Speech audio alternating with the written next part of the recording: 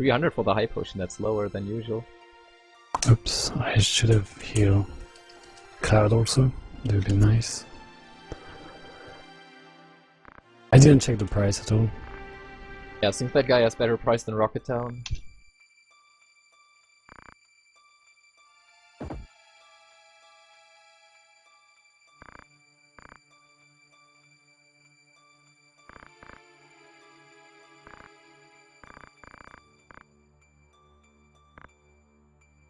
Alright, what's up everyone? I am Claude, I'm running on Team Choco, and I'm on the right. I'm Tide, part of the commentary crew, and with me on commentary is eLmaGus. Hello, hello. Hey guys. Yeah, it's a different time zone for everyone, so I think Claude and eLmaGus just woke up and I just finished having lunch, so... Kinda early, but About 10 AM for me, not too bad.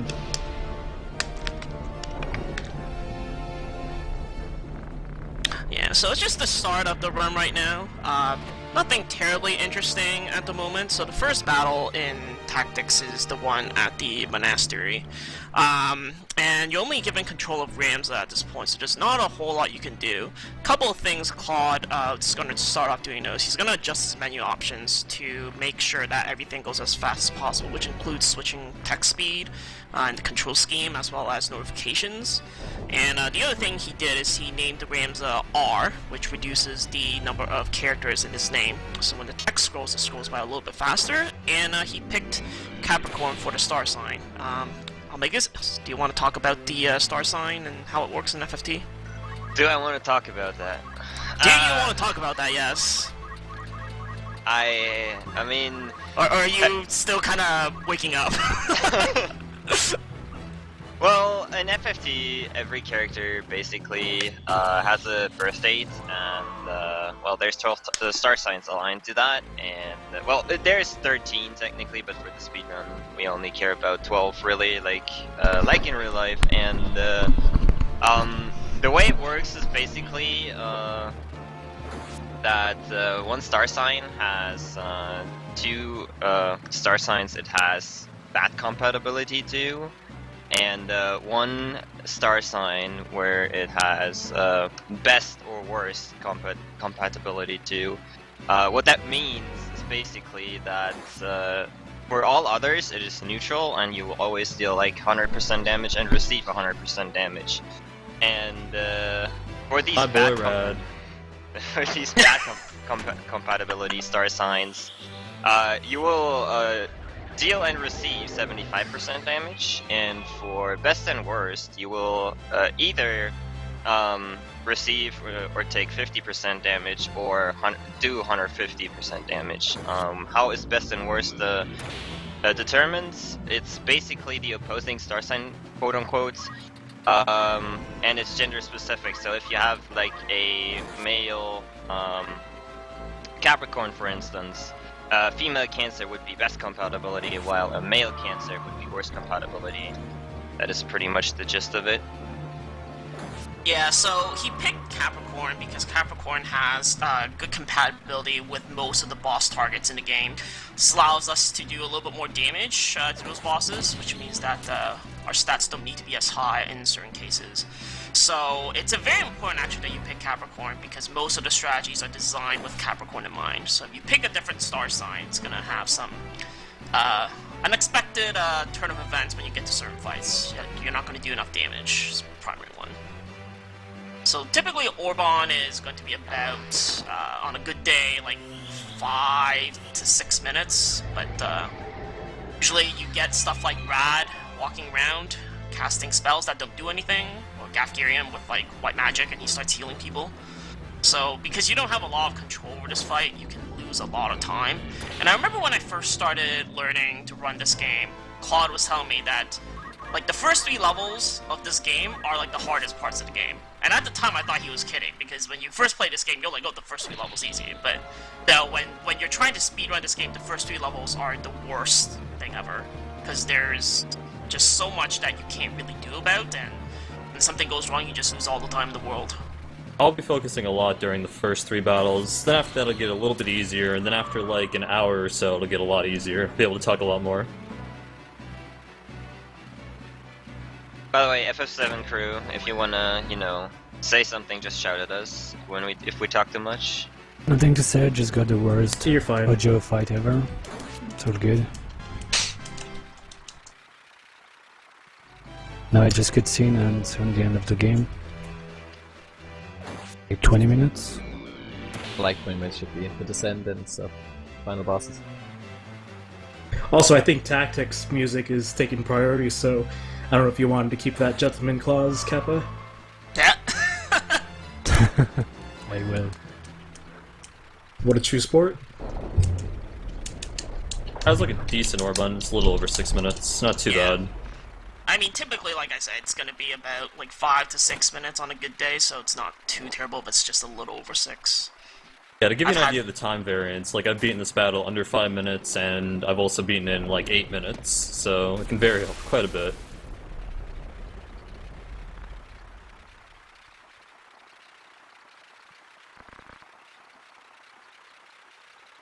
So we just found out in the plot of FFT that apparently one of Rams's old chums has kidnapped the princess and taken her to another castle. Now we get a fancy flashback to describe a little bit more about who this old chum is, and his name is Delita. It's actually And the this- second longest break in the game without player input, but it's right at the beginning. Yeah, you can also see how slow the text scrolls. That's why there's Yeah. all the running jokes with little money. Actually, it Especially- scrolls much faster on the Japanese version, but I don't know what happened with the North American version. You needed to emphasize that you had little money. Just look at the text go.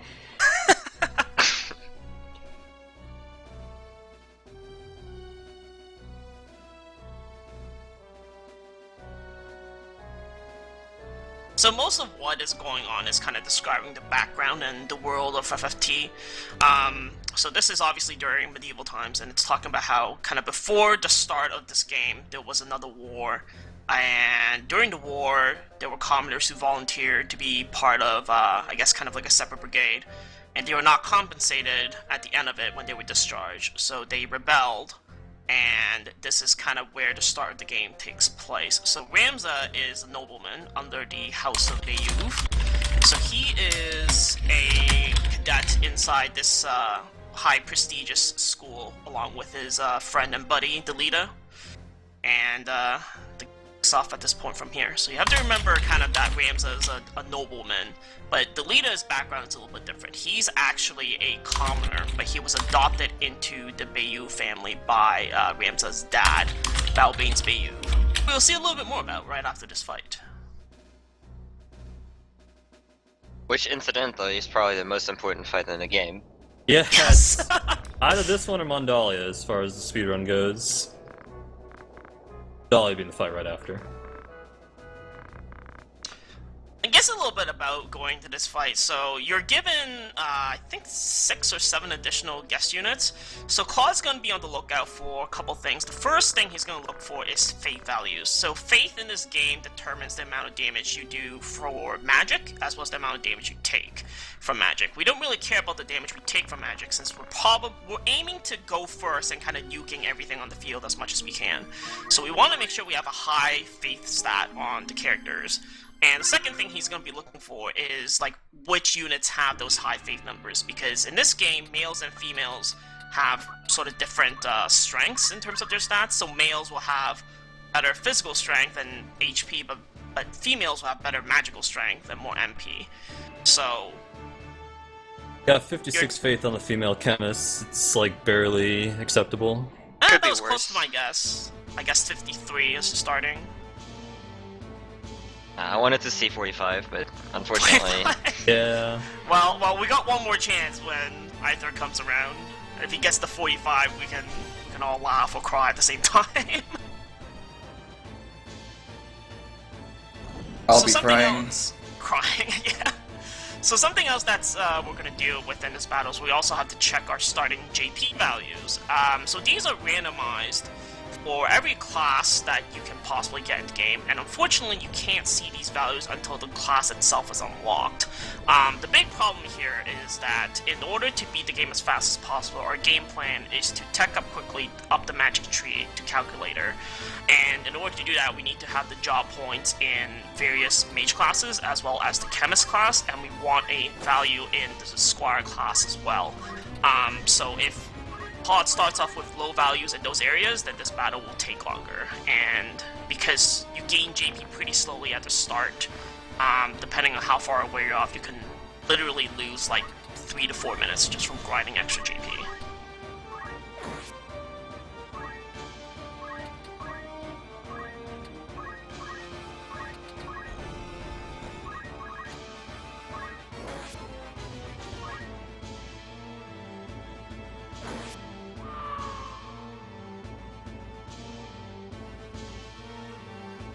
So some of you might also be wondering why he's attacking the leader. So yes, in this game, we want them to be dead as soon as we can, because unless the mission requires us to protect the guest, typically all they do is waste time, because we're going to have more than enough offense to take out all the enemies on our own. We don't really need their help, and they basically move around, they take turns, do nothing of significance. So we're going to try to kill the leader as soon as we get a chance to.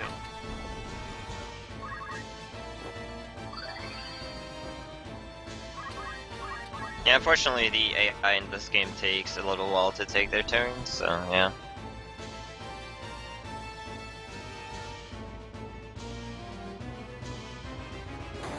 So this formation that Claude initially used to start off the battle is a little bit recent. Well, not that recent anymore, but the goal of it is that it allows you to kind of kill the front squire as well as kill the female squire on the roof as quickly as you can.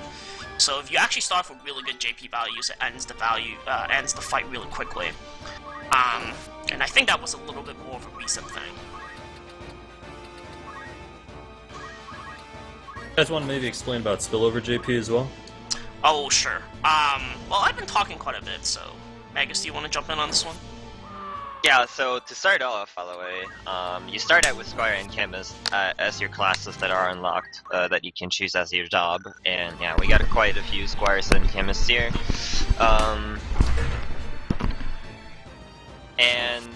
Well, every successful action you take at the very start of the game on level 1, you'll gain 10 experience and 10 job points. You need 200 job points to level up your job level.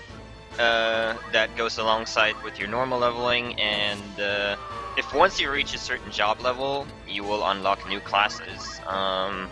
Certain classes have certain requirements and so on and so forth. What we care about really right now is a wizard, to unlock wizard for our chemists, and that will require us to get the job level 2 on chemist. And like I said, every successful action, 10 experience, 10 job points at the very start. The higher you level, the higher those the job points gained will become for successful actions. So if you're level 2, you gain 11 job points. If you have a higher job level, you gain more job points, and so on and so forth. Then there is something that is called Spillover JP. So you have your team of 5 people generally in battles, and say Ramza does a successful action as a squire, the rest of the team will gain a quarter of the job points Ramza gained onto their squire job JP as well. So that way you can kind of grind multiple classes at the same time, just, you know, in a smaller scale basically. And that's kind of what the speedrun aims to do if you want to go fully optimized for it. Yeah, and it's important to keep in mind that Spillover JP is actually kind of how also the route works, because in the very first battle you actually want Ramza to get enough JP and Chemist as well, but because if it wasn't for Spillover JP, Ramza could only be in one class, so it wouldn't be possible to get him any Chemist JP. So by leveling up Ramza's job classes to Chemist, it opens up Black Mage, and it also opens up White Mage at the same time. So you want to get your Chemist to level 2 by the end of Garland, because that opens up Wizard or Black Mages for them. And Black Mages in this game are very, very powerful. In fact, Magic is probably like I would dare say, the strongest type of attack abilities in the game, and we will be using it to kind of take care of most of the battles within the first hour, just because they're so much more powerful than physicals. Yeah. As an aside, I got a really good Garland, really good JP. It was amazing. I noticed it too. I'm like, wow, we're already done. That was fast. Watching the cutscene first, then I'm gonna save. Usually I do the menu first, but... Yeah, so part of what makes Wizards so powerful is not only the fact that they have really high magic multipliers, it's also the fact that they have, crap, I forgot what I was gonna say. Give me a second. That they have magic. No, it's because of targeting. They have area of effect. Physicals do not have area of effect. Most physicals, anyway. So that actually becomes really important because it lets you take out multiple enemies at the same time. So, then he has the menu, and this is probably the most complex menu in the game. No joke, because you have to quickly evaluate your units, determine who you're gonna kick and who you're gonna keep. Ideally, you want to keep the females. But sometimes the males will have better faith and your females will have really bad starting stats, so you'll want to keep the males instead in that occasion. Then you have to change the classes, and then you have to also get abilities on your characters as well as perform the JP scroll glitch. I guess you want to take over for JP scroll? Sure. So in FFT, as you can see, he can learn a bunch of abilities in a couple classes. A couple classes only have, like 4 to 5 primary abilities, but in Chemist, for instance, what he just did, you saw that it was more than one page full of abilities, and if that's the case, you are more than likely able to actually JP scroll that class. What that means is you can see how he, just in Wizard, learned all these abilities for basically not grinding the class at all. How is that possible? Well, you can select an ability you are able to learn the amount if you have the amount of JP for it, and then it will ask you if you actually want to learn the ability. So you would have to confirm that. But if you hold down, what's the button? Square. Square, exactly. If you hold down square and then push down or up, the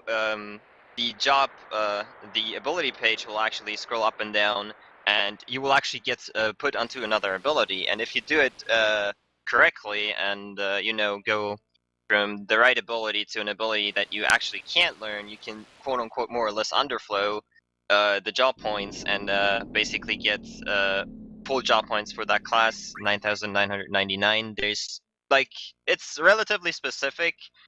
For most jobs, like, you can get very funny results with the JP scroll glitch, but for the speedrun, of course, it's highly optimized, only doing the ones that actually give you full job points, and for Wizard, it's super useful. For Chemist, it's super useful, unlocking all the abilities we need throughout the run immediately. Unfortunately, classes like, for instance, Squire and whatnot don't have enough abilities so that you can do that. But, yeah. Oh no! I'm just gonna do it, yeah. Not worth it. Could have done the backup strat with Not worth it. I would save more time by resetting. You also have to figure out whether or not you have throw stone on the squires, which will completely ruin Thank you, the feats of charm.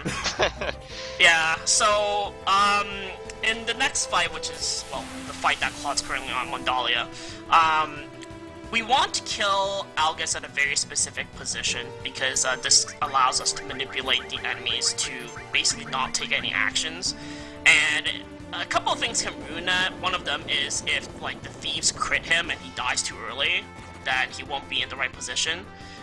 The other possibility is, as you saw, if the enemies crit him and they push him back, then that will also prevent him from being in the right position. Because what happens is when you're in critical, the AI in this game will run away automatically if they know that they have other allies in the field.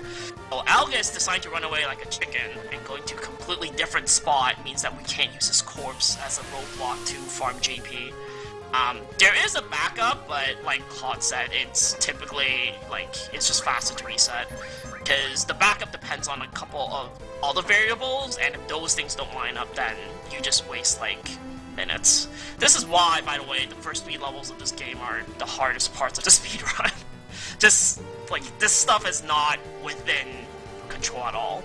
and you don't really have all that many abilities, and you don't have the stats right now to really get ahead of the enemies and take them out before they can do stuff, so there's just a lot of unpredictability. I believe, judging from the chat though, I believe the other FF7 run is in the Descend, if I see that correctly, so probably should focus on that.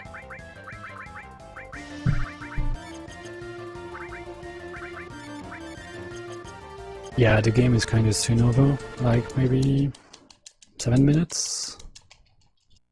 Yeah, we got the final 2 boss fights here. 3 Got a boss really bad fights. final descent also. 5 or 6, I'm not sure. So as you can see, the wizard allows us to have area effect, and they have larger targeting range than physicals at this point. So, they're quite good.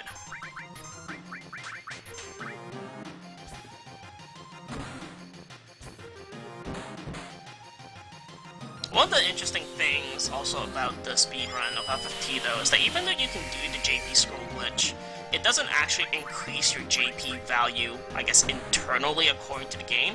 So you still have to grind for the job classes. So even though you already have all the points to say, I can learn every single ability in this tree, you still have to actually perform the successful actions that eLmaGus was talking about earlier to get the JP required, so the game recognizes that you've leveled up. Because otherwise we can't access the next step in the tech tree, so to speak. That's also primarily why, by the way, you have to do this grinding. Because if you're saying, well, you already learned all the abilities, why are you grinding? Well, the reason's because the game thinks that we don't have these abilities, or don't have the job points at this point, so...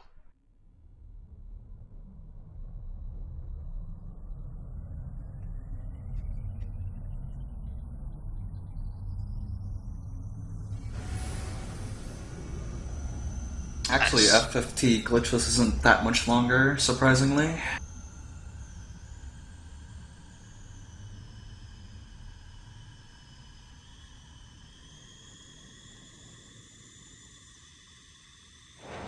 Fortunate that Delita didn't learn Defend though. It kind of all worked out though. Yeah. So eLmaGus dying in that spot is where we needed to be. So the enemies in this game will typically see kind of one turn ahead, but not past one turn. So by luring the cat over to kind of where the wizard is after the... Oh, was that? Okay, I thought that was potion. Luring to the spot where eLmaGus's corpse is after the squire is dead. The cat will get stuck behind eLmaGus's corpse, and because you can't pass over a tile that is currently occupied by a person on the opposing team, it's gonna think that, well, you know, I can't reach this character, and I'm not within the move range to kind of get to this character, so I'm just gonna sit here. That's how we're kind of able to trick the AI into thinking that they can't do anything, and then they'll just sit there and not do anything, which means that it saves time. So they don't do anything on their turn. And it was important that he took out the squire, by the way, because the squire had throw stone. So if we left the squire alone, he would keep throwing stones at us.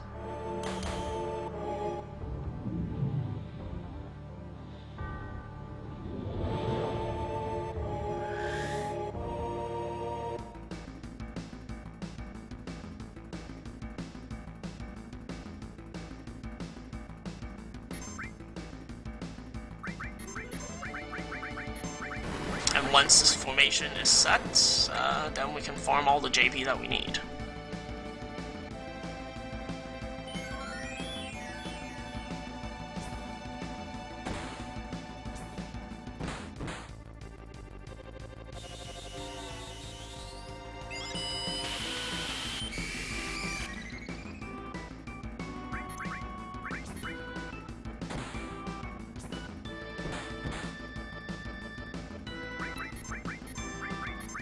The horse is pretty much over at this point. Yeah. From this point out, most of the levels, you know, bad things can still happen, but they'll be a lot more consistent. Just within the first, these first 3 levels are really... because there's just so much stuff that can happen that you can't really plan for, you just kind of have to adapt to it.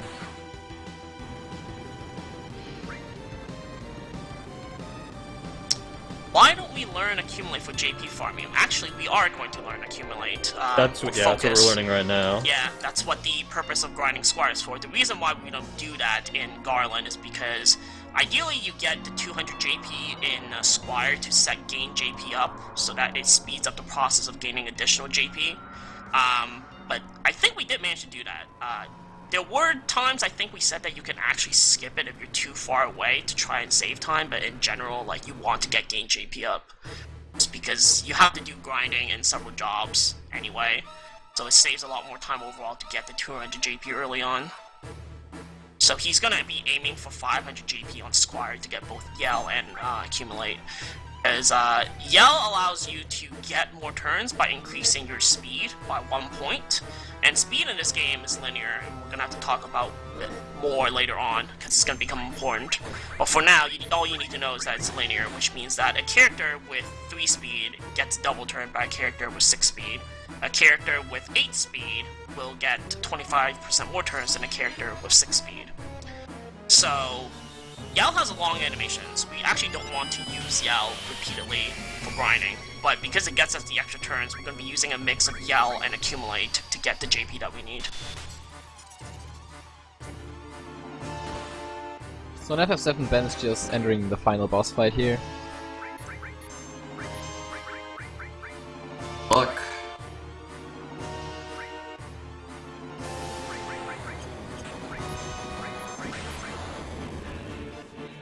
No Shadow Flare on Tifa, that means he should be pretty good to go. Yep.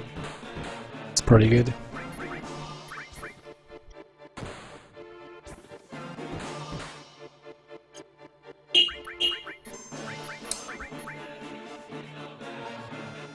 Noisy neighbors. It's GG. Alright. You did jump. The Well run done. will be done in 3 minutes, something like that. Yep. GG, sir. Thank you. GG, Ben. Well done. Thanks. Like I 755 to sub 8, I guess. Ugh. Pity I had to reset the first time Mandalia, because that was a pretty good Mandalia the second time around. Yeah. So far, it's looking good for you. Like, I'm just happy I beat this battle under 30 minutes, really. Yeah, I think a more typical time is somewhere like within 24, 25, I think. Yeah, it's like a good Yeah. time.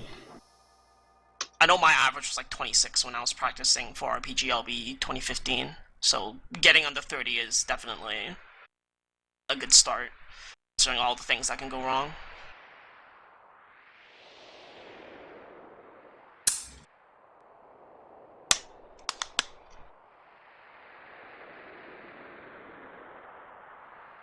You know when you, your Omni swag. Yep.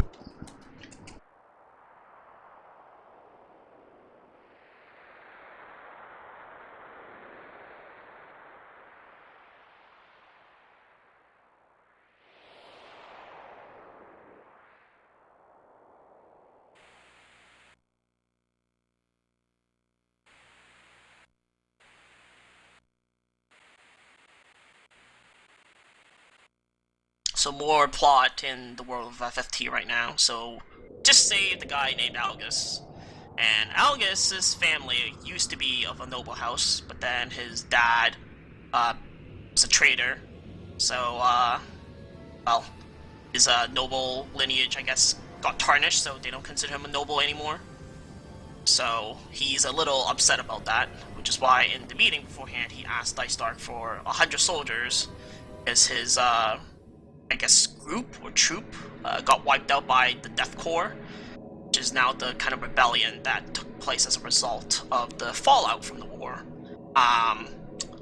So Dice Dark is like, no, because you don't have a rank and we don't trust you, more or less.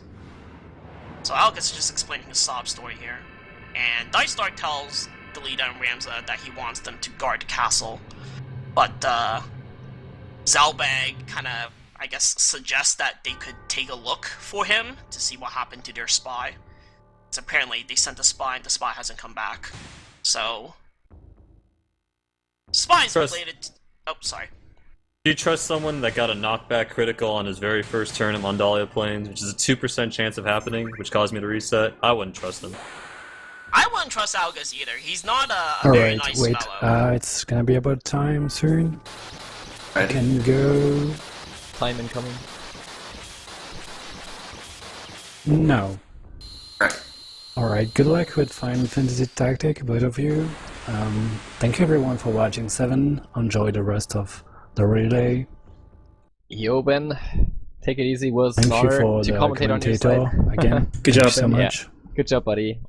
Was a lot of fun. Yeah. So, Enjoy also, the rest. from my side, too, good luck for the FFT runners. We're out. Bye. Thank you guys. Thank you, GG. Take care. Good runs. Alright. I finally See you get later. to introduce myself. I'm Aithere. I'm the newest FFT runner. So this is the new school versus the old school right here. Meme school, more like it.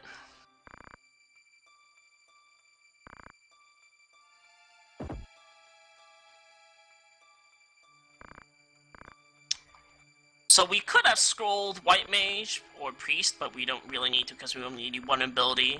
Yeah. So, but we're gonna scroll, Wizard, obviously, because we need a bunch of abilities in it. And then we're also going to all the stuff from Algus. We don't trust him, so he can fight with Recruitment, basically. So, the goal in Chapter 1 here, by the way, like, I mean, obviously you want to win all the fights, that's the main goal, but Ramza wants to unlock the Calculator class at the very, well, not at the very end of Chapter 1, but, you know, about halfway through Chapter 1 we want to have it. And that is basically what we are going to work towards in these next upcoming story battles here, so you'll see the occasional little grinding while wizards are going to basically decimate the enemies and then leave one enemy alive.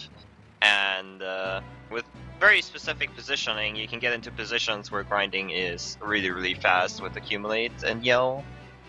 It's going to be pretty neat.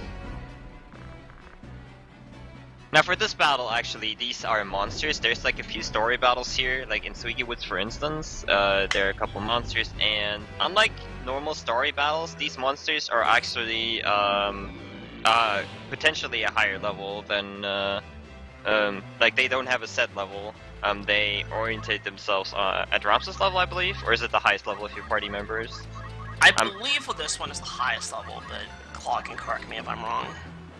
Yeah, for this particular battle, it spawns to the highest level, which is always going to be Ramza. And by the way, I preserved level 3 on Ramza, which is very good. Yeah. Barely seen as well. Yeah, that's why I'm mentioning it, because if you're level, if you're a higher level, yeah, the cat in this battle, which we want to keep alive to grind, will have more speed and get more turns in return. So if you're level 3, it's better for you, because you get less turns.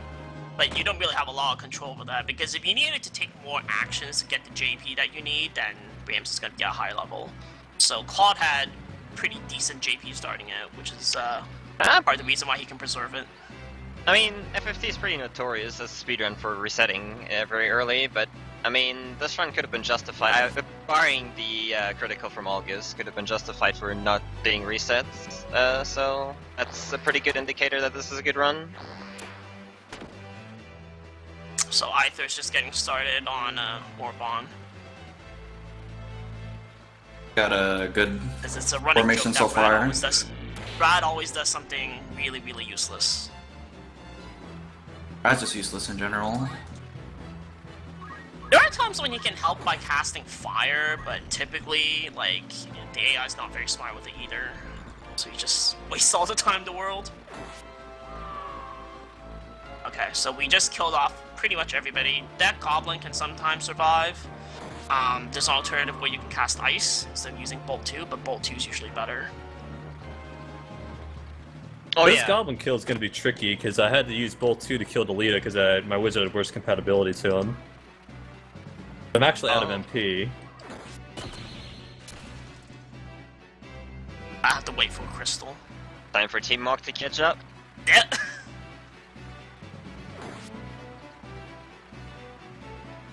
Oh, he had potion. Rip. Ice potion. And he's male cancer. Well, at least it's not Gakarian or eLmaGus potion or white magic. Good comp with Zarghdas, that's his name. Oh yeah, the reason the cat gets stuck, by the way, you see how they are, like, yeah, they are in a small water, thing there, and cats cannot enter water, so the cat will just be like, no, I don't want to. Yeah. Sorry. You're afraid of baths, so cats won't step into the marsh. What is Rad doing? What is Rat doing? I see him casting something. Casting It's something blind. on a dead archer. I hope This it's is new. blind. Oh, thanks Lazarus. Dang. Rat just got owned. Oh. Casting. Well, this went from a good Orban to Dookie really fast. Yo, Gafgarian with the haste. Classic. Classic. Classic waste my time. I can't wait for the day where that will actually be useful in Orban. That will be the day. So Claude is just getting Rams up to 9 speed, I believe, and was it 12 speed? I don't remember 12 now. speed for this battle. 12 speed. Okay, yeah. So then he's gonna accumulate until he reaches about like close to 580 GP ish, but we do that by counting the actions after Ramsey reaches a certain job level, and he's gonna end the battle off with about 600 priest JP, which is what you need for holy. Like I said before, we could scroll priest, but we're not going to because the only thing we need in priest is holy. And since you need to get up to job level 4 to get holy anyway, well, I mean, sorry, you need to get job level 4 in priest to get calculator. You might as well do the one extra action to get holy instead of schooling white magic. Yep. Right, so he's just doing a JP check.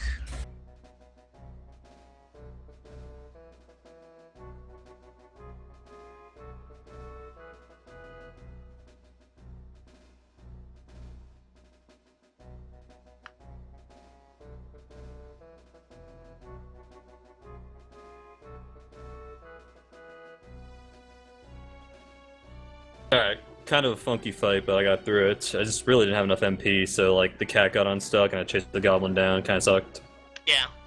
So this is also, by the way, why you want your mages to be female, because only males can have bad compatibility with other males, which means that you had a female... Worst. Sorry, yeah, sorry. If you had a female wizard, instead of a male wizard there, Delita would have, even under bad compatibility, probably died, instead of surviving due to worse compatibilities, damage cut. Additionally, I think we didn't even mention it, but that's actually one of the most important things. Like, male units start with one more physical attack compared to females, and females start with one more magical attack, or MA, as males, so that is another reason why you actually want your females to be the wizards, because they are innate, more powerful wizards. I sort of mentioned it at the very start when we were talking about looking for chemists with high fate values, but it's good to remind people that's why you want your wizards to be female. The magic difference is actually quite notable, so it is important. It's like, unless you have like a 70 fate male or something, like, just take the female. Yeah, which is what I have 73, which is only one short of the maximum 74 you can start with. And yet he's still letting me down. Should have hired a unit. It's a real strat. I mean, if I had got no high faith units other than the chemist, I would have. Low percentage where you have to go into the recruitment office. Yo, I love the recruitment office.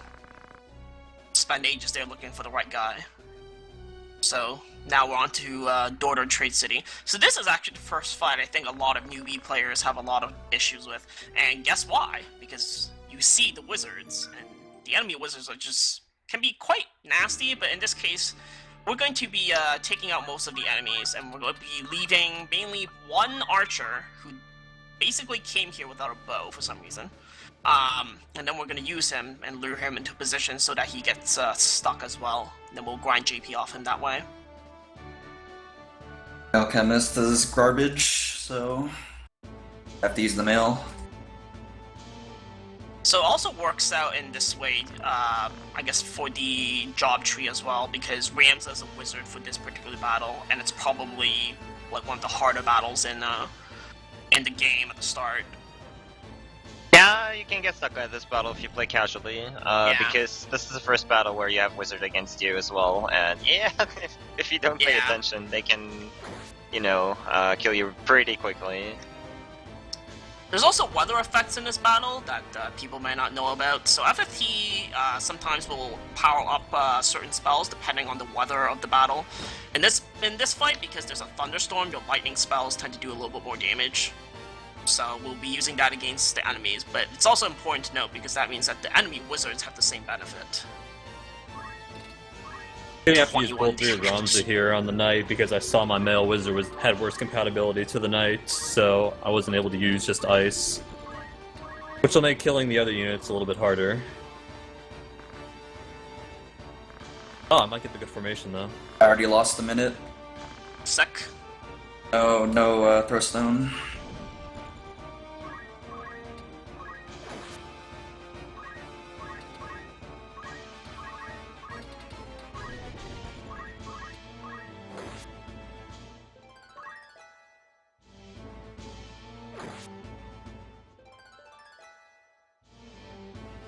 Yes, so Aithere ran into a situation where he couldn't kill the front squire quickly. And that can happen due to the compatibility of what the front squire is, which means he's going to get healed by the chemist. So if you have Throwstone, you can actually take out the front squire there. But without Throwstone, he's going to run away afterwards. So that typically loses you about like a minute, like Aithere was saying. Yeah. Definitely not what lucky you on the right side, not so lucky on the left side, but I think I'll be okay. Good chemist JP though. Oh, Fist Archer is making his way. 72 faith, wow.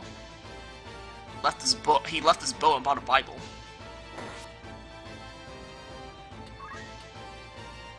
So there's a little building to the left of Ramza. We're going to be using that to try to get the Fist Archer stuck.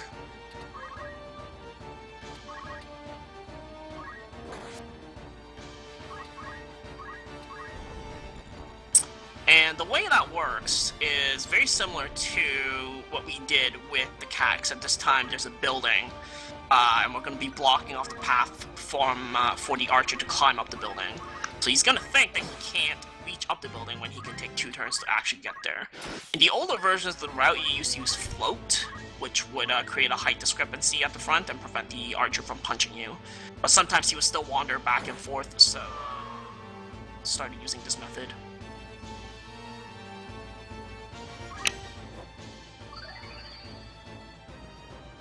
So now he's gonna be stuck there.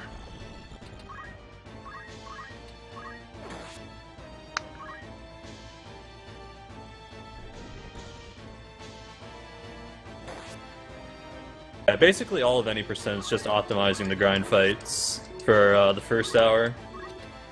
Yep. Yeah, after you get Calculator, the route tends to be quite a bit more stable actually. There's still some stuff that can kind of go wrong, but we have eliminated most of the problems that can come up. But I mean, I think like Claude was talking about this in IRC beforehand, but like, there's always like that slim 0.1% chance that you can get killed, so you're actually going to be saving, yeah. That's what I'm saying before like every fight, just in case I hit the 1% chance that causes me to game over. There's also the slight possibility that you as a runner actually make a mistake that, it's not redeemable. Not that it would ever happen to somebody, but... That's true, yes. I have made quite a few of those epic mistakes in the past. Before someone blows themselves up with High Prime Holy. Yeah. It's a little bit easier now that you don't have float, at least. Yeah. Remember that 2 is a prime number, please. Don't blow yourself up with High Prime. Yeah, that pretty much happens to everybody who runs this game at some point, so... This is why, that's the one good thing though, you can literally save everywhere, so... Shouldn't be that big of an issue. Alright, so What? done. Ramza, no! Oh my god. Oh boy. Why did you crit? Oh I had to boy. grind. So... And so it begins. Yeah, that is unfortunate. So he's gonna be short JP to engage JP up, which means that going into Mandalia, it will make that grind phase take longer. Whether or not you want to keep accumulate or drop one of the grind stuff to save a little JP. Yeah. Oh, he's not gonna have gain JP up? That's really bad. That is Well, really yeah, bad, Ramza got a crit and killed the scarred chemist, I forgot who, but before Ramza had 200 JP, so he's gonna be short for gain JP up. Yeah, that was a good critical, not gonna lie. Sorry to hear about that, Aithere. Oh, and you have 130 square J. Oh dear god. Oh dear god. I am so sorry. Oh, sorry, Team Mog. Well, at least you have a 66 faith female, so no 45 faith wizards. Yeah. That's something.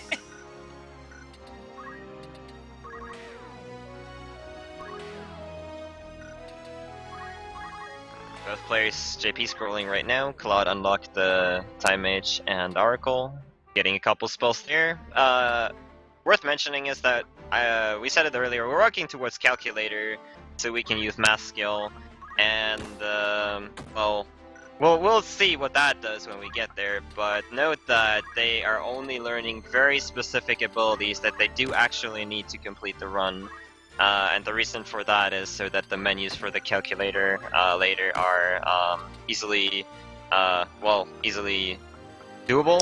It's like, optimized ideal. so that your most Optimized. commonly used spells are easily accessible, yeah. Yeah, So, that's, I think, the Thank you, set of Tide. words you were looking for. yeah. Yeah, I'm learning a lot of dummy abilities just to fix the math skill menus to make them a little bit faster. Stuff like Confusion Songs, Paralyze, Poison. Like, I'm not actually going to use those spells, but it'll make my menus faster. Yeah. How good would a strategy with Confusion Song be, though? That would be amazing. It would be great. It would be like randomizer. Actually, one of my very first runs I ever did, like 3 years ago, I did like CT3 Confusion Song and Doggiola Pass. It was amazing. So Ramza for this fight is a Time Mage, and we unlocked that through Wizard level 2, which we grind the heck out of back in Dorter Trade City. So this strategy, we have to put the battle boots on the leader to force a very specific formation so the enemies will clump together. So allow the two wizards on the northern side to nuke the group and take out basically everybody but the lone monk. The monk may have throw stone, which will be very unpleasant when it happens, because what we want to do with Ramza, now that we JP scroll teleport onto him, is to move him up onto the roof. So none of the enemies in this fight, except for the ones with throw stone, can possibly hit Ramza once he's up on the roof. So they're just gonna sit very quietly in the corner, because they can't reach Ramza and all the other enemies are dead. So that's the aim of this fight, but there's a chance that the knights will evade the bolt spells 3%. Shadow's 3%. Yeah, it was like that at Dorter as well. The knight had a 3% chance to evade my spells, which has Yeah. happened more often than you'd think. Twice in a Oh, row. good so far, though. Twice in a row, yeah. Oh, yeah, it's even better. I don't know how much no JP up is gonna lose, but it's gonna lose a lot. Well, you'll It'll get a lose- lot of experience at least, so maybe your final grind Yeah. will be shorter. Yeah. Well, you can also get some spillover, maybe? I don't think so, actually. Because you're No. not taking any squires into Mandalia. There was an old thread with the Squire, but unfortunately that one's dead. Dead. Yo, this monk has charge. That's amazing. Luckily, he does not have throw stone. Yeah, so once all the enemies are gone, we pick up eLmaGus, and then we're ready to grind our hearts out. The goal for this is Time Mage level 3.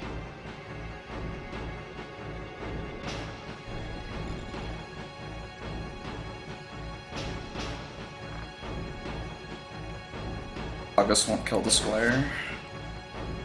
My idea didn't work. I thought you were actually gonna haste yourself for a second. Ah, that's sad. That is sad. 'Cause now the monk's gonna run over.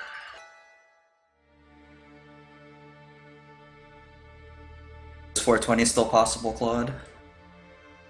Depends on if this monk chases after my wizard or runs backwards. I'm not sure what he's gonna do, but I think he's gonna run towards the wizard.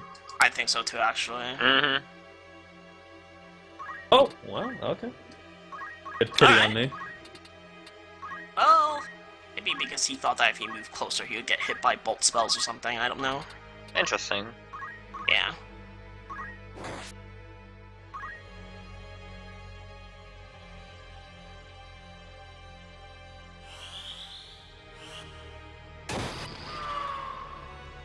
August, at least August didn't wreck me. At least eLmaGus didn't wreck you.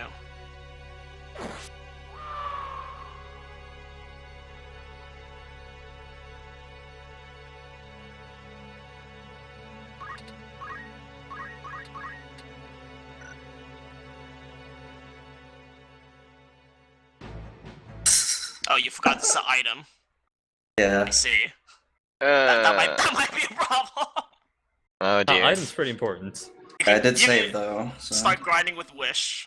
Yeah, so that first menu, right after Garland, like I was saying, is the most complex one, because you have to do so many things, and because your generics are not going to be the same every time, right? So you can't even practice muscle memory on it, you just have to be able to read what you have to do and do it really quickly. Yep. It's a very anti-muscle memory game in terms of how you have to react to many different things. Not so much in this category, but very much so in No Math. Yeah.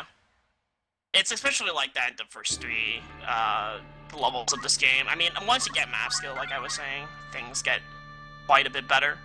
But you can just forget little things like that, and they can be quite disastrous. Yeah, it's these little things, like forgetting to set a secondary, that can already spell disaster, so... Yeah... And yeah, in the fight just now at the Sandrat Cellar, if you forget to set the boots on Delita, then your formation of the enemies will be completely different, so then you can't wipe them all out very quickly, so...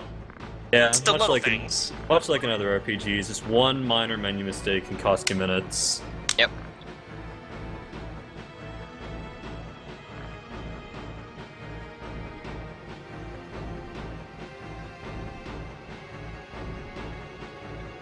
Alright, so Claude's on his way back to Ego's castle to report that they've recovered the Marquis first, and buy some Thunder Rods and some extra robes so we have more MP. The Thunder Rods, like in FF5, when they're equipped, they improve the elemental damage typing, so it makes our bolt spells stronger. And as I mentioned earlier, the weather effects in this game also boost the damage at the levels when they come in. So I do believe they stack together, so it does make our lightning magic quite a bit more powerful. What a formation. Am I screwed? I think so. Yo, that guy's Stove Stone. Stove Stone, by the way, is the #1 I have to reset. wrecker of runs, because they mess up formations really badly. I can't see Not- what's happening to Aithere right now, but I can just guarantee that it's nothing he can control. No, probably not. I don't think he could have done anything about that either. No. It's one of the scarier marathon games, at least for the beginning. Like, past the first hour, though, it's very stable. Well, relatively stable. Yeah. I mean, it's only the first two fights that are really, really scary. Like, after that, you can probably lose time, but you don't necessarily have to reset, you know? Unless you get really, really screwed. Like, the first two fights, though, are very prone to, you know, being screwed. I think during RPG LB, like 2015, I got like a bad Mandalia and I kind of just had to make it up on the spot. So it is one of the harder fights. I can't really do that with no gain JP up though. Now. That's an additional thing. Okay, so Claude is just making a save right now, then he's going to force a couple encounters. I think during actual runs, most of us will be doing the grinding at Thieves Fort if we have to, but because we're doing a relay, fighting in Thieves' Fort is actually very, very dangerous for your Love to fight grinding. some enemies. Because you can get into a situation where a thief charms your wizard, and then the wizard proceeds to blow up your own guys, and because you don't have Phoenix down, you're pretty much down for the count once that happens. So by forcing Encounter to grind up the remaining 2 job classes that we need to have Calculator fully unlocked, it's a little bit safer. Well, the thing about Thieves' Fort is not necessarily the thieves, because you can actually avoid the thieves if they give you a bad opening formation. It's Maluda that's the problem. Yeah, I Sleep actually think it's the Sleep thieves, can personally. miss. No, if Sleep misses on Maluda, you're screwed because you don't have the MP to cast it again. No, you have, Sometimes like, you do. several Depends on your shots. level. Eh. Very close though. Yeah, barely enough to cast it twice if Rams is a high enough level. Yeah. But yeah, ideally Thieves' Fort is faster, I believe, by like a couple seconds, like 20. Yeah. Yeah, 20 sounds about right. But for marathon safety, I'm gonna do God, this that crit scared relatively me. easy. Mandalia grind fight twice. Yeah. So just grinding up in Mandalia, and he's going to be ideally going in from the left side in Mandalia, because that gets you into a more favorable position, and the enemy formations are a little bit nicer. If you're up here on the right side, there's a chance that you get a guest Chocobo or something. He just wastes a ton of time. And not only that, you can get more Chocobos in general, I believe, which is not good. Yeah. Chocobos can heal, which sucks. The nice thing is that Oh. I got You're saying? bad comp, worse comp with one of the squires there, so I Yeah. couldn't even kill with Bolt 2. It's part of the problem when you have a male wizard.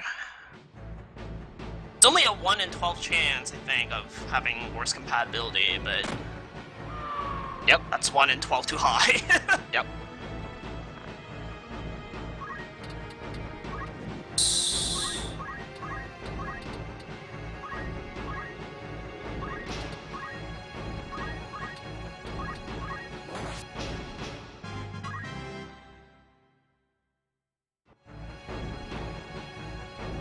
I have to use Bolt 1 here, unfortunately. I want to use Ice and kill one of them, but I'm not sure if I'll kill both of them and end the grind prematurely, so I have to play it Yeah. safe.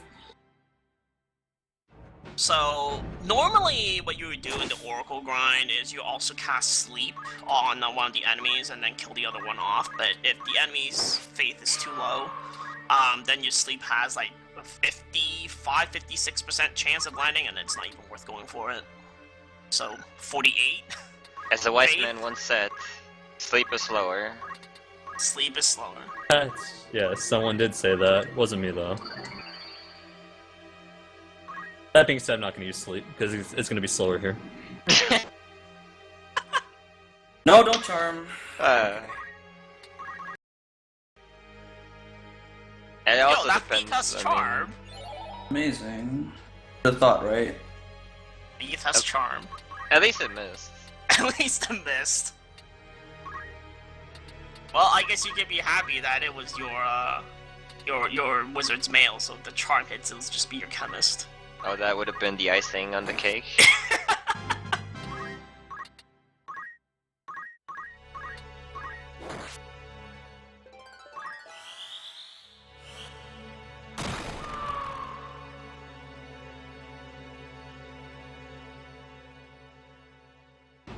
I have a male answer to grind off on. Yeah, that's also nice. So you don't primarily aim for this, but having a bad compatibility or worse compatibility unit against Ramza is good during Mandalia, because it means that you do less damage to that guy, and you have to heal less. Yep. I mean, there used to be frog strats as well, where you teach your, wizard the spell frog and to try to turn Ramza into a frog, in which form he will deal like 2 or 3 damage depending on what unit he hits, so you have to heal like way less, but Yeah. that is very specific to what you actually get for a chemist in Garland, so you won't see that too often. You need like good internal Zodiac compatibility, which like never happens, and like good faith, because Frog has like a very low base accuracy. Mm-hmm. So So Claude is just grinding up Calculator now. So this is the longest grind fight in the game because not only are we going to learn all the abilities in Calculator, but he's going to be aiming for a particular level, which is 21.9. The 0.9 being the amount of experience that Rams is going to end off of. So the reason why you level up to this point is that it basically gives you an extra point in the priest class in about like mid chapter 2, and that allows you to go so close to the solo goblin. So that gives you the speed to outspeed Gafgarian in what was it, execution site, because if Gafgarian takes a turn in that fight, he and Ramza will have dialogue, and that typically wastes about 45 to like close to a minute. And you might not even kill Gafgarian on the first try because sometimes he can be equipped with a mantle, and he'll dodge your flare, and that is not cool. So you primarily want the base speed on Priest off of that, and yeah, that's why we'll be grinding up to that point. So Calculator, if you've never seen this class before, it has very, very low base stats. In fact, it's probably one of the worst in the game, but it has probably the most broken ability set in the game as well. So that's the trade-off of it.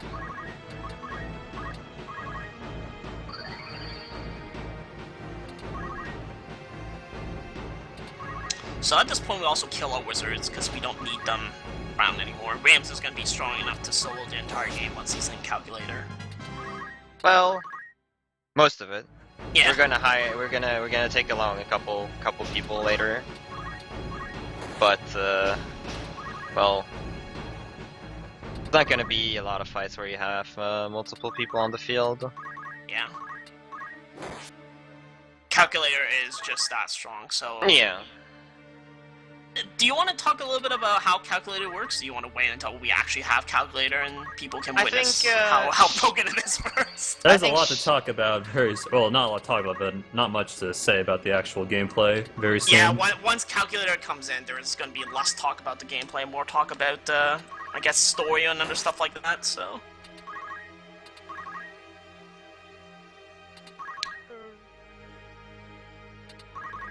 Over here to the left side. It tricks the goblin into a position where he thinks he can't do anything. And at that point, we can just sit and grind to our heart's content. I think the goblin can actually hit Ramza, it just thinks that it can't or something. No, you can't hit from this spot. Not I mean, from you this can spot. walk around and hit him, but yeah. Yeah. It's just The that cat can hit you, though, which is why you have to trap a goblin, not a cat or a chocobo. Yeah, cats can jump, which is kind of unfortunate.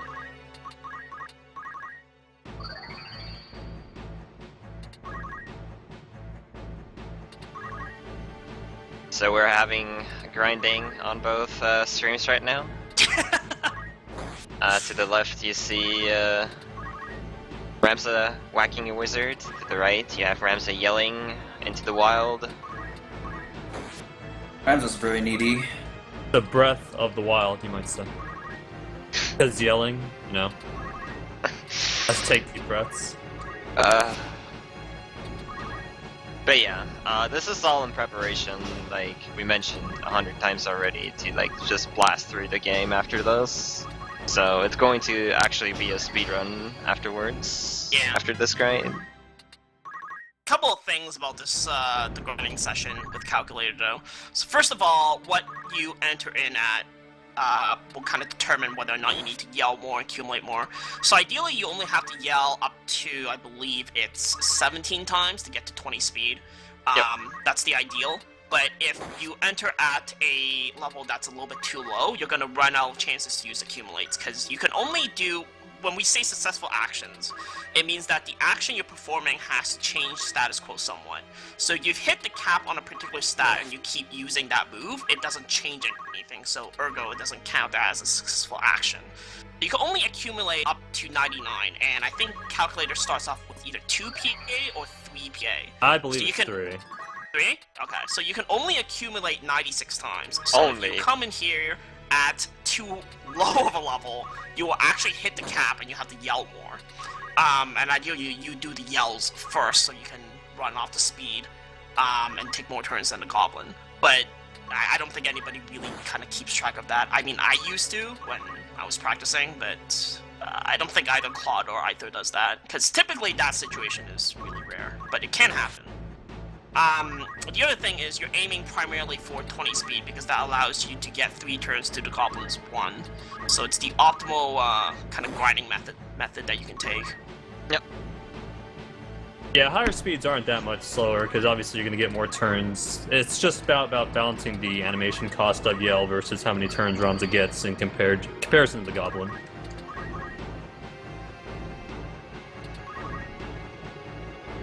So Aithere's grind is going kind of slowly, because there's 2 units alive, and he has no gain JP up, unfortunately.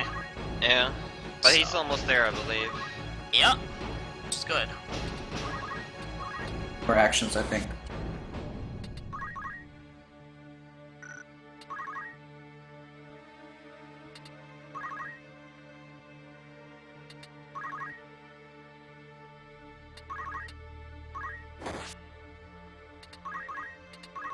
So for those of you that are wondering what a glitchless speedrun of any percent will look like, take a look at Claude's screen, and then just, watch that for 90 minutes. Yeah, That's pretty it, that's much. basically what you're doing. A glitchless run, assuming math skill is allowed, would just be the math skill route, but with more grinding. Like, that's it. Yeah. You might take out a couple abilities, because maybe it's faster to not grind for them for certain fights, but you only use that ability once or something, but you're basically watching this for 90 minutes. So if you're gonna complain about, hey, I don't like glitches, well, FFT any percent is probably not for you. Unless you really like watching Rams and doing squats. Yeah, there are no glitches in this game either that skip gameplay. It's just really just speed up the grinding or give you more items, or in turn more money. So it's pretty cool. Okay, so Aithere's finally out of Mandalia hell, thankfully. So he's going to be watching the cutscene and then going straight to Squeegee. So his level is going to be a little bit higher than what Claude was entering to Squeegee, so the cat's going to get more turns, which is also unfortunate. Speed should be fine. Yeah, it's not too big of a deal. I mean, there's some things that are just kind of outside your control. Well, no, he doesn't get more turns. It's just he acts a little earlier on this first turn. Difference. I wonder how long that took. Please tell me it was sub 40. I don't have a timer running, but I assume it was on 40. Like, that's all I care about, really. I don't want to bleed more time than I have to for my Mog brothers. It's okay though. You're out of the first 3 level grind hell.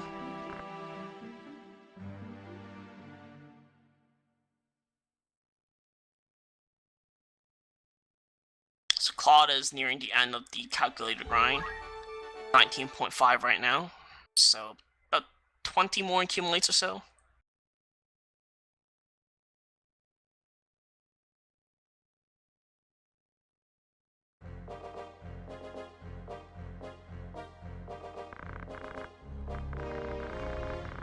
Someone said 37 minutes, Aithere. So sub 40.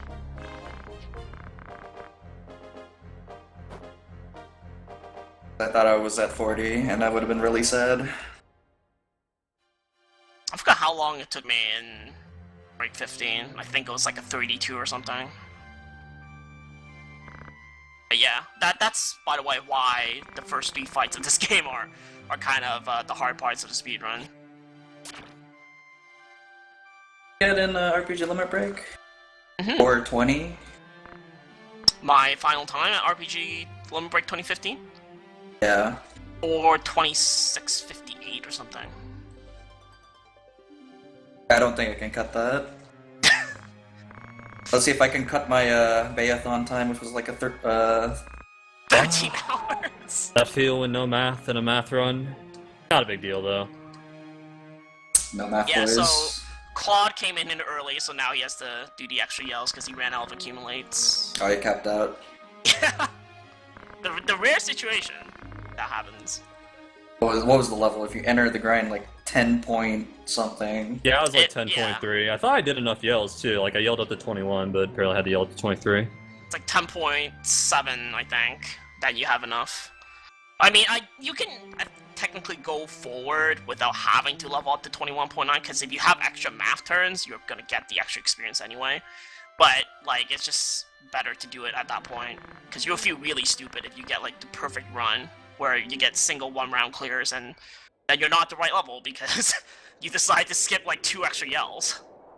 So, now that we have math skill, we are going to basically proceed to break the game. So we're going to change back to a wizard class, which has the highest magic multiplier, as I was saying beforehand. Then we're going to set math skill. And if you're wondering what math skill does, because you haven't seen this game before, you haven't unlocked the class, well, you're about to find out. So I won't spoil it, but it's pretty great. Quite magical.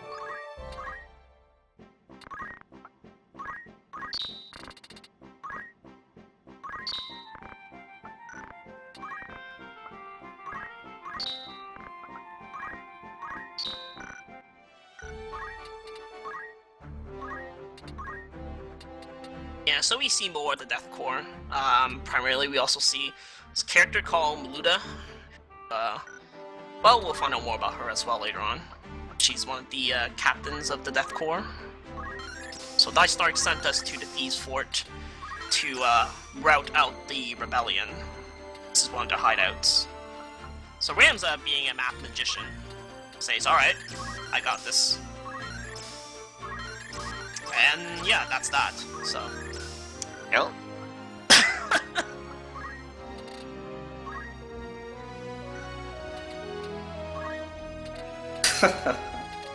All that grinding has come to fruition for battles like these, and there are many more of these to come. Wanna Oh, yeah. fight? So Had the to way think how math to skill. scroll there. Oh, did you mess up the scroll? No. Had to think about it. Yeah. And sometimes, depending on what abilities you have already learned, the typical scroll method doesn't work, and you have to kind of adjust it. So I guess we could talk a little bit more about math skill now that we've seen it in action.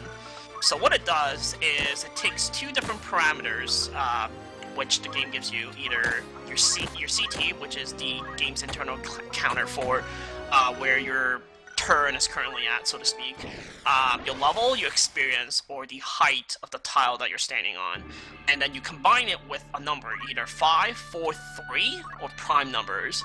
And if any target on the field is valid for those 2 parameters, they will be hit or be a target of the spell that you're casting. So math skill is different than regular magic because it doesn't have charge time, it doesn't have MP cost, and it can literally hit everything on the field. As long as the parameters match up, then the target becomes acceptable and it will always aim for that target. Indeed. Yeah, and we're going to set up our speed a certain way as well, such that we can target everyone on the field, but except for the unit casting it, Ramza. And that'll be the case in every fight against generic enemies. For the most part, there'll be a few exceptions, and those only exceptions will be when we don't want to target everyone, because we have to certain units don't die. Yeah, sometimes you have escort missions, but other times, when we can't get a speed advantage, we'll try to mitigate the damage Ramza does to himself as well, but we'll primarily be adjusting our speed because CT is the most consistent variable that we can get, other than like level. So what you try to aim for when we were talking about speed earlier, and why I said it was important, is that the way that we're going to be outspeeding the enemies is we're going to set up Ramza's speed to be a specific value. So the way CT works in this game is that it truncates it once you hit 100. So if, for example, you're at 7 speed, technically speaking, you don't hit 100 exactly, you hit 105. But the game's counter will say you're at 100 CT, you get your turn, and the 5 CT just gets carried over to your next turn. So the way that works is, if you think about it, when you set up Ramza's speed to say 7 speed, and he gets a turn, then it's taken him 15 clock ticks to get there. So technically speaking, all the enemies on the field must also be at their 15th clock tick, which means that CT5 or CT3 will hit them as well. Well, CT5 will hit Ramza because his CT value is at 100, but CT3 won't hit Ramza because it's truncated to 100 instead, and 100 is not divisible by 3. So by setting up our speed values to be, of similar logic to that sort, we'll be able to target everybody but Ramza at the same time, which allows us to clear the route maps really quickly, because we can just hit all the enemies on the field with a really powerful spell and they'll all die on the same turn ideally. Mm-hmm.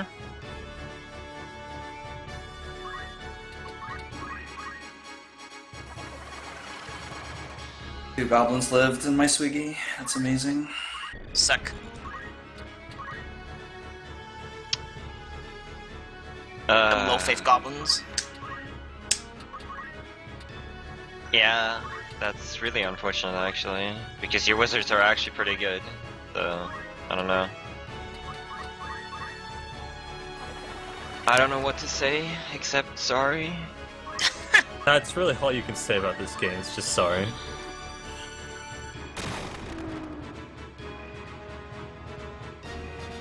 I hope the next time you play an SMT game, Aithere, you just improve your luck stat.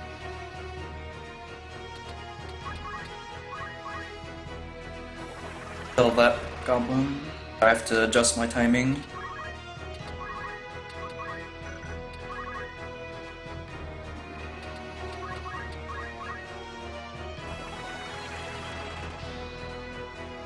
Or actually, I probably shouldn't even kill the wizards at all.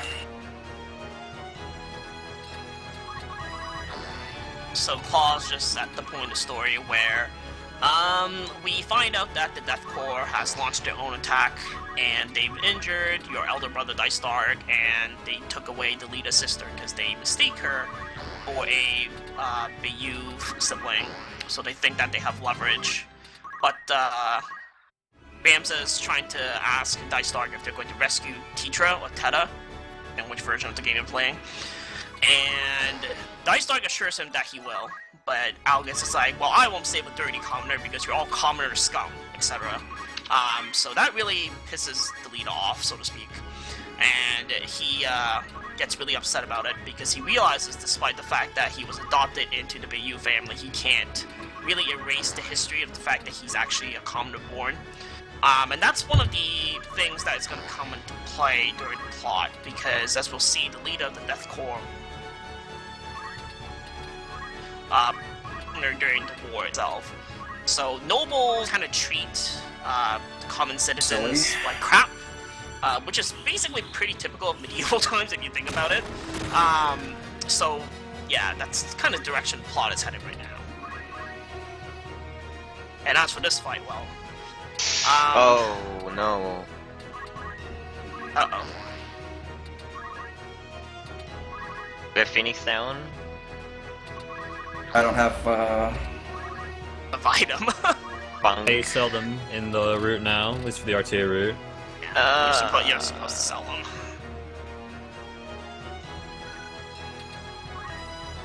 I mean, you can reset or fight an additional battle, I guess? Maybe? I don't know. Mandalia Yeah, Plateau I have down. no idea. Casually just, +7, +8 minutes over what I would be if I were using my real splits. This game owns. You can also try to scroll Priest, although I don't know what the proper scroll is. That's actually probably the smarter move. Save and you figure out how you can so scroll I'm fine. Priest. Alright, we're Fine, good. he says, alright. That was barely enough JP though, I guess.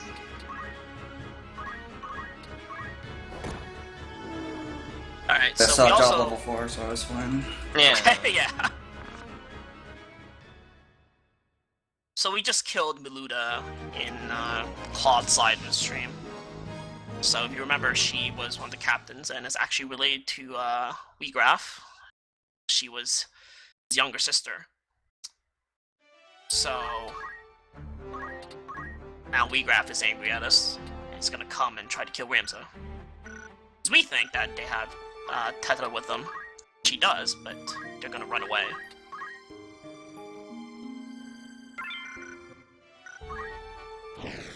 So you can do these battles actually a couple of ways, and really we have 3 spells at our disposal. We have Bolt 3, we have Holy, and we have Flare. So each of the 3 spells are a little different, and they have their different strengths and different weaknesses. Bolt 3 is the fastest of the spells, but it's also the weakest.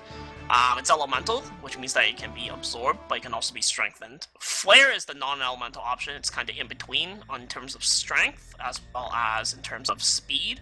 And Holy is the slowest, but it's the strongest and has the added benefit of ignoring magic evasion. So for these first two fights, Regraph and Beluda actually have 10% magic evasion because they have mantles equipped. So you actually will be using Holy for the guaranteed kill, but if you want to risk it, you could do Flares or both threes, I think. Both threes actually. Yeah, you would do both three. Both three kills all the end of Chapter 1 bosses.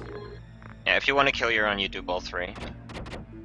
Yeah, it saves, good 5 seconds per per usage, per battle. Yeah.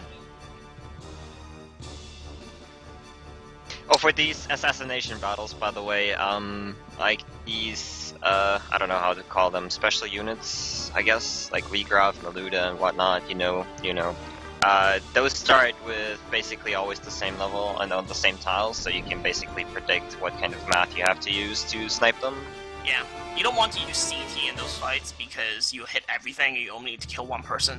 So you just set up your variable such that it isolates that one target and you just eliminate them. In some assassination battles you can use CT, but that is very specific setups for that.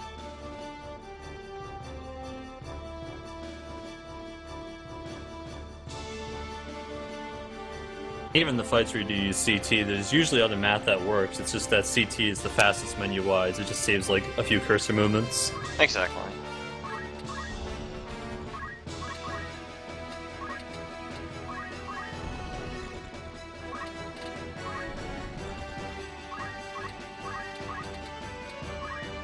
Didn't even save. Didn't even save.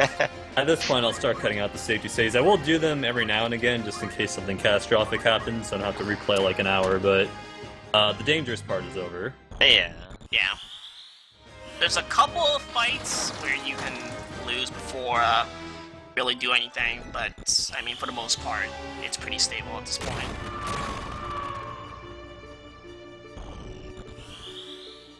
Ah, yes, so we get to this cutscene now. Just chased off Regraph, but we found that Tetra wasn't in the windmill, as they took her to the fort. So then, now Algus is in front of Delita. Algus is all your commoner scum. And this is kind of the turning point within the story that kind of sets things into motion of what happens in next 3 chapters. So if there's anything you need to take away, is basically this cutscene. So Delita swears to get revenge and kill Algus, and Algus is like, alright, come at me, bro. Fortunately, he doesn't realize that Rams is a math magician. So he's about to die from a bolt 3. I believe the math is level 5, or is it like height 4? It's level 5. It used to be five. height, but level 5 saves like 1 cursor movement. Yeah, I forgot which one it was that saves the cursor movement. That's all this run is about, saving cursor movements. Pretty much. And casting the faster spell whenever you can. Huh. Yeah, so Almost Algus has no... holy. Yeah, Algus has no almost evasion, goofed. so you don't need to use Holy there. Yeah. What class is Algus here? Is he a knight with a crossbow? Something like that? I believe he's, a knight with a quick crossbow. Yeah. He was something funky like that. An auto potion? Yeah. And auto potion, but very low brave. Yeah, like 30 brave or something.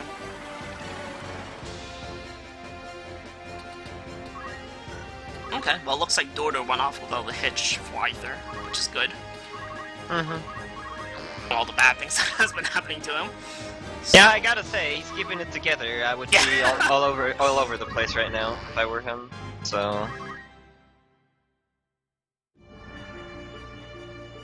yeah. So, well, fort explodes and Ramza believes that Delita perished in the flames. But as we saw at the very beginning of the game, Delita is still alive and apparently working for Prince Galtana. So, kind of a little bit about where the political atmosphere is like at the time when the game starts. you have basically two sides. You have the White Lion and you have the Black Lion, or you have Prince Larg and Prince Galtana. And during the course after the 50-year war, I believe the Queen was imprisoned. I forget for exactly what it was. But basically, because she's in prison, the next in line is supposed to take over because the king is dead, which happens to be the baby Orenius, and because the kid can't be the person who's actually kind of running the country at the moment because he's like, less than 1 year old, you need to appoint a regent in this case, and the regent takes power over the country. So both Prince Larg and Prince Galtana are vying for that power position, and the leader apparently is working for Prince Galtana, I think. Apparently. Random note here. If you walk around, the baby does age in the Zodiac Brave Story entries, right? Yes. Yeah, everyone Yes. ages. You can make him 65 years old and he'll still be a baby. Glorious. True baby rage. But yeah, now that Chapter 2 is starting, we actually get the 3 generics we saw at the start of the game in the tutorial battle, or we get the option to recruit them basically, and we are actually going to recruit one of them. Yeah, surprisingly. So we do this for a very specific reason as well. We recruit Alicia with us because we can turn her into a monk, and unlike the other two characters, she will have enough power to take out Gafgarian at the waterfall. And this is important because having someone take out Gafgarian before Ramza gets a turn saves a bunch of dialogue text, which is about a minute. And obviously recruiting is faster, so... And we're going to turn our guests into Emis because we really don't need them to move around and do anything. Ramza is basically strong enough to solo most of these maps on his own. Yeah. And you don't want them... He checked Agris for her secondary there. There is a chance that she will actually cast a spell if she has something like Yin Yang Magic or White Magic equipped, so we want to remove that. But there was nothing equipped, so we're all set. We're all set. Hooray!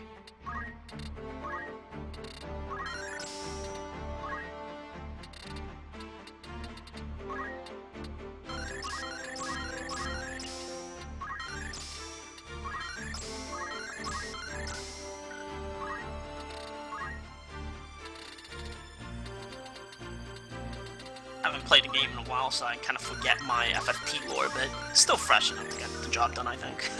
Oh yeah, definitely. Yeah, that's fine. All you need to know here is that 700 is too cheap. Yep. By the way, He isn't kidding either. I mean, he's referring to Gafgarion in the cutscene, but he really should be talking about Ramza. If he knew he was up against, he would have asked for a lot more. yeah.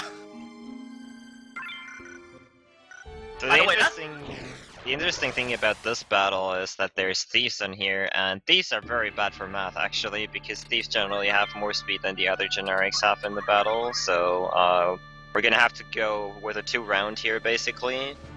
Because the thieves can't be targeted with CT3 at the start of the battle here. Yeah, because they go before Ramza, which means that their CT at the end of it is actually at 5, so they won't be targeted by CT3. But there is a way you can one-round it, it's just like you would never really do it in like a real run or an RTA. Yeah, you'd have to blow yourself up, but... Yeah. You can set MP switch and rely on like a 72% chance to save yourself, but if it fails, you get to start from the beginning. That's what record shred right there. Yeah, Yes, save that truly. animation. So that went off pretty well. It's possible for Bolt 3 to not kill the targets, but typically the wizards will have low enough HP that Bolt 3 typically always kills them. It's just the thieves can occasionally survive. Oh yeah, did we mention Ramza is actually both male and female basically? Did we mention that? No, I have not. Well, kinda, yeah. So He's Ramza, male in yeah. the sense that he's treated as male for all like Zodiac comparisons. Like he can get worse compatibility and whatnot, but he has starting female growth. Starting female raw, MA, raw MP, so he can be a good caster and he can be a good physical fighter as well. That's pretty Exactly. cool. You can build him however you want him. Yeah. And it's really That's how it unfortunate that works. he's actually a male, because there's a lot of male generic units that you have to fight, and well, if there is a high chance you get worse compatibility, and that will basically prolong the battle unnecessarily. Yeah, 1 in 12 is way too high. What Yeah, it if you needs to be. could turn Ramza into a female somehow, you would do it. In fact, if you could make him Serpentarius, so he'd have neutral to everyone, you would definitely do it. Probably. Even though you wouldn't get that to the bosses. The 6% guarded! And you don't have Nice. teleport! Wow. Nice. And then the knight moved forward too, so I have 2 knights to deal with. On the right is my greatest contribution to this game. Ah, yes, yeah, the, you the, found the this. revised. This is crazy. The revised Arrowgate Wood strat. Like, for the We longest are time you just use saving CT3, but, like, somehow, every single unit here, except for Boko, is on High Prime, so you can actually skip killing Boko, and save 1 spell animation by using yes. High Prime instead of CT3. Yeah, Save and then the Crazy. you use, chocobos. use No! both 3. Rip! Team Choco abandoned the chocobo. It's over. Yeah, sorry, it had to be done. It's alright.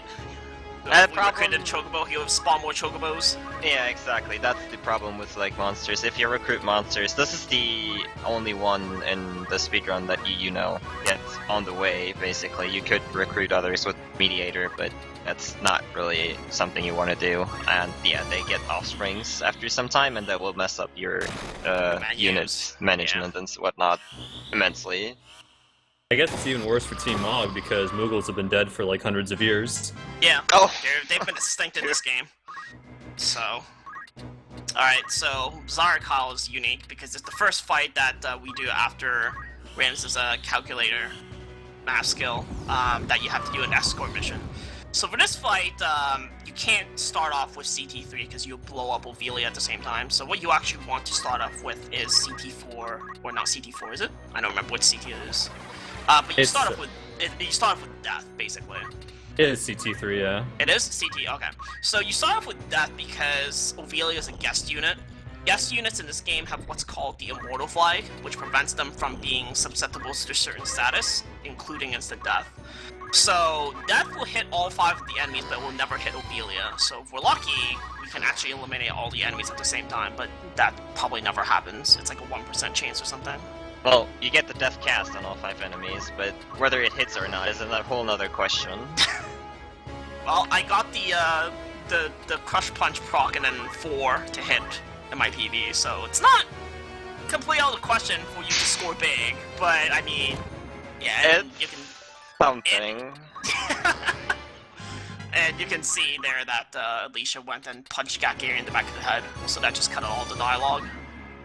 I think on Yo. average, you have a slightly... Oh! Oh my God! Oh, is this the lottery? Oh my god! What? Pog champ? The perfect... Unreal!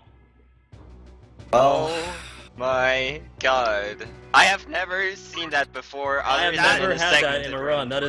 That saves like a million years. It seriously Oh. does, because My God. typically what happens is that fight at the end of it, you have to evaluate what the enemy's remaining fate values are and then figure out what the math to use is, and you have to keep in mind that if Ophelia loses MP, she can't get off an M barrier, so you can't even use CT4, because otherwise, or CT, is it? I keep forgetting what CT you're supposed to use.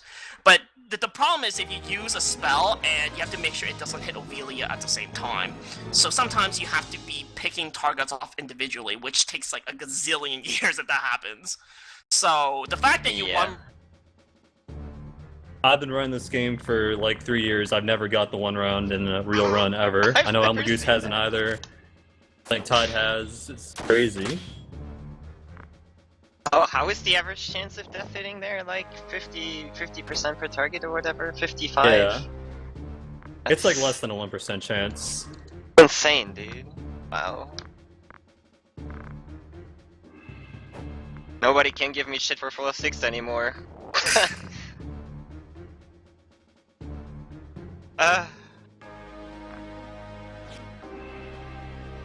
I've been getting pretty awful RNG. God, man. I can only hope FF9. Or Yeah, I that's- start getting the godluck. Death guys will probably equalize things. Probably. Hopefully. Maybe. I mean, this I'm game sure is Aithere will far get the from 1 round over. too. It's Zarghdas. No big deal. Yeah. But I mean, this game is far from over, so we'll see.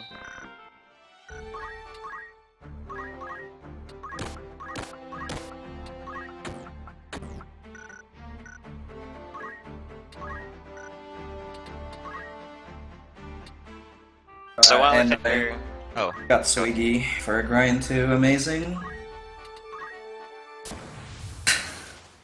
oh, that is Not bad. getting anything. I don't know where Mandalia is going. It doesn't matter though in this category, fortunately. Yeah. Oh, nice. He went for the deck because it's good comp. Nice. Anyways, Aithere is actually going to grind in Swiggy now. Ideally, you would want to go to Mandalia, but unfortunately, you got the encounter early. It can still be okay if the formation, if the enemies are okay.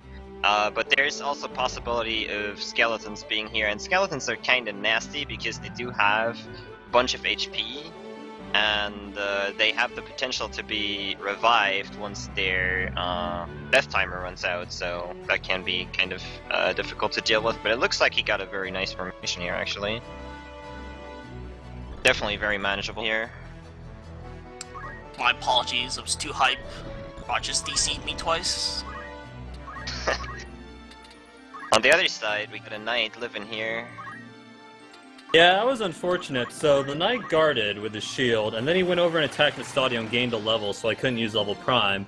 And because he just gained a level, he had 0 experience, so I couldn't use experience. And he was on a 3.5 height panel, so I couldn't use height. So I had to wait an extra turn, which was unfortunate. And also, before the battle, I set the victory condition to we don't care if Mandalia lives or dies, which is very fortunate, because if I had chosen the other option, I would have gotten the game over there. Oh yeah, that's true. What does the other option give you for benefits anyways? I don't remember. It gives you An extra one more brave permanent point. brave point. Wow, that's it? That's it. It's a big deal in challenge runs, because you want your reaction ability to go off as much as possible, but in a speedrun, yeah, completely pointless.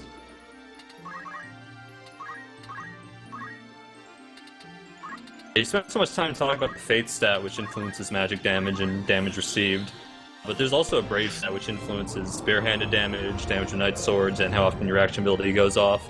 And it's, for the most part, pointless in all speedruns of this game. Yeah. You use this stat MP switch, and MP switch is kind of what you use for safety if you really want to be blow a little yourself safer. up. Yeah, it's a little guarding trick you can use to help save yourself, like 71% of the time or something. But for the most part, Brave is not really relevant. I mean, in the first grind fight of Mandalia, you actually equip knives so that you reduce the damage off your fists, because by agreeing to kill eLmaGus, or not kill eLmaGus, sorry, but to destroy all the enemies, which is the faster win condition, and because you need to kill eLmaGus anyway, get the extra 10 Brave, which makes Ramza's punches do more damage than if he's equipped with a knife. Funnily enough, so...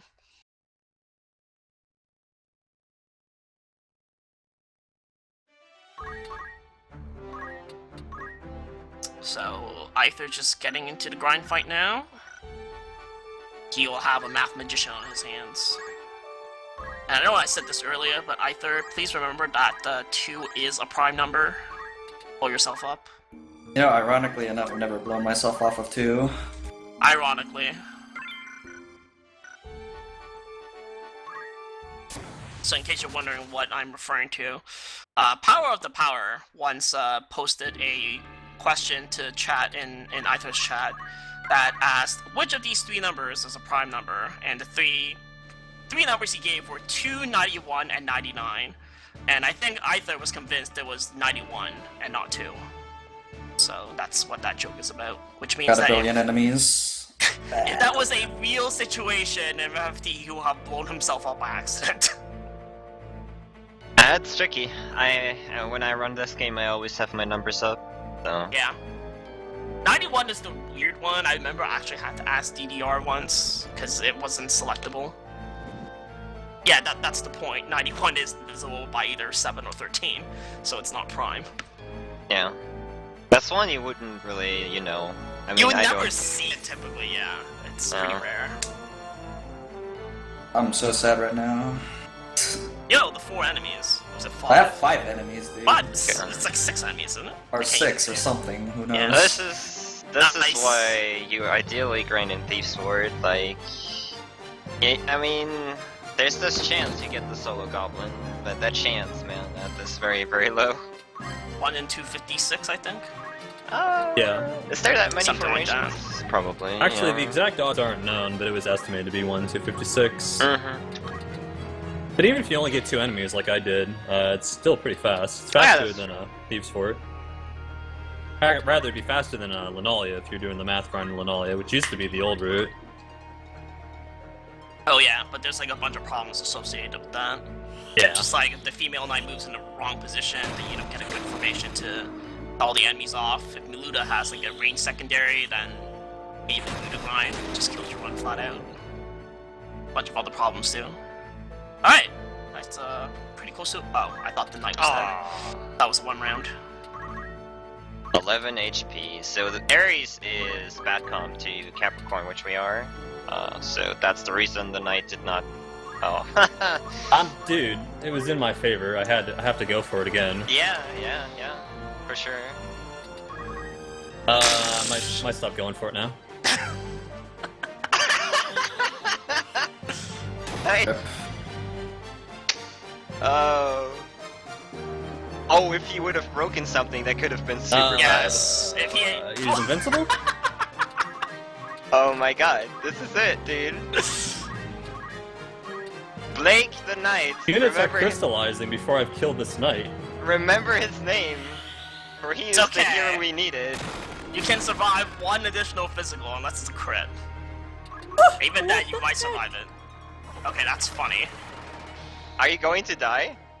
Oh boy. You are I can going to take die. 1 more hit, I think. Yeah, unless it's a crit. Well, okay, well. Oh, dude, what is this? Oh my. Alright, nightmare is over. I get it.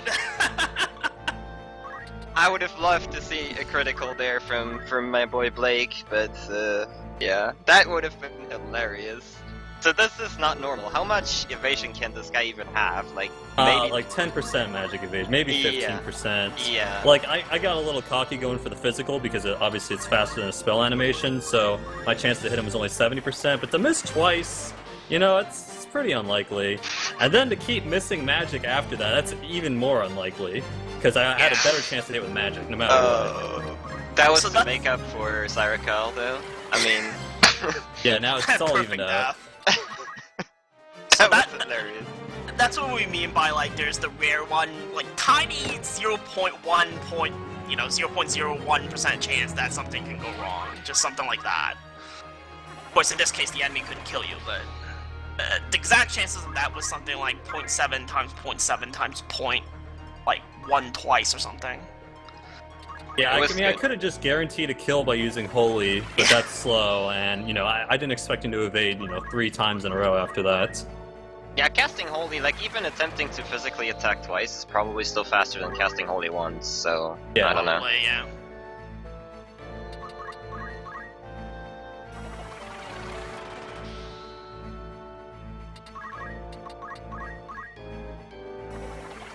When did you last save? Just out of I curiosity. did say before Barrios Hill, just in case something like that happened. I was gonna ask, do you have the splits open, Magus? Because I think we were supposed to let them know when splits or something like that. I do not. Quick But roll. I shall I'm very inquire. bad. I shall inquire if that's necessary or not.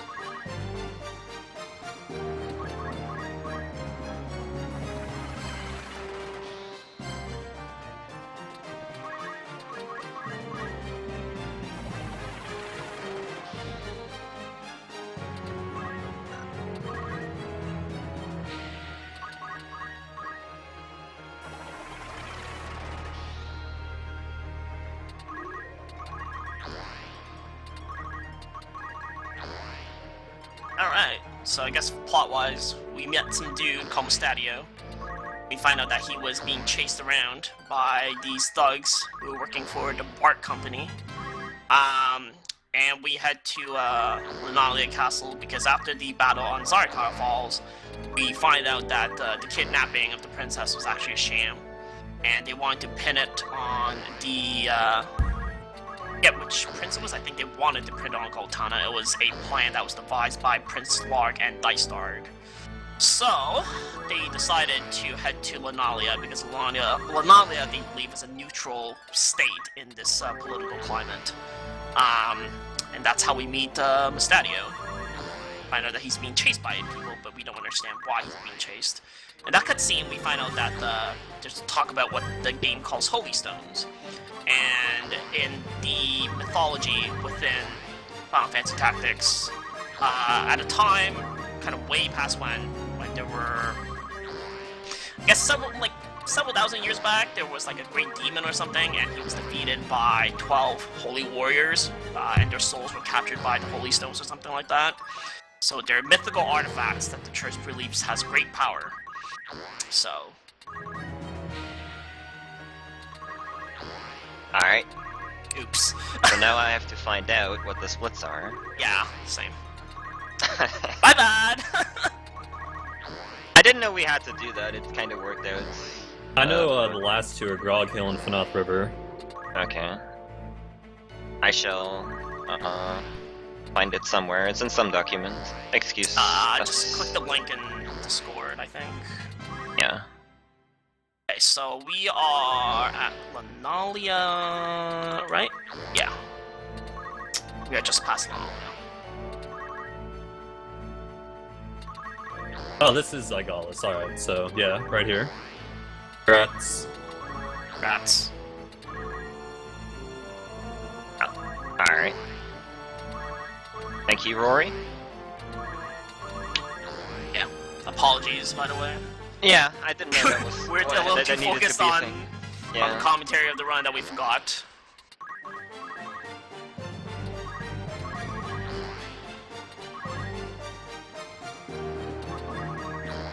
That was a split, yeah. Yes.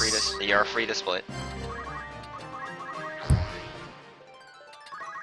Alright, so in those fights, by the way, I don't know if we mentioned it, but back in the Mandalia store, we bought a pair of thunder or rubber shoes for Ramza.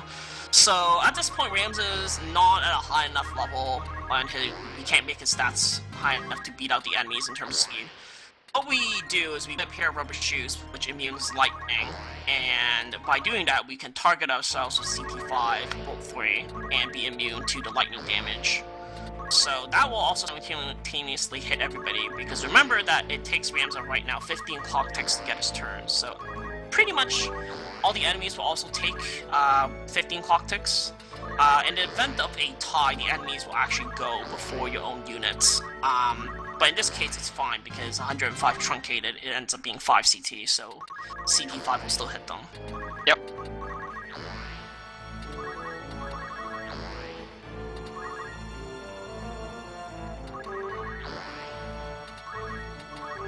Let's see how they're doing on the grind. Looking pretty good, almost done there. Yep. 19.8 actions. And then he can one round Zarghdas as well in a bit. Yep, Definitely. exactly. Imagine that actually happening. I would lose it.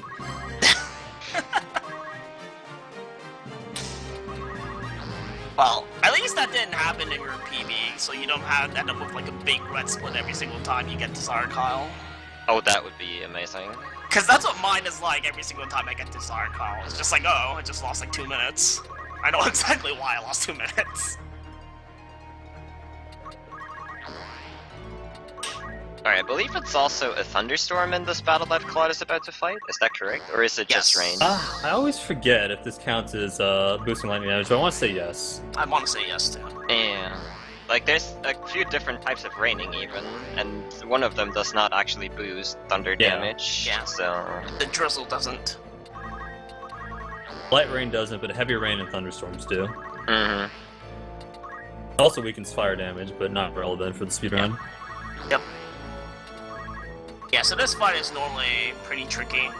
It's actually one of the few fights where if you don't get the run round, the cleanup becomes very messy, because all the enemies have different speed values. Like, the thieves have, I think, 8, the summoners have, like, 5 or something, and, like, the archers have, like, 6 or 7. Ostadia's going in. Yo, Yeah, he he's going is. hard. So And if you don't get the one round, the cleanup becomes pretty tricky. So So Yeah, let's see what happens. As long as one unit survives, it's fine. But there's a high... well, it's not really a high chance that 2 units survive, but it can definitely happen. It has happened before. So. Yep. It says Alright. miss there on the bolt 3 on Ramza, but that's just like I don't know how to describe it, but like it can't possibly hit him. He's immune to it. Yeah. Yeah. Just a The quirk, game- I guess. The game describes like guarded and miss, like they do different things. Guarded like literally means like you evaded it, but in this case you're not really evading it. Like you're just face tanking it and taking 0 damage, but just You're decide to evading it with program as 100% miss. chance to evasion, which I guess is what the rubber shoes gives you. Yeah. As far as the game's concerned, anyways. Alright. Makes sense. So now we are going to take Monastery into the party, and we do add him in the party for a couple of reasons. He's gonna help us in several battles by being a bait unit, and because his base class is an engineer, it means he can equip guns. So there are a few fights where we take him along because we have to anyway. His gun can help poke people out if they're kind of living on the edge with like 2 HP or something like that. Plot-wise, we find out that the Bark Company was actually working under the church in Mandalia, under Cardinal Draclo. So Ramza figures out that Ophelia and Agrius are actually in danger, and Stato reveals that he's quite a conniving artist because he just tricked them with a fake Zodiac Stone. So now we are going to all the way back to Mandalia Castle to save ourselves a princess.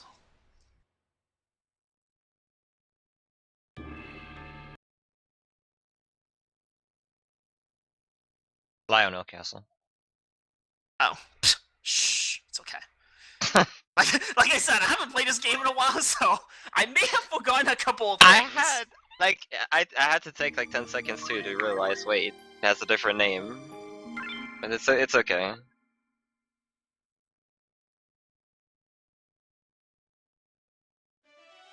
Oh, at this point, Ramza gets an extra speed point as a priest now. So we are going to go to the store and we're going to buy some equipment, and then we're going to set up Ramza to be at 9 speed. The way the speed works at 9 speed is that Ramza gets his turn on the 12 clock tick, so CT3 and CT4 are viable options to hit all the targets on the field.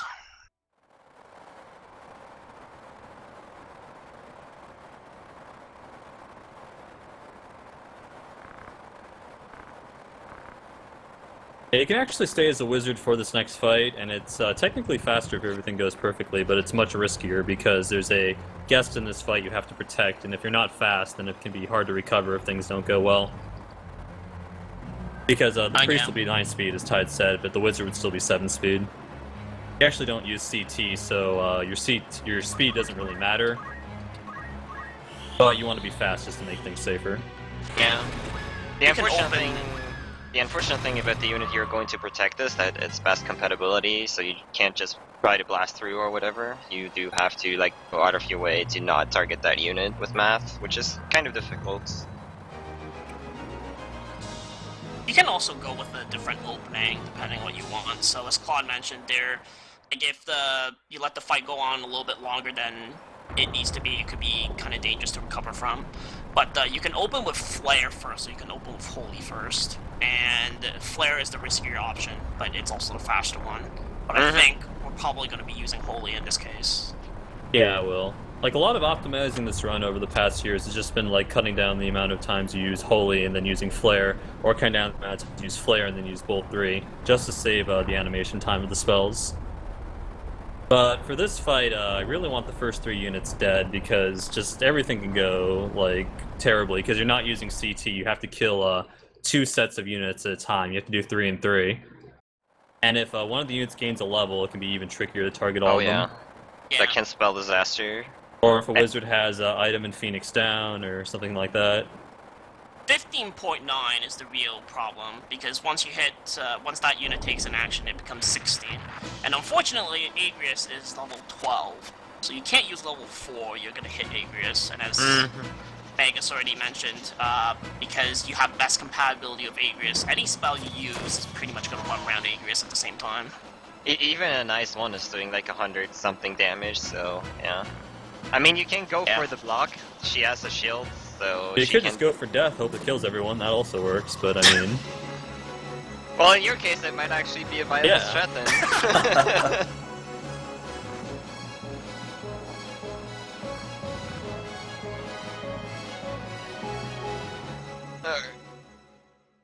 Oh, and even though Mustadio doesn't do anything, we bring him along in this fight anyway, because in fights where there's more than one formation that you can set, as long as you have a second unit, I'll always carry on to the second formation, but because in this case, it doesn't really matter what Mustadio is, we just place him in the first formation as well. So you skip the animation for the game having to load the second formation. If you have It's really... 108 health and he's a cancer. I'm not sure which spell I should use. I think I can get away with Flare, though. I'll go with Flare. It'll be very close. Yeah. If you have really good luck in this battle, Agrius it's comes easy. with Crush Punch, and she can technically kill the Night Elf, which saves the spell animation, which is kind of nice, but that's very, very rare to happen. First of all, that she actually has Crush Punch, and then that the proc hits, so... If you get really unlucky, Bolt 2 on the Archer's bow will proc and do enough damage and kill Agrius too. That's also happened before. So, weapon procs, by the way, are 25%, so... Not only does it have to go through a 46% chance of hitting Agrius, then it has to go through a 25% chance of proccing the Bolt 2. And yeah, we don't take Agrius because she doesn't contribute anything, other than clogging up the menus. So we leave her behind. Agrius is not exactly a good Holy Knight. No, you use her in the no math one, but even then you don't use her as a holy knight, really. You use her because she has best comm to Capricorn, so yeah. That's pretty much the reason you pick Agrius.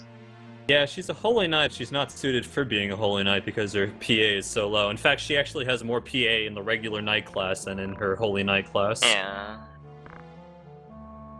PA being physical attack. Alright, so we're at the execution site. I think a lot of people playing this casually will remember this battle because it's kind of the first one where you're vastly outnumbered and you have to deal with a special guest unit, which you can't strip down in the case beforehand. So we bring Mustadio to the first formation for the same reason as we did in Barriers Valley. But we're gonna open this fight off using Flare, and we're gonna hope that Gafgarian gets killed. Because if not, we're gonna see a bunch of text, and Gafgarian can have a secondary, which can do stuff like put you to sleep.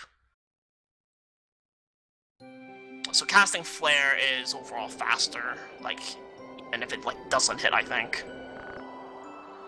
Really, as long as Gafgarian dies, it's better overall. Yeah, my old 4.0 APB used Holy in this fight, and I think as soon as I used Flare and actually got a 1 round, I saved like 45 seconds, almost. Just over using Holy, 1 round compared to 1 round. Yeah. Taking 1 round. Oh, I think it is, yeah. Very nice. Pure skill. Pure skill, indeed. Yeah, you saw the frame. Saw the that's frame. true, yeah. Got past the evasion.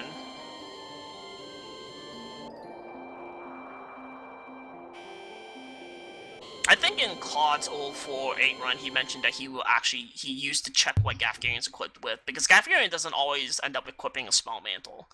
So he can occasionally have only 5% chance, but just don't do that anymore. Just flare him. Yeah, I mean, realistically, how often can he dodge? Probably not as much as Blake, that's for sure. Our boy Blake.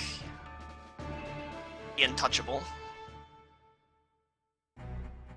Be very close to sub 2 save, I believe, which is like the benchmark of if the run's like kinda okay. At least it used to be. Like nowadays you need like a 151 save, but I mean, this is a no reset run, which is a whole different thing, so...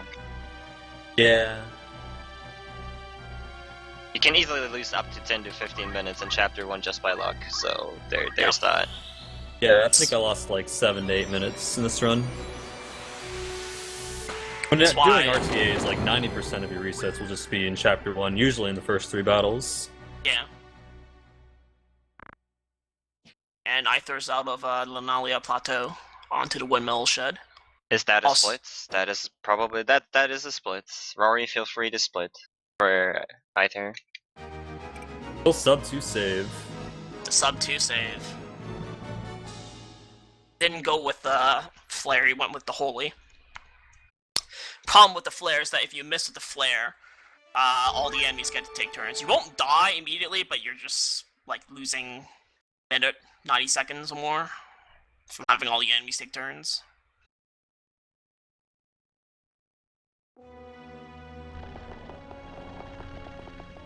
You guys talk about random encounters at all and why you stay before them? I mean, I guess it's obvious, but... Oh, no. Well, in this game, when you get into a random encounter, you can't escape from it. So, even though we have map skill and we can theoretically kind of blow everything up at the same time as well, you just have to watch all the extra animation, so it's just faster to take the save and then reload versus actually fighting the random encounter out.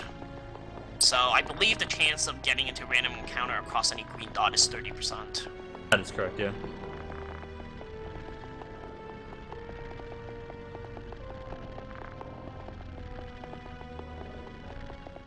Alright.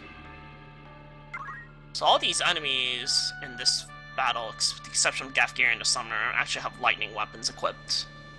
During a casual run, you can just equip rubber shoes, and then they can't do anything. Huh. Yeah, Oh, pretty the one decent round. chapter 2, actually. One round.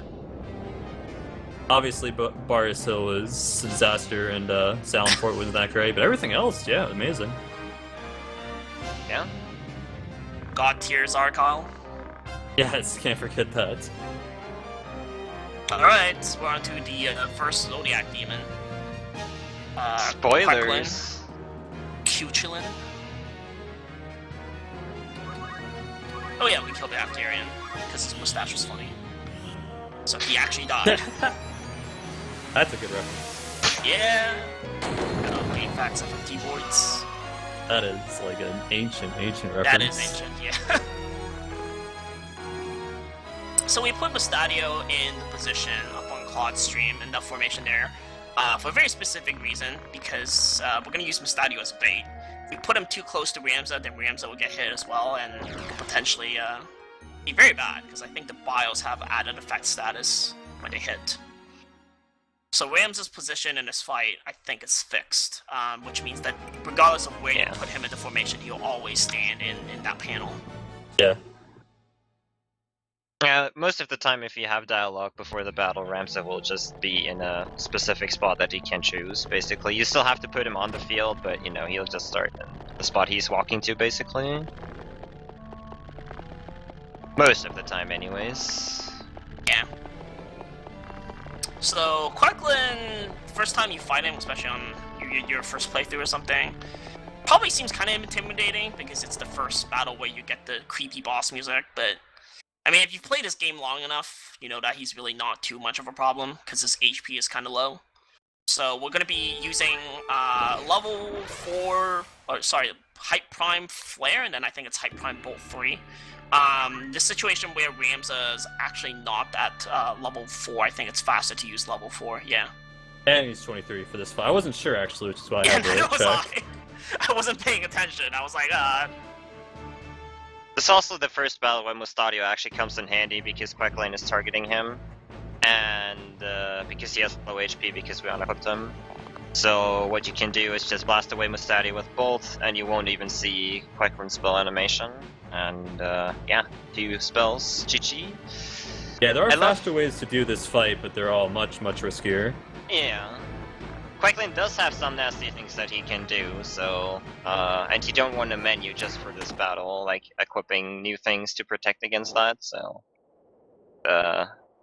it's just faster to put Mustadio there and deal with the time loss.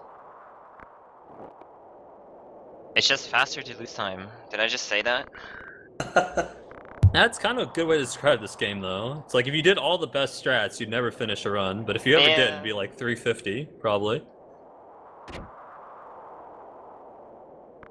Alright, I'm going to take my 2-minute break coming up. Yep, well, it's not even a cutscene, it's basically, well, there's a cutscene and then we get some story on, the right screen here. In the meantime, Aithere is finishing up chapter 1, so we're 2 chapters apart, which is actually not that much time, Yeah. surprisingly. Because So, the chapters go by so quickly since you're just Yeah. using Masco to blow everything up. the longest chapters are chapter 1 and chapter 4. Chapter 1 for the sole reason because you do all the grinding in that chapter. Chapter 4 is just, that has just like, I believe, 20 battles almost. That's correct, yeah. It's like So- 10, 10, 10, 20. Yeah. It's like how the chapters are split up. So that is by default the longest chapter in the game, which will probably take like roughly over an hour. But chapter So- 2 and 3 are pretty short. Yeah. Chapter 3 in particular, like, there's 2 dungeons, quote unquote, you go into. But they're all pretty quick. So. And we get more plot now, so. Basically, Ramza killed what I guess people consider like a holy man, because he was a cardinal. So that's gonna have ramifications later on down the line. Meanwhile, Delita has taken Belia back to Goltana, and we see that the Shrine Knights have kind of implanted him because they think that he's kind of a member of their crew, and they kind of sowed the seeds of discord, which caused Larg and Goltana to try to vie for power to become the regent, as I mentioned earlier. So now we are officially in what the game calls the Lion War. So this is after the previous war that was already held, called the 50-Year War.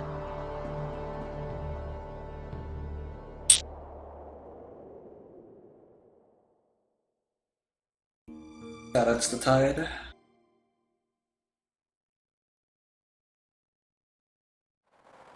Big tide's coming up. Screen. Big tide, little money.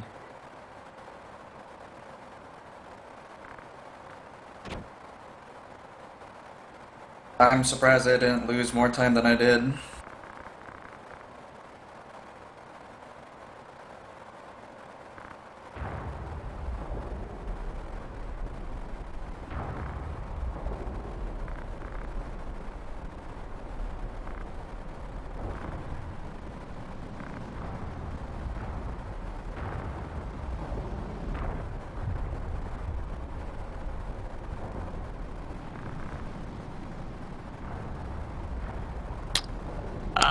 Can someone hear me? My connection keeps dying. I can hear you. Alright. Got cut off there, I think.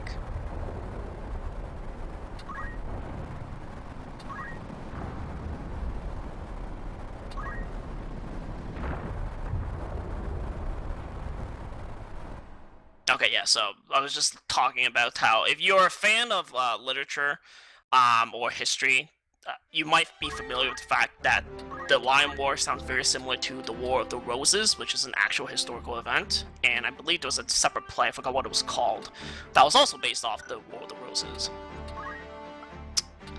So there's your historical tidbit of the day. So at the start of Chapter 3, the war has gone on for approximately, I think it's like either 2 months, I think? Something like that, and we just find out kind of the, what's going on within the war and Goltana's camp. It's basically talking about how they have problems supplying all their troops with food, troops are not motivated, and Orlando is trying to be the peacekeeper and saying there's really no point in this war because we're fighting amongst ourselves. You know, we really should try to do peace talks, but Goltana's all, no, you know, you are wrong, we must fight because Larg is a bad man. So Orlando gets vetoed. Rest of the Goltana's camp is like, yeah, he's bad. So that's kind of the extent of what's going on in the background. So meanwhile, Ramza, remember, he has killed a cardinal. So we're about to find out how that's going to impact him. But first, we're going to buy a wizard staff. Then we're going to buy a magic gauntlet. So these 2 items increase your magic attack power, and they're quite important. Because, especially in the next battle, there's 2 chemists that are specifically going to be Libra.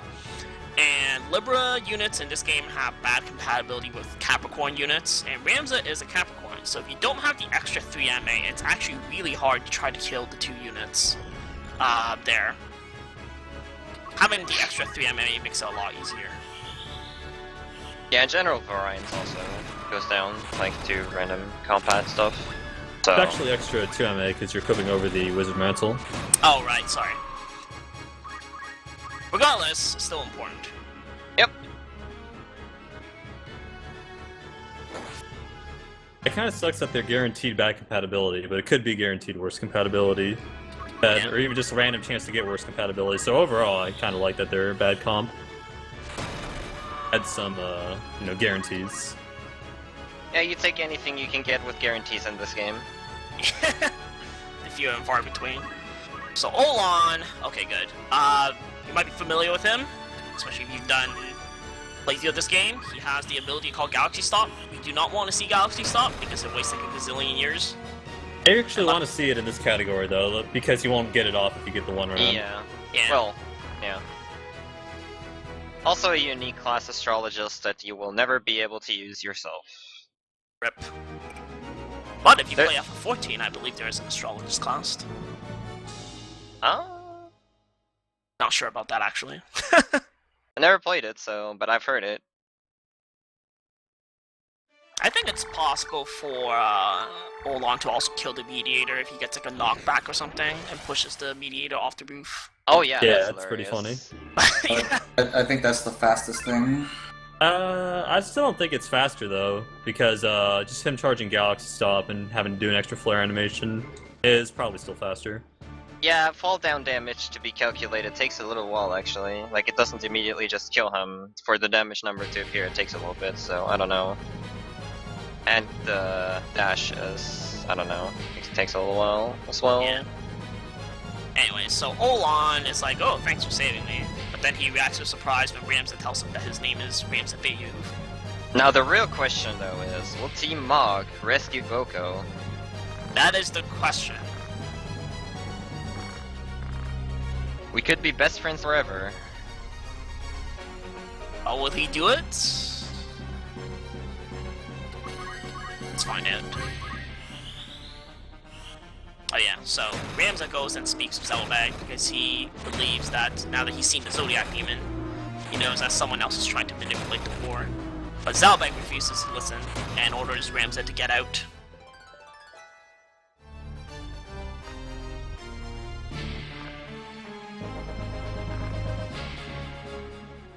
Oh no!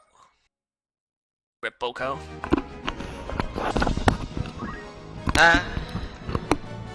No chocobos have been saved today. No chocobos have been saved.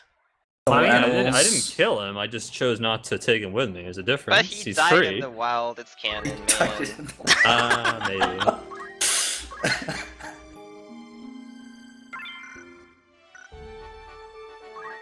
It would be hilarious if in Fanath actually a chocobo with the name Boko would turn up. I don't even know if that's possible. I don't No, think it's it not. is.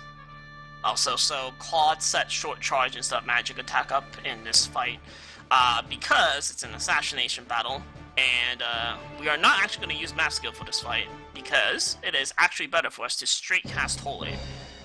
With short charge, Holy will go off kind of before anybody else can get a chance to go. Yeah, there's no good math combination that can target only the boss of this fight, Zelmo, so you just manually cast it and it's faster, even with the extra Yeah. menus. Zalmo's faith is high enough that even if you're missing the 2 MA from equipment, you'll still one round him. Yeah, you don't actually need to kill him, so.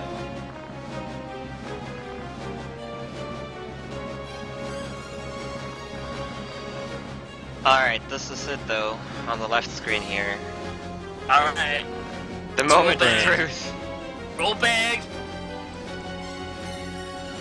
Nope. Oh, spoilers, hello? And Spoilers!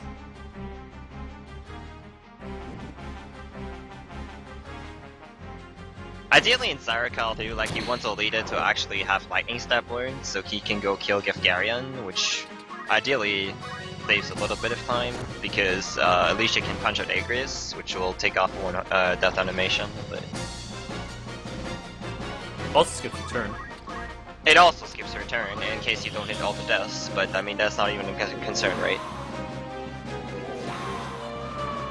Yo, 3 out of 5, not bad. 3 out of 5 is kind of what you're aiming for, basically, with the death anyways. Like, that's kind of what you want to see. I typically get like 1 out of 5, something. It's great.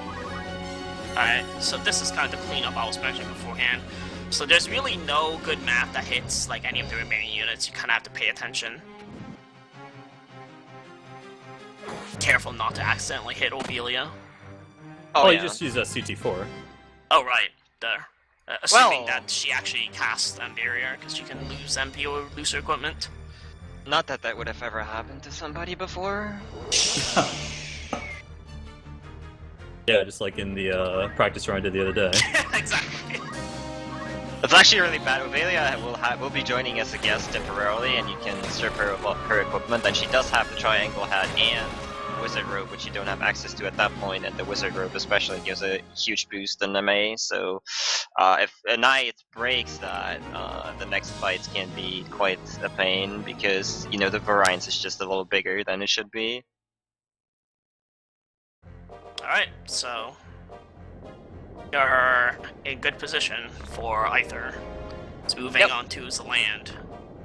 That was kind of the standard Zarghdas that you see in an average run. Yeah. That's not standard for me, dude. that is true. I usually get like 1 kill with death, and then it's like, alright, how do I kill 4 enemies? We got Let's an use flare. Damn it. Yeah. I think that's the first one that Claude That made is too. the first one, yeah. Yeah. It's the first one. But So that's pretty good.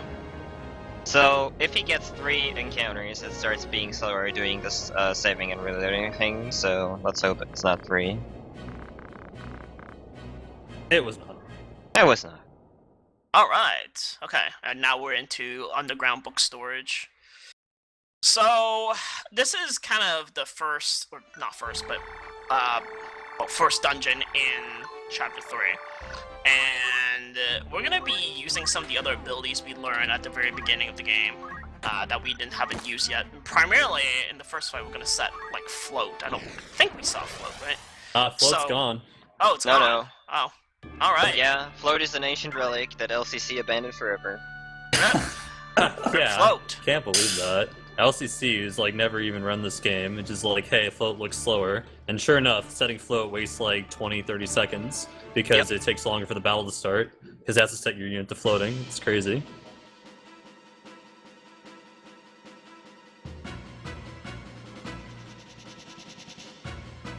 This first battle here, though, is going to be the worst battle that we have to fight. It is. I was gonna say, because you used to set float because it gives you a pretty reliable backup to use height 3, I think, to hit the remaining units. But one of the problems is the fact that the Lancers can occasionally have the eLmaGus shield equipped, and the eLmaGus shield gives you 50% magic evasion. So we're not actually defend. Yeah, and we're not going to actually check whether or not the Lancers have the eLmaGus shields equipped. So we're going to be trying to flare them, and if they block it, well, we'll follow up with Holy, I guess. Yeah, there is a newish backup strat where I'm going to move to a specific spot and force them onto a height 3 panel and use that as a backup. Yeah, you probably don't have the newest notes, Tide, but this was like very recent. That's why I wanted to watch you do your practice run, but I wanted to play Shadow Hearts instead. That's a good reason.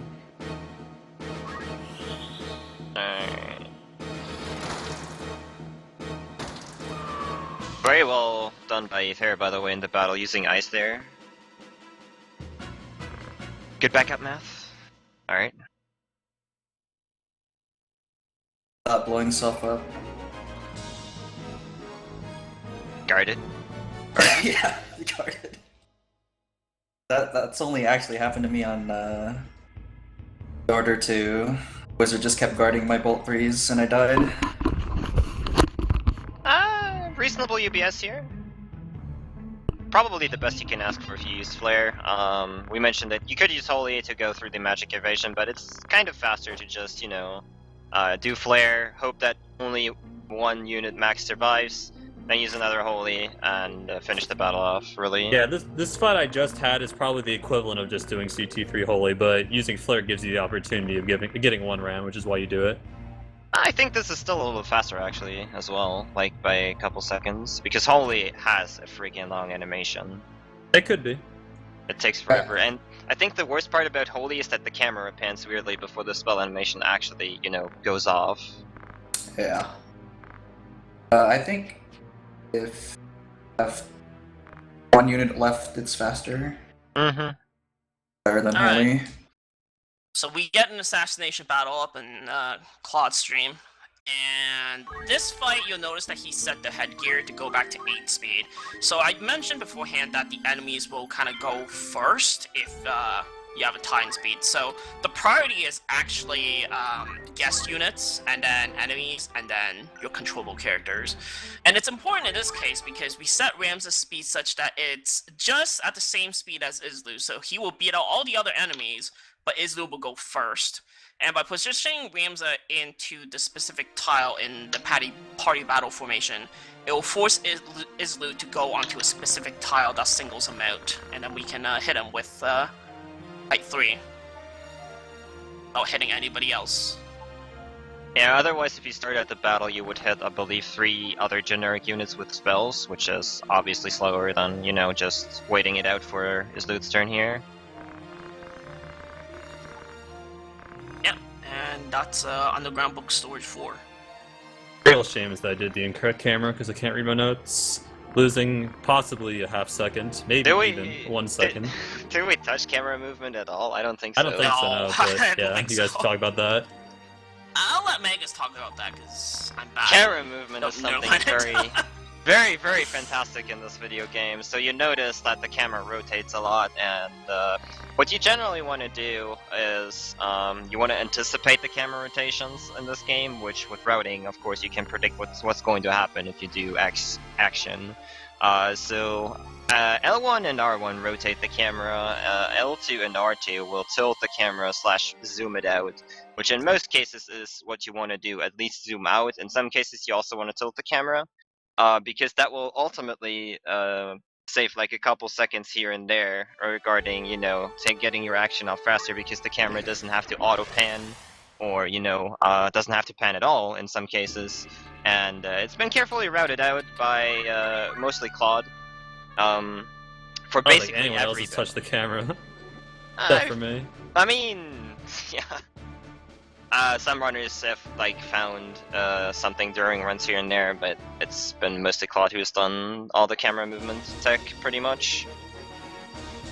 As you can see in this battle, for instance, he didn't actually touch the camera because it's just plain faster to cast the stuff immediately. But in most battles, you want to at least zoom out.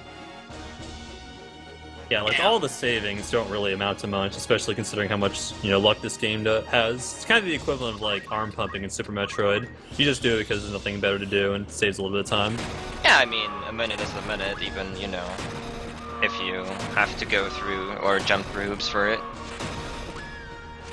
So in that fight, we had to re-equip the Green Beret to get the speed advantage over Regraph. And if you forget to equip the Green Beret, it's actually pretty dangerous, because I think your starting position is within his range, and his lightning stab will 140 damage or something. I think it will straight up kill you, actually. Yeah, Yeah. I'm pretty sure it actually straight up kills you unless you have MP switch. So you better remember to equip the Green Beret, or you're gonna at receiving end of a lightning stab and probably die. So yeah, you just have to do the little menuing for the headgear and then the Green Beret. It looks like, why are you doing this? But it saves a bunch of time in the end, just because you can single targets out. And in one case, you needed to actually survive the fight, so.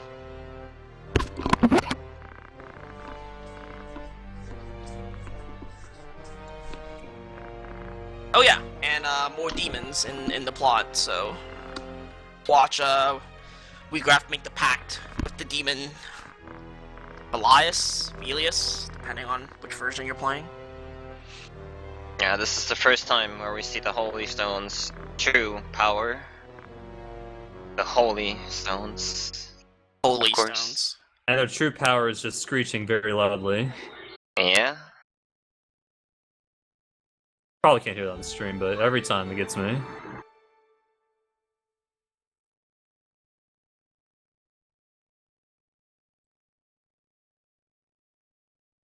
Alias the Devil.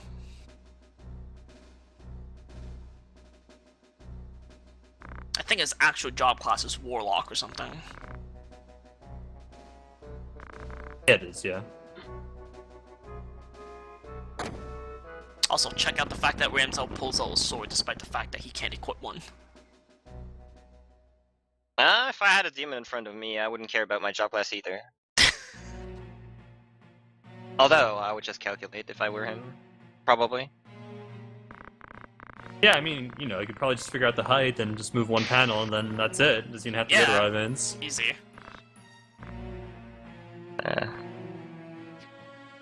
Yeah, so Ramza gets a book from the priest Simon, which it contains the Dromonic scriptures. Which we are obviously going to read. Yes, exactly. Yes, on stream. We're going to tell this exotic wizard that we've read the book, even though we haven't. So we've obviously read it. Only takes about maybe 15 minutes to read all of it. It's a lot, but it's also interesting, I feel like. Like, this is definitely one of the things that I really like about this game, that there's so much lore you can read, even though it's not technically mandatory. You can go read up a lot in the Zodiac Brave Story entries and whatnot. It's really neat. Yeah, like, you don't even see the king, queen, and the prince in the game at all, unless you check the Brave story. Yeah.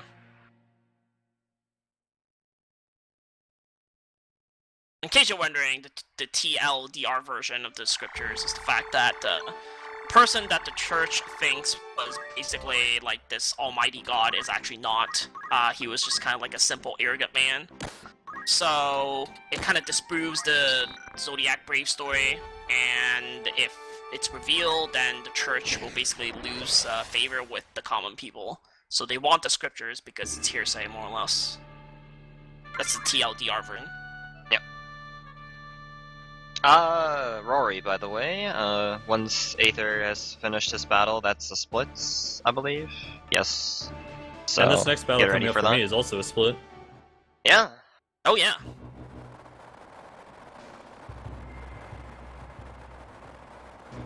Grog Hill, aka Grog Hell, as I think Chester coined it.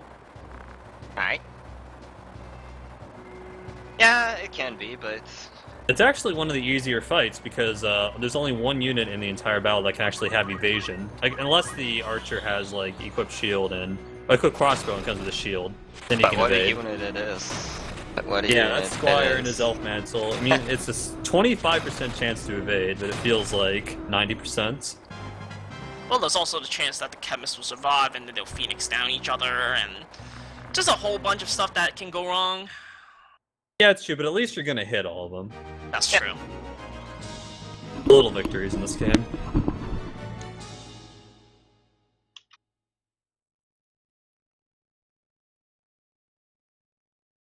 Alright, first of all, we do have to cross the green dot, though. The dreaded Yes. green dot. Easy. Oh yeah, sometimes you see him using the move command. So if the move command is within like 1 or 2 cursor movements, that's usually faster than trying to move your quote-unquote mouse on the world map. Then you use the move cursor command to kind of get to spots. It's mainly for like big distances where you would have to pull over the map for like the distance of like, I don't know, 4, 5, 6 dots. Like if the dot is right next to you, it's generally faster to just use the cursor to move, but you know, the move cursor the movement menu is faster if you have to pull like over half the map or whatever. Yeah, you see the big one in chapter 4 when you have to make the trek from is it Limbury Castle all the way back to Egros. Alright, so now the Squire here in front, we've talked about him. He can be a huge troll.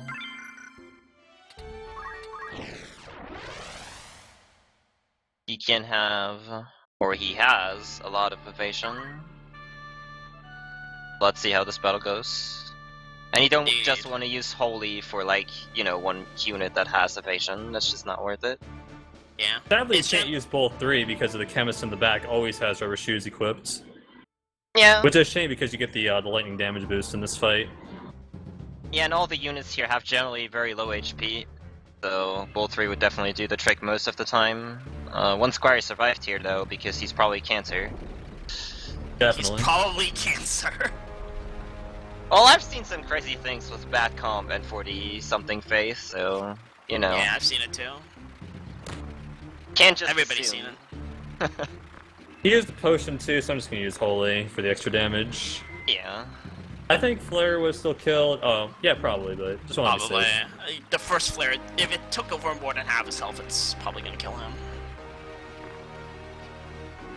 In the meantime, Aithere is Oh, about that's to a split. fight. That's a split. Broad Yeah, kill. split. Exactly. In the meantime, Aithere is going to fight the, Gaug Machine City. Exactly. Revealing the fact the Holy Stones, the fake Holy Stone, was hidden in the chimney.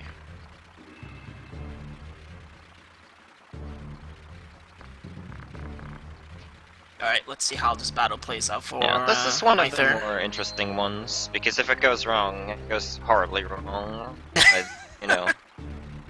Knock on wood. Sorry, he'll get the one round. Get the one round. Oh yeah, so plot-wise, Ramza finds out that apparently he's like a heretic or something, which is way back in the castle, the fort, whatever that Zalbag was staying at. So here he's just talking with Olan, and he's like, "Oh, you saw the post that I was a heretic. So you're gonna capture me?" And Olan's like, "Well, we're not working for the church, so we have no reason to do that." And they're trying to kind of work together to figure out a way to stop the war. And Ramza tells him that he sees Thunder God Sid to let him know because he was Balbane's only friend. And Olan says that he will be sure to do that, and assures Ramza that he has allies in this war that are trying to stop it, even though he feels like he's basically the only person who knows the truth. Wanted to skip the save for this fight, but Better not. Good fight for Aithere, though. Oh yeah, Legendary 1 round. the legendary one round. So this next battle, what a battle it is, for multiple a battle. reasons. What a battle. Yardo Fort City, I don't know. I think if you played this game casually, you kind of hated this this battle as well, because the objective here is to protect Rafa, and well, that's not as easy as it sounds sometimes. There's like a very low chance that there's going to be ninjas for the first time as enemies in this battle, and there's a very low chance if they have best comp, or one of them has best comp and throws the wrong item onto Rafa, that she would just plain die before you can do anything. So we're kind of hoping that that is not happening here, which is why Yeah, Claude one- saved. one of them even has guaranteed bad compatibility to her. She can still die, and you can't do anything about it. Mm-hmm. The one plus side is that Rafa has the Elf Mantle equipped, so there is a chance Yeah. for it to dodge. As evidence there, Yes. So we should be safe, I think. definitely. Well, Yeah. I mean, you never really know. Yeah, remember that one time that you The killed summoner everybody lived, and then she yeah. resurrected the ninja. She Yeah, resurrected ninja. That was great. I forgot who had it that one time where Rafa accidentally killed Ramza with truth. That was also pretty great too. I forgot whether that was in any percent though, but yeah. So Alright. there's a tradition where if eLmaGus is here watching the stream, then the summoner in the back tends to survive. That's why I call her eLmaGus's girlfriend. Oh, not this time though. I He was only watching. you weren't watching. He only has a wizard mantle, which is only an 18% chance to evade. But it seems to happen like every single time you watch his these runs. It's crazy. It's been kind of crazy actually that I've actually turned into multiple streams on this battle and she dodged. It's happened Yeah, before. it's It's uncanny. crazy. It's an 18% chance too. Yeah.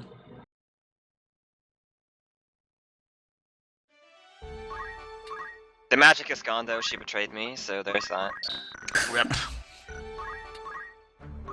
That waifu emo should be the summoner. Yeah. But how, I mean, I don't know. Effort. Let's make Magus waifu too. Magus waifu too. Who says I can't have more than one? Yeah, exactly. Yeah, so the plot kind of takes a sidetrack here, and they start to talk about the Galtana siblings.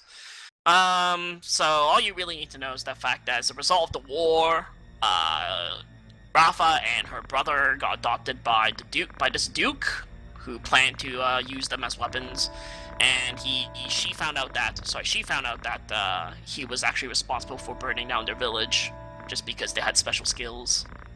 Gotta And get also that there's an truth. exploding frog. Oh yeah, that's also important. Probably the most important thing in the cutscene.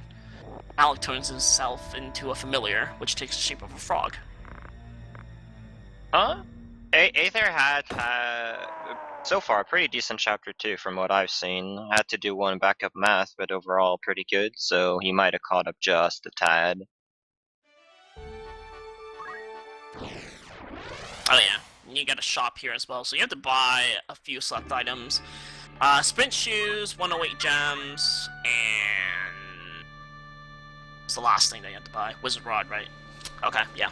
So, at this point, because the sprint shoes are available, we can change Ramza back to a wizard, which is ideal, because wizard has a higher magic multiplier than priest.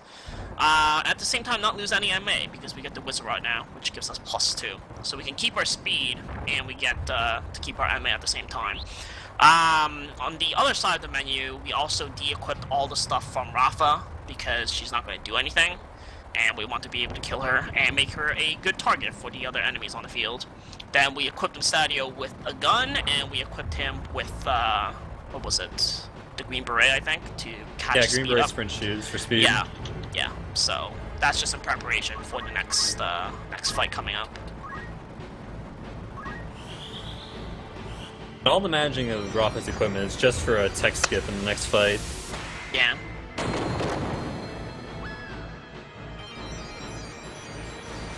Oh, that wizard. Yeah, it's a tough one. It's okay.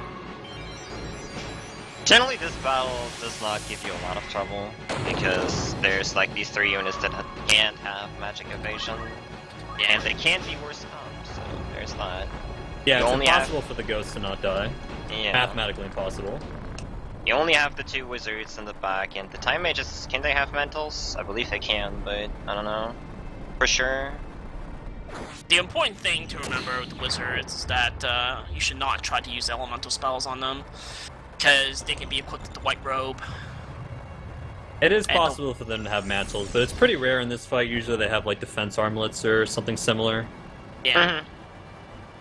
White robe, by the way, halves all elemental damage by 50%, so if you try to go with Bolt 3 spell, it will do pretty much no damage at all.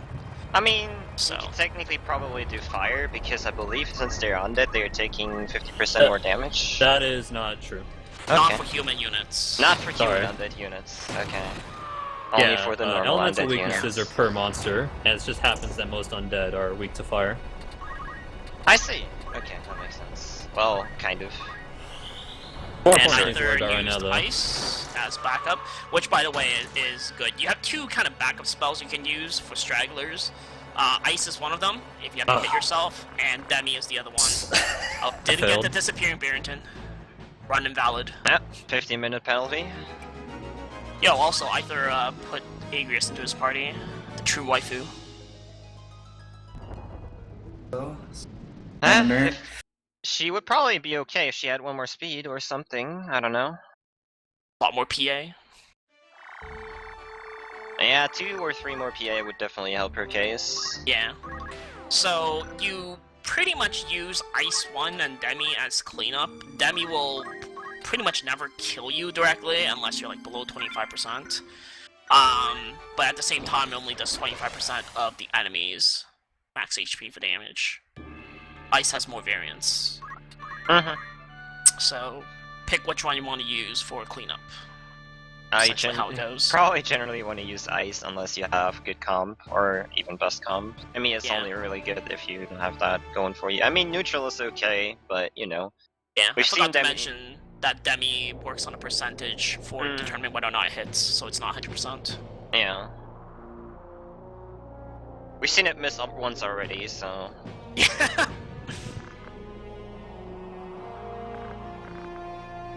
Alright. Time for the Rio Veins chain of fights. Probably the So- most notorious for Yeah, definitely. people. It's the one that I think everybody was like, dang, I wish the game told me to make an extra save. Yeah. I guess the UBS kind of teaches you that you should probably save, even though the battles are not that difficult, and here is where it actually comes into play.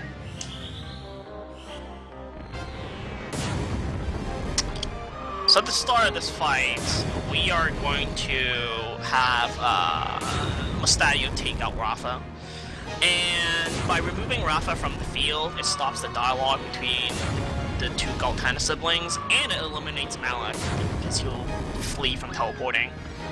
So Monastery is set up to be just a tear faster or something. No, his positioning, sorry. His positioning determines whether or not he goes first. That's something I forgot to mention. The way you position your units will determine the order in which they go. You want Monastery to go before Ramza, because Ramza is going to nuke everything. So if Ramza goes first, he has to nuke 2 extra units. Well, that is provided they have the same speed. Yes, that's correct. Sorry, I forgot to mention that. Speed and priority in this game is actually really important. So I hope that we've touched enough on it, that people can follow along what's going on. That night, on Aithere stream, defending. 225. Rip. Still okay. I mean... So if that knight had been living with like 30 HP, then Monastery can just go and shoot him. Yeah. 105's a bit much. Yeah. Getting in one round in this battle that Claude is at is really difficult, because there's 3 knights here which can not only have magic evasion, but they also have a lot of HP, so even with bad comm, they might survive a flare. Yeah, I'd say this battle and North Wall Bethel Garrison are probably the 2 hardest 1 rounds to get. Maybe also Underground Bookstore 2nd floor. I was gonna say UBS 4 or something. With 3. The one that you get in Chapter 4. UBS 4, at least you can bypass evasion, but yeah, they have a lot of hit points. Oh yeah. Well, I think Chestrick was saying that he mathed it out, and it was like less than 1% chance of getting a 1-mile clear with Flare. Oh, with Flare, yeah. With Flare? Like, you would never use Flare in this fight, ever. I don't care, like, how desperate you are for time. Like, you should use Demi 2 on Hashmalum and Ultima before you use Flare in that fight. Flare in that fight? Even way too hard for Segmented to work out. On both streams there are cutscenes where a female is imprisoned. That's funny. Alright, so Aithere's approaching the end of Chapter 2. So like we said, even though it looked like he was 2 chapters behind, these 2 chapters go by relatively quickly, just because math skill blows through them so quickly, and the fact that many of the fights are kind of in sequence doesn't require you to cross over, like, multiple green dots. Speaking of green dots... you had to jinx it. I had to jinx it. I'm sorry. I never get the first frame. That is the only green dot in Chapter 2 as well, so it's the only time you have to actually... That's the really insulting part. It's the only green dot in Chapter 2. Mm-hmm. Alright, it's time for the one-on-one duel with Regraph, which is probably really infamous for many players. So we're gonna yell here for 20 minutes and then kill him, right? Yeah. Oh yeah, absolutely. That's why I learned Yell and Accumulate, actually. It wasn't for the grinding, it was for this fight.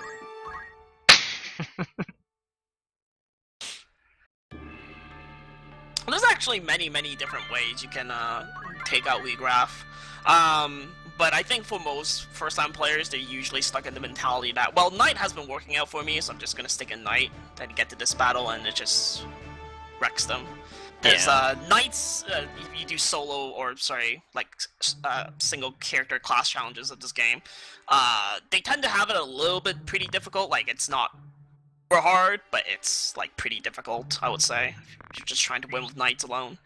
But if you're like in any mage class, it like destroys Regraph pretty badly.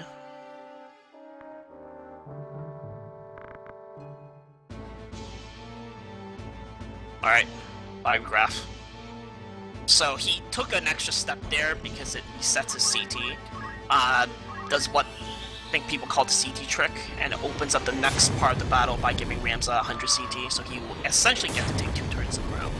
Yeah, if I had not taken that step forward, it would have been very dangerous, because Velius would have gotten a turn before I got my 2nd turn, and he could definitely mess you up. Yeah. He has like Seal, I think, which petrifies you. And we don't have any way to recover from that right now, so that would have pretty much ended it. Then of course he also has summons and bunch of other stuff he can do. Yeah. This guy is pretty nasty. Yeah. In a casual run, you just kind of get hit by summons, and it's like, oh my god, 300 plus damage, and all your units start dropping like flies. I remember the first time I fought this guy, it wasn't pretty. Yeah. I used Lancers the first time I was on this fight. I had Agris and Mustadio and like 2 summoners, I believe, and yeah, they just immediately all died. But as we were saying before, boss stats are pretty much fixed outside of experience. So in this case, because we know approximately Ramza's level, what it's going to be, and because we know what Velius's stats are going to be, he will die to 2-level prime flares. Yeah, And- sadly there is no map to only target Velius. You have to kill that archaic demon in the back as well. Yeah. But Ramza will never be at like a prime level at this point because of the way the game is routed, so he will never be in danger of accidentally nuking himself. What level is he? 26 He's right now. 27, yeah. It is actually a danger in the Japanese version though, because you're going to be a higher level because you have to grind more. Yeah. Well, I mean, for Fortunately the not in this reset version. run, my boy Aithere over there, I don't know. If you get like 100 extra masters, who knows? That's true. Who knows? Like, if you get it's a possibility, I guess. Well, the thing is, basically between levels 24 until 28, you don't have a single, you're not in prime range. So level prime will never actually be able to hit you, and it will take quite a number more math actions to kind of jump up there, because you see Claude was only like 27 at the end of that fight.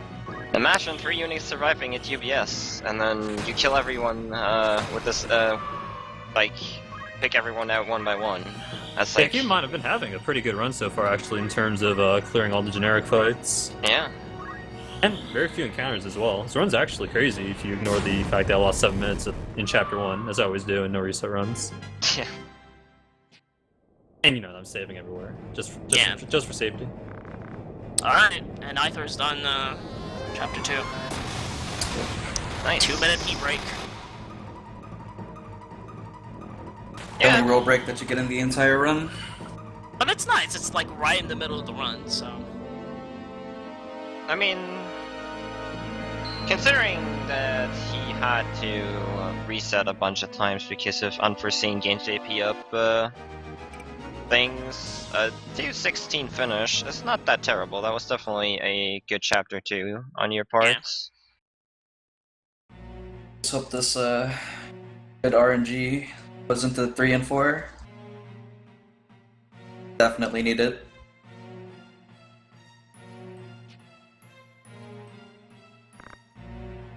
And on Claude's side, he's just about to finish chapter 3. We're gonna fight on top of the roof, which I think this battle's also pretty infamous for as well. Yeah.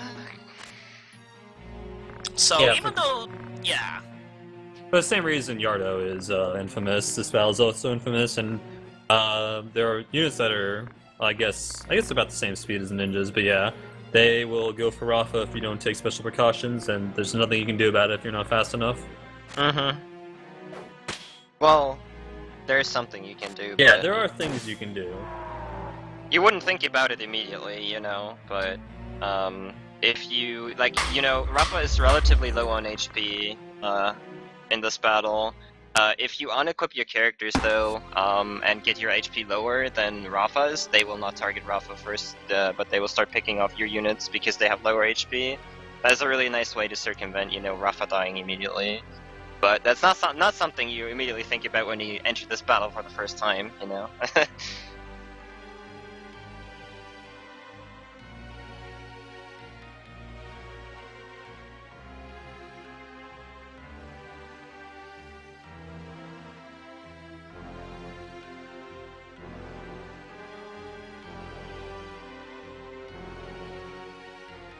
alright.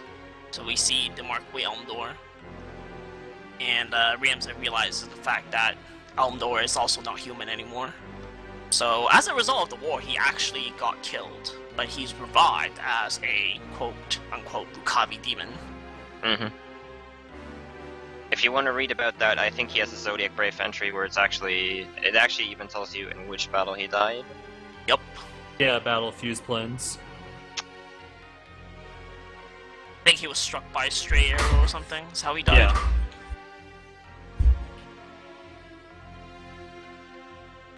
And whenever someone is considered dead in the Brave story, it actually removes their age. That's how you tell they're dead. And it actually goes to the effort of removing his age, so you think he's really dead. And then he shows up, and it's like, dang, he's not dead.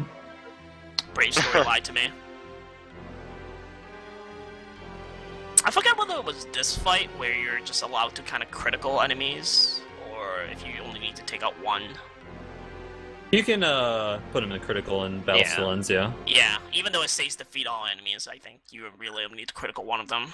It's not the first time that the game kind of gives you an objective where it's a little bit misleading. There's also a difference between critical and, I don't know, what is the correct... We called it super critical, but Super critical, yeah. I don't actually know the numbers, but yeah, there's a difference. Below 10% HP is super critical, I believe, and... Yeah, you have to hit that for Elmdor and Ultima's first form. Mm-hmm. So you gotta be kind of careful if you do these assassination battles, that you actually do enough damage. Because sometimes if they kneel down, that might actually not be enough. So the way the game is routed is that we hit all the thresholds that are required, which is why you're not Capricorn, by the way. It's kind of an issue, because you might not have enough damage.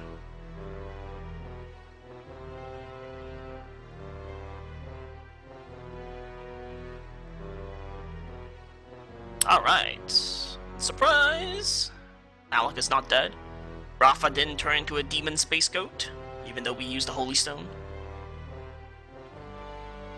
What trickery is this? I don't understand. What trickery is this? I don't understand.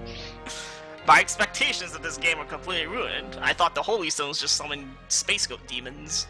I thought the Holy Stones were, but more evil. Yo! Spoilers! That's my favorite quote in this game. Read it for right itself. here. Yeah, the translation is, charming. I'll say it's charming. That's a good word for it, yeah. This is pretty great, though. Yeah. Actually, yeah, the first time I played this game, I was not really versed in English, and it was actually, I didn't even notice all these things, because, you know, dumb kid from Europe, but, yeah. Going back, reading back through it, it's really, really good. First time I played this game, I don't think I even, 100% followed the story. It's like when I had to play it back again as, a teenager, and I'm like, oh my god. Plot is actually pretty good. At least until, mid-chapter 4. Oh yeah, That's when all the demons come by. Definitely recommend, if you don't understand the plot, don't worry. Don't worry, I don't think anybody has. You'd have to go through this game more than once in order to actually understand the plot fully, and actually read the entries and whatnot. I don't think the god made Holy Stones, but more evil. Thank you, Ramza. Or R, should I say. Speaks for itself, truly. Truly. Mm-hmm.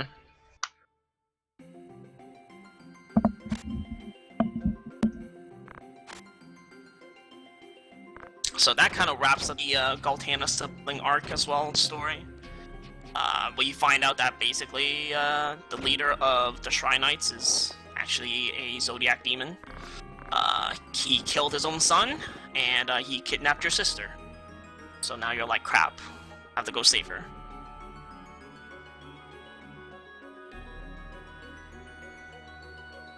First, we're going to take a detour and go to Zeltenia for reasons not really sure of. I think he just wants to talk to Delita. He supposedly wants to rendezvous with Delita to basically kind of follow up on what Delita's doing. I've always kind of seen it as filler, though, for filling out Chapter 4. There's really no reason why you shouldn't go straight for Alma at Limberry, but yeah. I think the idea is that Ramza actually knows Delita is planning something, but he doesn't know what, so he wants to talk to Delita to figure out what Delita's up to. But of course, Ramza's not as smart as Delita, so Delita just kind of knows what Ramza's gonna do and takes advantage of it. Yo, sick galaxy stop. And it missed. Amazing. And it missed!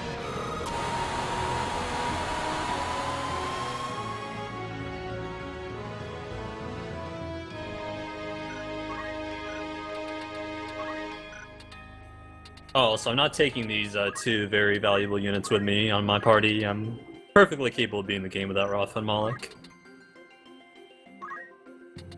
I think there actually used to be like an old route where you took Yeah, Rafa, in right? the old route you used to take Rafa. That's when you needed more dummy units, though. Yeah, so we don't do that anymore. Straight cast Holy. Good choice. There wasn't really any good variables, since he was on a 0.5 tile and the rest of your parameters were basically the same.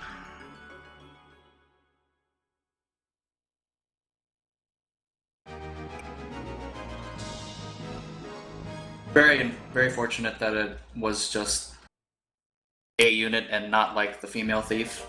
Yeah. Oh yeah, this is a good highlight on eLmaGus' channel, where that happens. Where a female thief survives a Garland and takes him for a ride. There's actually quite a few good highlights of that on various FFT runners. Like there's one where in Gemini's Peaks you can get hit with Meatbone Slash and Ramza can die, which is also pretty good. That's a classic. That's a classic, yeah.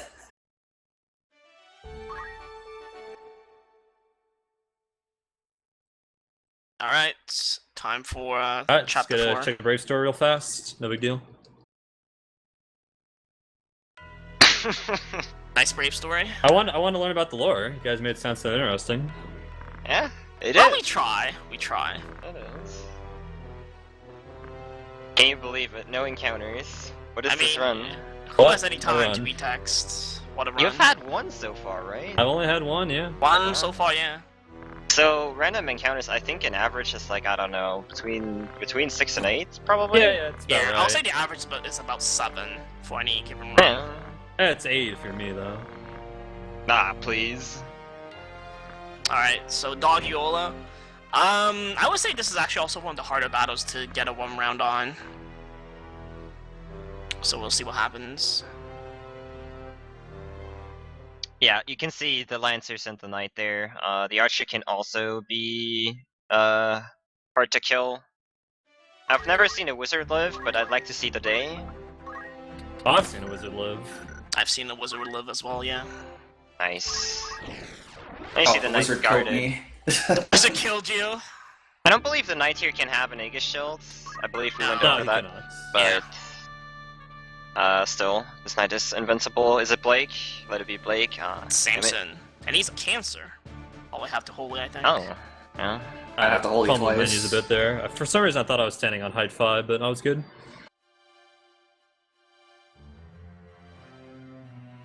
Oh, he's also has a surprise for me. Oh. Uh-oh. Yeah, he won't die. Not sure if I like Cancer- surprises. Yeah, Cancer's a very nasty zodiac sign to be up against. You know, he has potion. It's potions, man.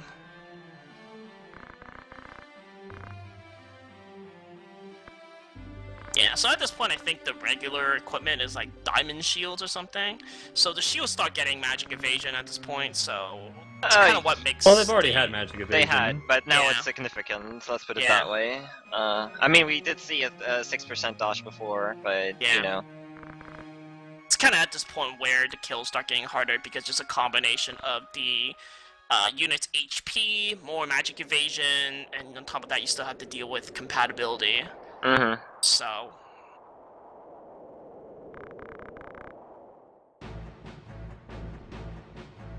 Now for this next battle, we're actually not going to use math, I believe.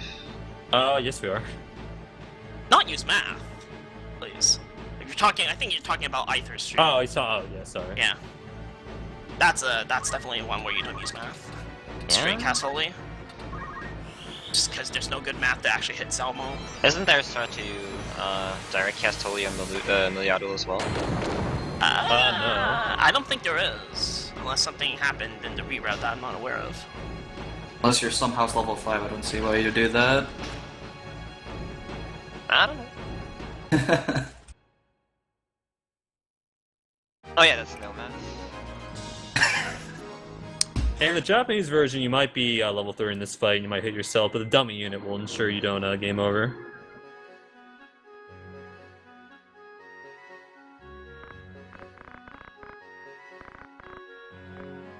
despite Miliadul having an accessory that provides her with re-raise, you just have to beat her down once and she will run away.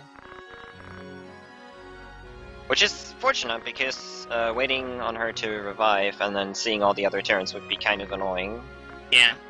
It's actually kind of interesting, because I know about the auto-life function in FFT is that if all your characters are dead, the auto-life doesn't kick in. It's kind of nice that you only have to kill Milialdo instead of having to kill everybody at the same time to ensure that she's down for the count.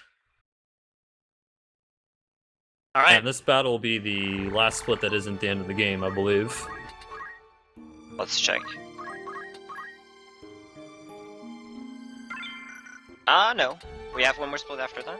Oh, do we? Oh, right, of course, yes. Egos. Yep. This is also the fight where we have a bunch of chocobos. So both three makes a return, because, again, enemies don't have any magic evasion, and it's raining in this fight. And you also have a chance to encounter a Uribo here, which can be kind of annoying, but not that big a deal. Just messes with your CT a little bit. Or with the CT targeting, I should say. So if the Urubo was here, Mustadio can poke it for damage afterwards, while you just focus on the Chocobos. Because you have to bring Mustadio into this fight anyway, because it's a 2 PBF fight. Yep. I mean, there's a chance you also don't one-round this battle, but it's really slim. Really slim. Like, the red Chocobos generally have the highest chance of actually surviving, but it's a very low chance. I've seen a yellow chocobo survive like one time. Yeah, but... it's actually mathematically impossible for the black chocobos to survive though, but there will only ever be one maximum. Mm-hmm. So the black chocobo is higher in tier in the chocobo breeding chart. They actually have less HP than yellows. Alright, time for us to go to the Church of Zaltania. So Ramza has his little rendezvous with Delita, and they're just kind of trying to figure out what each other's doing. So Delita reveals to Ramza that he's developing feelings for Princess Ovelia, so that's gonna come up during the ending. And Ramza is just trying to figure out what Delita is really doing, as he's aware that Delita's up to something, but he doesn't know exactly what it is. It's a bit of an enigma for him. But Delita assures Ramza that they're working on the same side. So, as long as they're working on the same side, they don't have to kill each other. Which is unfortunate, because if Delita is like level 25 or 30 in the next battle, Ramza will backstab him.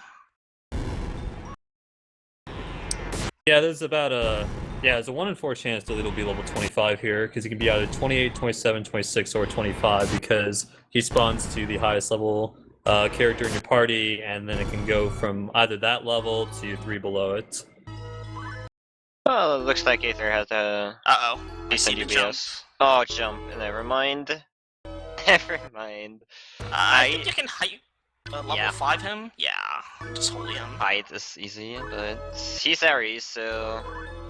I don't know how much HP he had, I didn't actually pay attention. Holy should take him in. Should, yeah. Alright, there we go. And of course... Well, sorry Delita, we're gonna backstab you. I guess we're not on the same side after all. On a good run, that happens more often than not, actually. That Delita will get hit.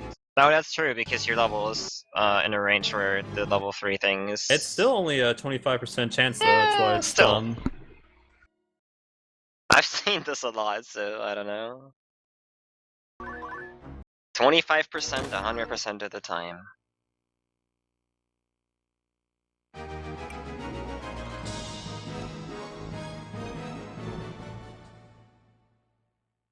Wrong with the...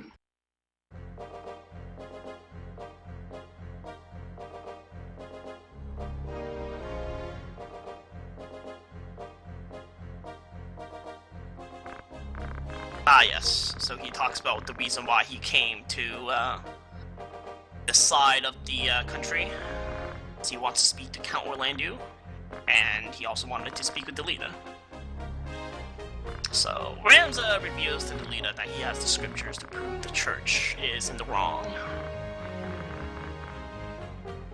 So, inadvertently giving a little bit more information to the leader than he probably should, but leader's the Machiavellian type.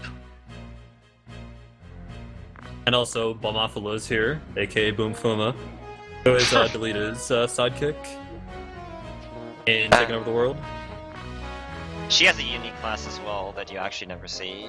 Yeah. It's Kinda actually kind of hilarious. interesting, because there's several classes like that. Like, I think Larg and Goltana also have unique classes, but Yep. Yeah, but Never they have seen no him. abilities.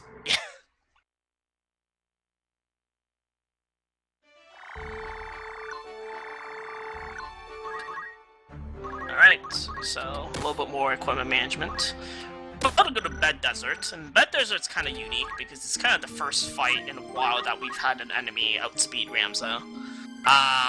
In particular, we also have to equip Stadio with the Aw. Angel Ring, because the Angel Ring, when equipped, gives you re-raise. And in this particular fight, because Bulk is, I believe he's bad compatibility. No, he has innate magic defense up though. Yeah, that's Yeah. it. Yeah, so he won't be dying straight up to just eating a holy. In fact, even with the strengthened holy, which is the reason why you equip the 108 gems, it's not going to be enough to take him out. So we actually need Stadio to come in and take a pot shot after everything is done. So Which this is, formation... sorry. No, go ahead. I was gonna say the formation is important because the loadout for this fight is kind of weird. You begin to fight poison, but if you position your characters wrong, then the poison can overwrite the re-raise, which is very bad, obviously. Yeah, for the longest time, I would just use another dummy unit here, one to take the shot and the other to actually shoot Bulk. Mhm. But then I realized you could just put Mustadi in a different spawn formation. He can do both roles at the same time. It is possible to beat this battle without Mustadio, but you need either damage split or counter magic, and again, that's dependent on your reaction ability, which is brave based and not 100% chance. That's what the segmented run does, though. Yeah. But how long? Yeah, Oh, sorry. Go ahead. No. I've been speaking quite a bit. I was so- going to say, the segmented run, I mean, this is all basically ensuring that you win the battles, but the segmented run is definitely a very, very good watch as well, because it obviously has all the risky strats on it, and it's actually quite different from an RTA, and kind of a neat watch. By the, the way, it's- the strategizing is also kind of different, because you yeah. obviously take more risks. And take per map, use different spells, because you can reset until the MP doesn't kick in. By the way, I was gonna say that Mustadio having 106 HP is actually better than if he has like 108, because if he has 108, I think he will live the shot, and then you have to see him die from the poison, which is a little bit slower than if he just straight up dies from the shot. But, you know, we're talking like cookie crumbs in terms of like the amount of time you're actually saving, and you can't really control it. So, FFT. yo, it is LCC. What? Oh, he left. The heck? Rip. Is that legal? That was definitely not legal. Wow. I'm shocked and appalled. Yeah. Shocked and appalled. Same here.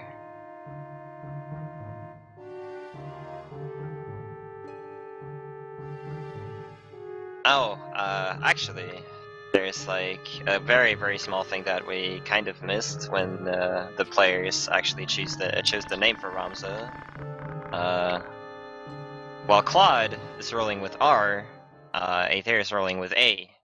Now, what that means is basically, well, one-letter names obviously save time because drawing out text boxes and stuff, you know, the usual deal. But in fact, it is faster to name Ramza A because it's a smaller letter and thus will save like a very, very, very small amount of time. So Aithere, making up a little bit of time for his team right there. Am I What? new Not- frames? Oh, it's faster because you don't have to hit R1 to delete the letters so that you are left with capital R. You just have to mash square. There's like 2 frames to name them lowercase a as opposed to capital R.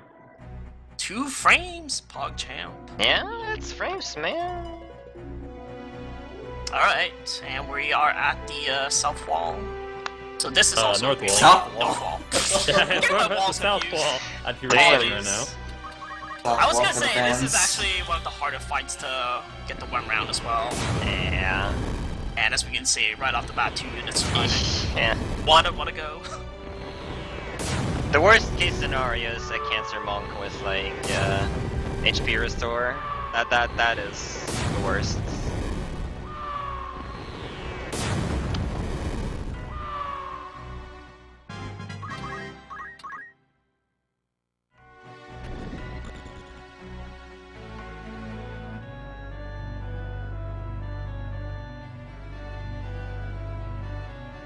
Double turn. Double turn. I should just do this safely. Yeah. Yeah. I think faster is to try to ice yourself, but the ice will kill you. No fancy stuff.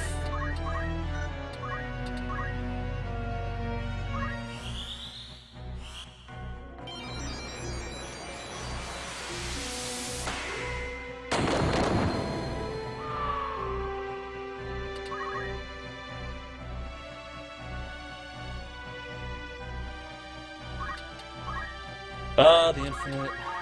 Oh dear. Huh? But Lancer has jump. It's not. Well, he might have jump and like maybe level 2 jump or whatever, but you Yeah. know. Well, not far enough to matter. It does take quite the amount of jump points to actually unlock a jump ability that is significant enough to make a difference. Yeah, I have seen it in this fight, but it's very rare. Alright, and we're on the run killer fight of the game now. So, I guess Yeah, you this want to is talk your about your Sluice? Doomgaze equivalent, I guess. Do I want to talk about Yeah. the sluice? I don't You know. want me to cover it? Well, this next battle is going to be a little different than all the other battles in this game, because you don't actually have to kill any units in that battle, you just have to press 2 switches that are on top of a gate we're going to be facing. And the basic strategy is going to be to lure out the units that are standing on the switches, well, then teleport onto them. Now, the problem with that is, first of all, the 2 knights that are going to be guarding the switches are programmed so that they never move unless there's only 1 party member remaining. For that to be actually, for that condition to be actually in place though, 1 party member has to die so they realize, oh, there's only 1 left. If you enter the fight with only 1 party member, they won't move still. Well, the issue is you have to enter with 2, because Yeah. it's a Yeah. multi-formation battle. Well, if you only right enter with now- 1, it's fine, actually. The problem is you Really? need Mustadio. Yeah, it's fine. You still need Mustadio, yeah, because you need him as Valera, so you can't kick him out.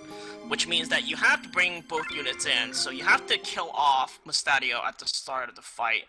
But there's Yeah. other problems too, because the fastest way to get up to the 2 switches that eLmaGus is alluding to is to use teleport.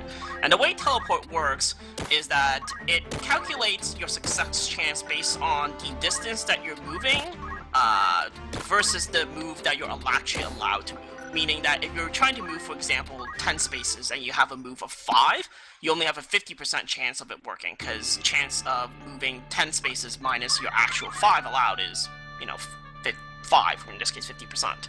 So, because Ramza needs to move up, I think it's like 7 spaces or something, he only has like a 80% chance of actually making it onto the switch.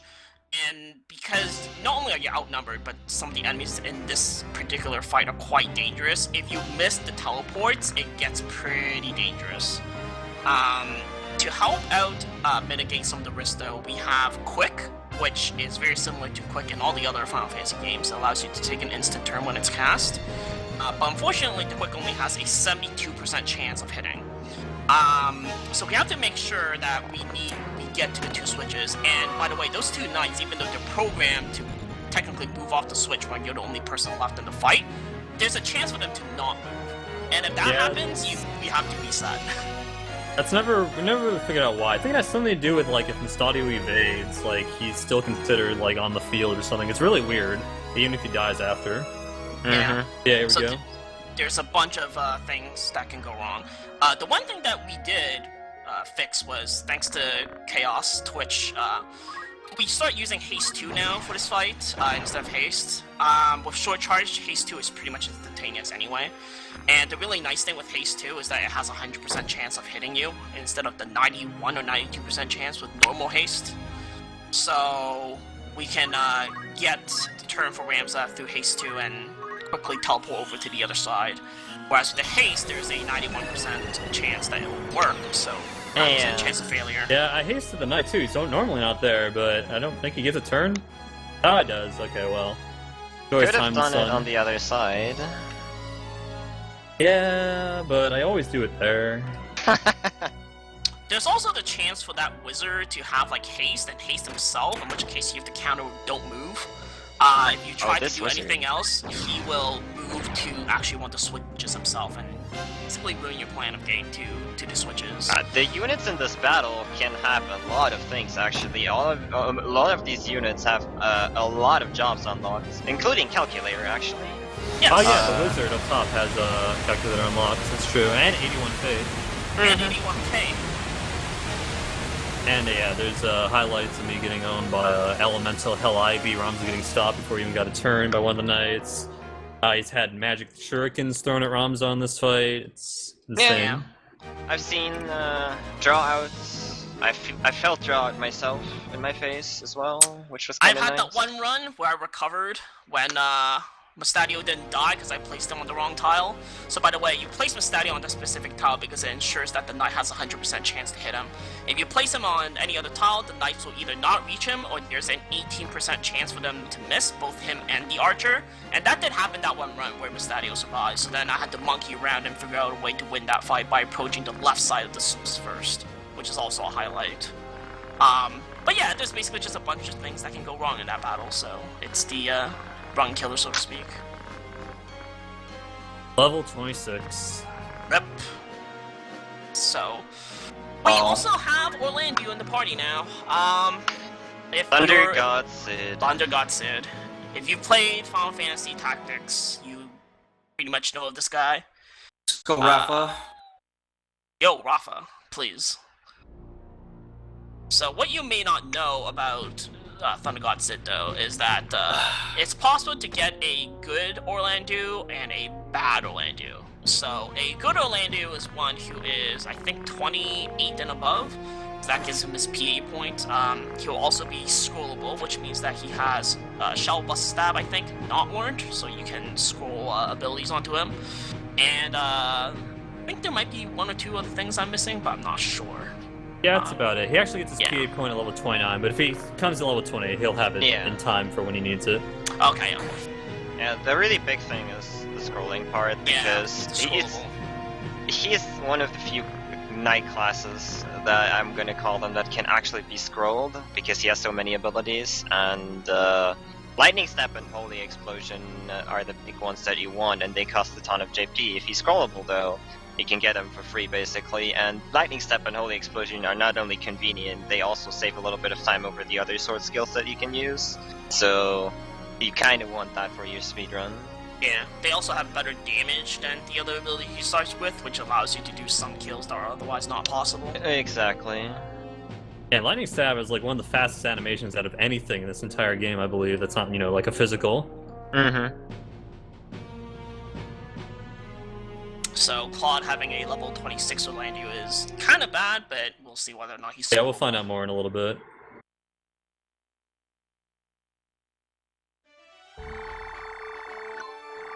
Meanwhile, Aithere is getting to midpoint of Chapter 3.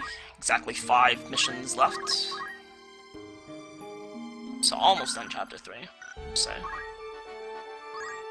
Everyone keeps getting stabbed. Yeah, that's FFT. That is FFT, yeah. It's the Game of Thrones before Game of Thrones became popular. It's the third encounter. Yep. Still really good, yeah. Still below average right now. Yeah. I've had up to 15 up until this point, so... I've broken 20. Yeah. It's like the Tri-Aces in the Tri-Ace game. Please don't. Having flashbacks? giving him traumatic stress disorder. Last time I ran a game on this channel, my game crashed twice. Rip.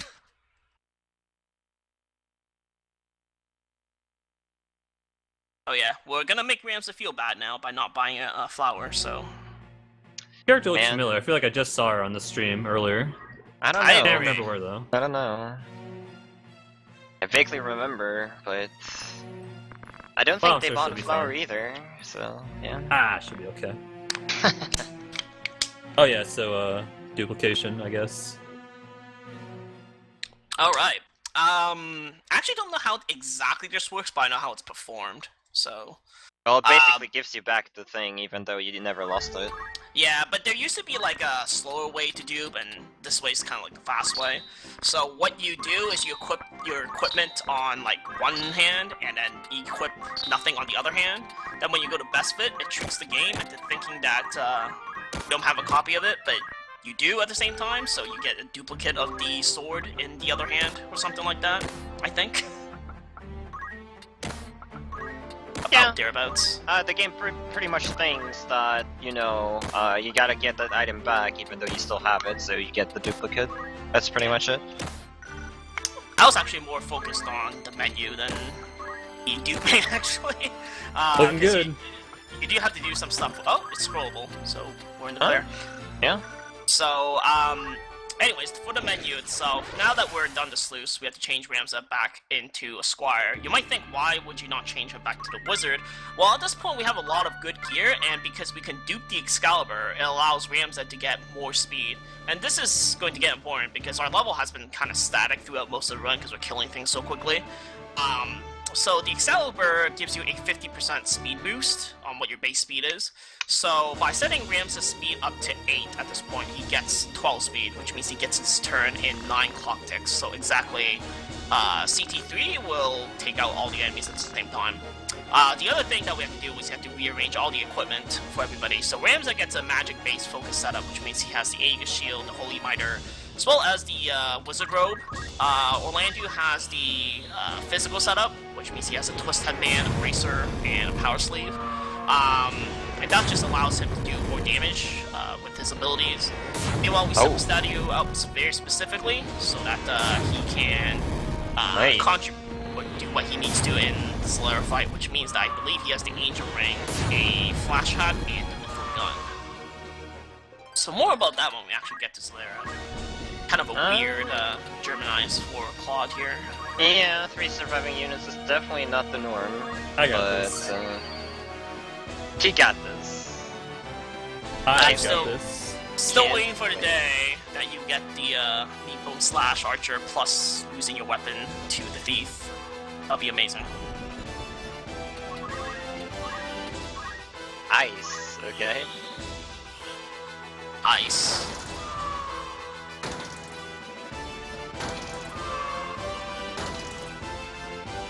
Easy. Easy. Every time. So as you can see, Orlando does quite a bit of damage. It's probably the Nice reason why we critical. also use him. Yeah, exactly. 552.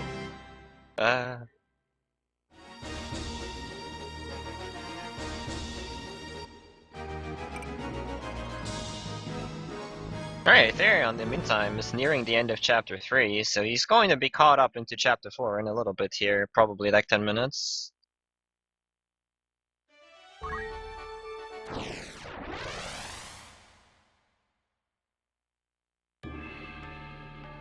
Like it when I mess up the Mustadio thing. I haven't done it, but forgetting to accidentally no-scope Rafa is really bad. Because you like lose a billion years to text boxes. Yep. It's part of the reason why you do all the equipping. Oh! I did Demi. Yo, Oh. nice CT Demi. Now you're gonna watch all the enemies take turns. Now this is bad for multiple reasons, not only is he going to see all the turns, there's also a chance he can get... You can actually get killed by the archers, yeah. Yeah. There's a chance to get killed by them. I was too fast. Oh, he reset Meanwhile- immediately. Alright, that's probably the right choice here. In, Man, 133. 133? 45 cancer, I think. Yeah, it's Probably really that. low. Definitely at least 5x. Yeah. So the human units are pretty much the only guys that can survive, and there's a couple of backups in this fight, 46. kind of depending on who survives and where they are. So the thing to remember is that these units, the undead ones, are floating. So if you're planning to use height, you have to add 1 to whatever tile they're standing on. I love how this guy is barely a 2-shot with flare. That's amazing. That's how good his compatibility is. Second chance with the Superior Barrington.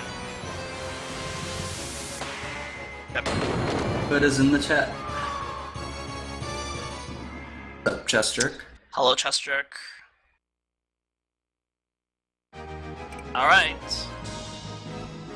So now we're entering Limbre, and this is kind of the first time where I think the difference between scrollable Orlando and non-scrollable kicks in. Well, yeah, if you can actually manage to scroll Orlando before this fight, which is very rare, you can use Lightning Stab on Lee, but normally if you're going to use Lightning Stab, he will have it naturally learned. Yeah. Because you won't be able to accumulate enough JP to actually, quote-unquote, learn Shell Bust so you can scroll him. Just be like the segment and then get natural lightning every time.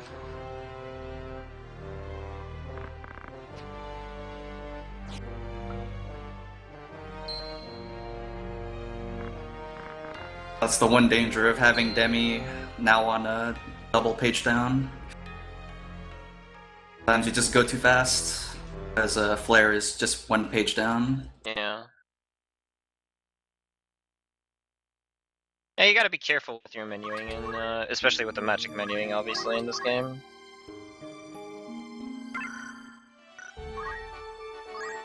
Oh, and Ram's at that sweet spot of level 30, which will allow me to do the fastest strat both in this fight and the next fight, Oh yes. where I won't target myself.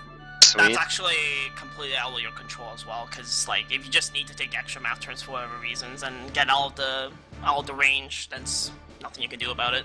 Like what he's referring to is that in the next couple of fights you want to be using level prime, but if Ramza is 29 or he's 31, he'll be right in the range of his own spell, which is fine because you have the Excalibur, but you have to watch the extra spell animation, so you lose time from it. Yeah, the Excalibur, additionally to giving haste, does also absorb the Holy Elemental, so... While also boosting Holy also Elemental damage. boost Also yeah. boosting it, yeah. So... Quite the weapon. It's quite Good thing we have 3 of them. Good thing you had 3 of them. I mean, you could probably work around Orlando not having one, I guess. Yeah, Probably. that's what Glitchless does. Yeah. Wow, insane fight, as fast as possible. Alright. Because the pandas can all have random levels, and you can also hit them with a level prime. So the fact Yeah. that I only hit lead is very lucky. I was about to mention that, because I think in one of my highlights, I accidentally used Flare, I think, instead of Holy, and Ramza was not the correct level, as we mentioned beforehand. So I was going Even to if blow that myself happens- up with my own Flare, but I had the Aegis Shield, Yeah. and it Still a saved me. 50% chance to dodge. Yeah. Alright, this time Aithere has a better Rivane's entry here. Didn't accidentally, as Demi, That's a- so... About as good as it gets, like one Night Loves with 11 HP. Can't ask for Yeah. much more, really. So, if that knight was closer, that would be kind of a case where you use Mistadier to poke him. Mm-hmm. So, but he's a little too far away. I didn't know if CT3 would... I didn't move Ramza, I had to check there. Yeah, so, in terms of plot, Ramza goes to the sluice gates. He opens the floodgates to prevent the 2 armies from clashing. In the midst of it, Delita kills Gotana and then frames Orlando. The real Orlando escapes and goes with Ramza on his journey, and then Ramza resumes his itinerary to save his sister. It's pretty much where we're at right now. So this fight with Limbre is the first case where we talk about where you need the super critical. Because just taking Elmdor to critical HP doesn't end the fight. And it's actually very important because he has an ability called Bloodsuck.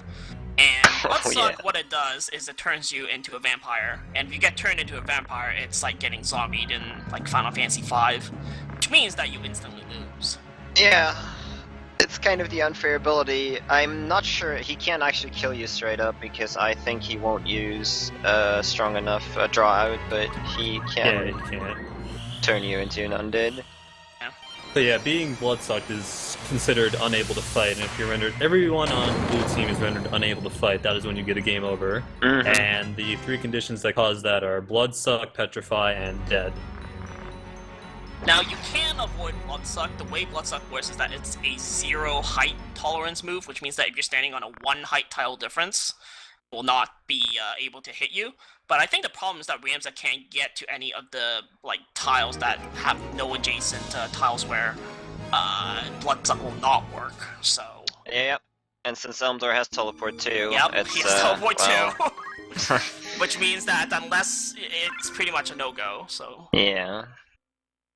It's kind of hilarious. He is, I think, the only enemy that has it too. Actually, yeah. Now that I think about it, I think you're right. Bloodsuck? No, teleport too. Oh yeah. Oh no, only that's not human true. enemy. Ultima as well. Oh yeah. Oh. I mean, yeah. I The think only we're unit referring that to matters, human, but I guess. yeah. So, time for Zalera. So I mentioned beforehand that Mustadio being equipped with what he has is particular for this fight. So he is probably the lowest HP unit right now, which means that Zalera is going to go for him, and we're going to be using him as bait. He has the Angel Ring equipped, so he can revive and poke Zalera afterwards. And the important thing to know about this fight is that in the other Zodiac Demon fights, even when they had support, they didn't matter because Ramza just straight up killed them. In this one, that's not really possible. And when you have units in the battle and they go to critical, the enemy AI will actually retreat, which is very bad in this case. And Zalera has an ability called Nightmare, which can sleep you.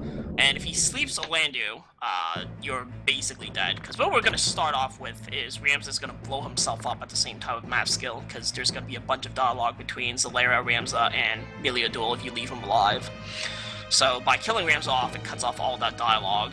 And then we're going to knock Zalera into a specific HP range where it's just low enough for Orlando and Stadio afterwards to do the cleanup, but he's not going to run away. It's actually Orlando that kills Ramza, but yeah. Yeah, sorry. I forgot some things. Oh. Right. Orlando gets a crit, can be bad, but it looks like he didn't. Can also So be he should good, be... but It very can unlikely. be good. Ooh, You lucky. get the high variance. Oh, You get the physical. lucky flare. Not the physical, just the fastest. So you can also see a flare 2. The flare 2 is obviously not as good because it's slower. Takes 80 years to do the animation.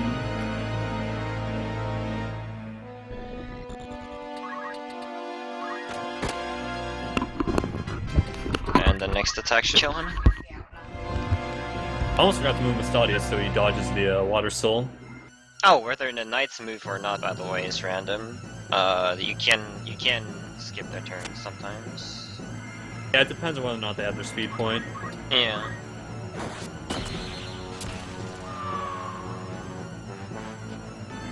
Much better than the fight I had in my practice run where I defended with Orlando. Don't want to do that.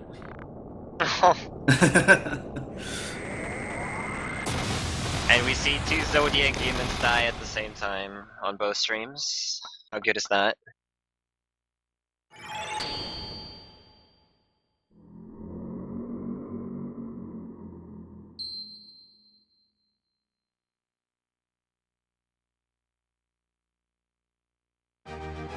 Alright.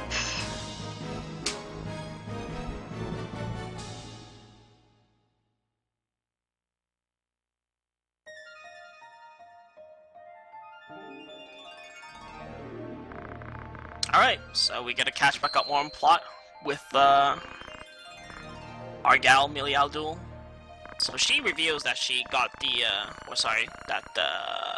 she's gonna give Ramza the Holy Stone, and she saw the Shrine Knights give Dice Dark a Holy Stone. And as we already seen, what 28. the Holy Stone does. Ooh, 28. We've Not seen what good the enough. Holy Stone does, so we know basically that Dice Dark having one of these things is probably not a good thing. So Ramza is gonna go back to Egros at this point.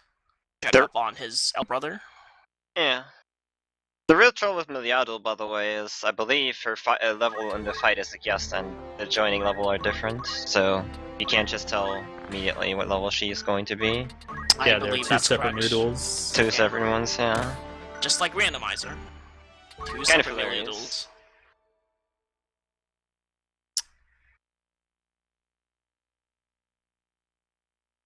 So we also boot Mustadio, because we don't need him at this point anymore. He served his purpose.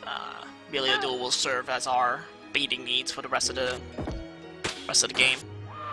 And Claude was checking to see what level Miliadul was at, because if your Miliadul was at 29, it allows you to take, I believe, a faster Dark strat. freeze. Oh my god, dude. Oh boy. Yeah, I see that now. That's Right there, amazing, please. dude. Amarak, please. Yeah. Going to be fine. Yeah, Miliadul- level 29 Miliadul yeah. gets her speed point, allows you to do a faster strat on Zalbag, and also makes menuing a little bit easier. Well, she's 28, so she's one level short. And due to how staff progression works in this game, if it's either you're 29 or you're nothing, like, you know, get slightly more speed, Yeah. higher level. And forcing level ups is not really viable. Yeah, yeah, Like, it's- no. it takes no way that way would be too much faster. time. Yeah. Maybe if she was one action away, it could be Yeah. faster, but Yeah, due to the way the game is rendered, you can usually tell how many actions or predict pretty much how a fight is going to go.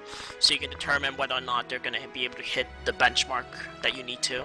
So because I think she was like 28, like early too, so like there was no way she was going to get 29. yeah, it was a low 28.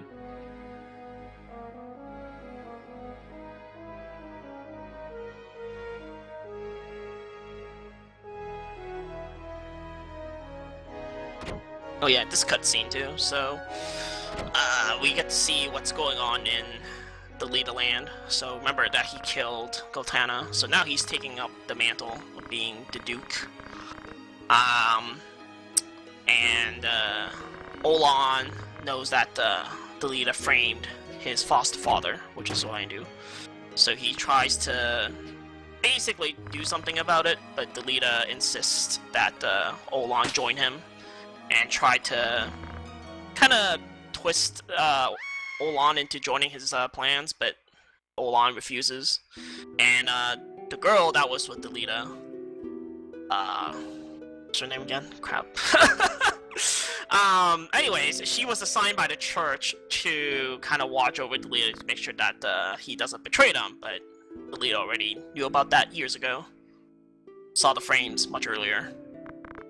So at the end of that cutscene, it's implied that she got her tongue cut off, but there's different interpretations of what can happen there. And we Also, also Ramses' see... father was poisoned by his own brother. Oh yes, this one too. Thank you, yeah. A lot going on, I know. All this plot. Well, Zelbag finds out that his brother was poisoned by, his dad was poisoned by his brother. Someone want to talk about this section right now? It's a good one. Alright, time to go to Egros. Oh yes. With the encounters, amazing.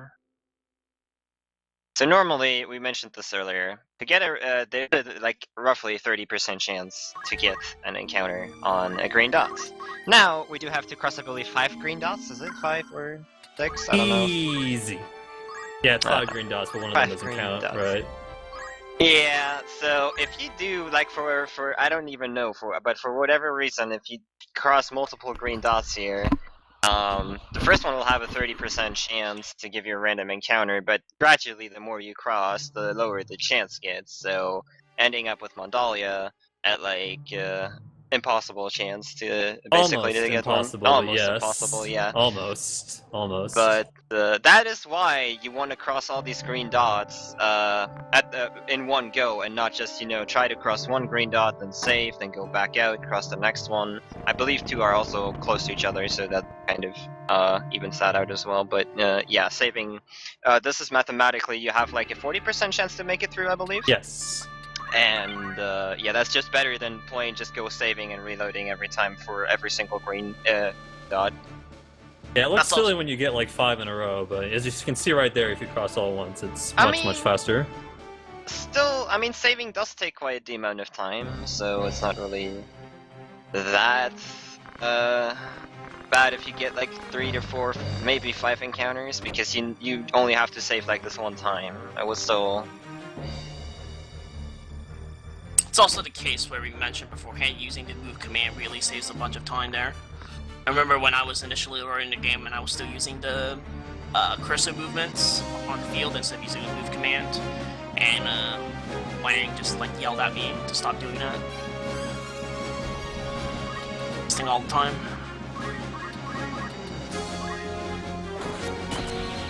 Oh yeah, now you kill your elder brother, nice start.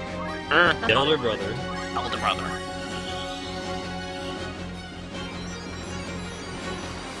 Interesting thing about him and his human form is that he does have innate defense up and magic defense up, actually.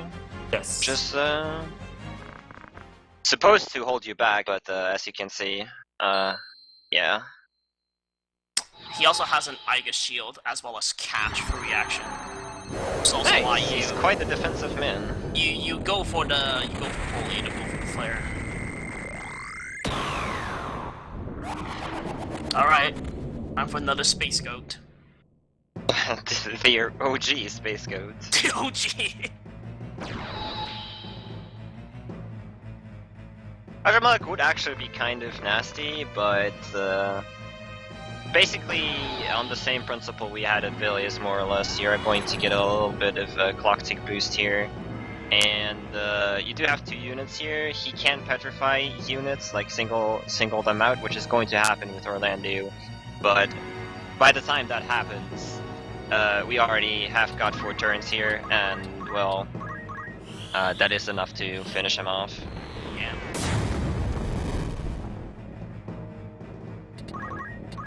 Yeah, this seal coming up is 100% chance. It always happens. This didn't always happen. This battle would be a lot tougher. Oh yeah.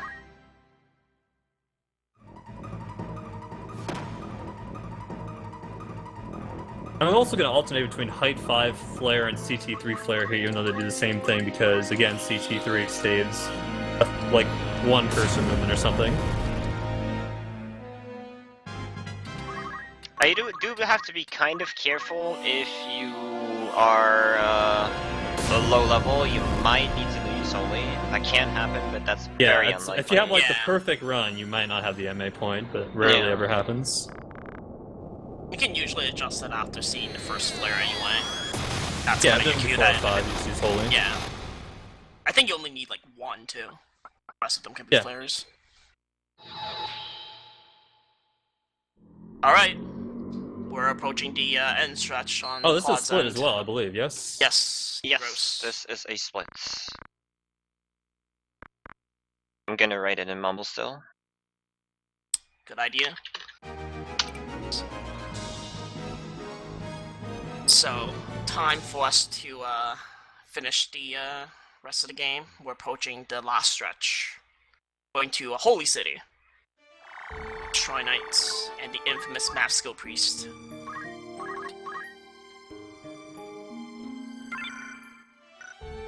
Yeah, so we're gonna buy a Thief Hat, which we need. Are you Endgame. seriously only going to get 3 encounters? Yo, sick. God run. And Not we as also good put as, the sprint shoes on Melia Duel to Yeah, set that her menu's a speed. little bit different, so I had to take my time there. Yeah, it's different depending on what level Melia Duel is at, I believe. But she also has an ice shield, which is also going to be important. And you set her up to be 8 speed so that she matches the Claude ticks on Briamza, so she won't be hit by any of the map skill that you use for these route maps. Yeah. If she was 1 level higher, like we said, you could have equipped the bracer, I believe, instead of the sprint shoes. That's correct, Yeah. yeah. Oh yeah, now the Trich gets backstabbed by Kavi demons. So everybody's backstabbing everybody. The OG Game of Thrones. Yeah. Well, Aithere getting... How many encounters did you actually get so far, Aithere? I want to say like still pretty good, but I haven't done Egros yet.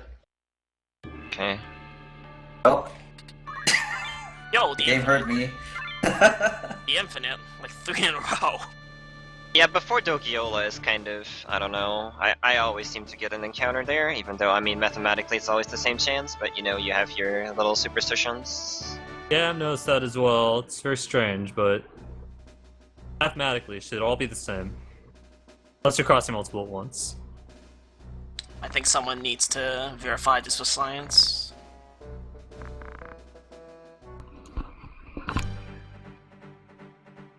Alright, so this battle where Claude is on right now, where the priest right here can actually have math skill and actually knows how to use it, so this would be a potential battle where you could actually see math skill from an enemy unit in action.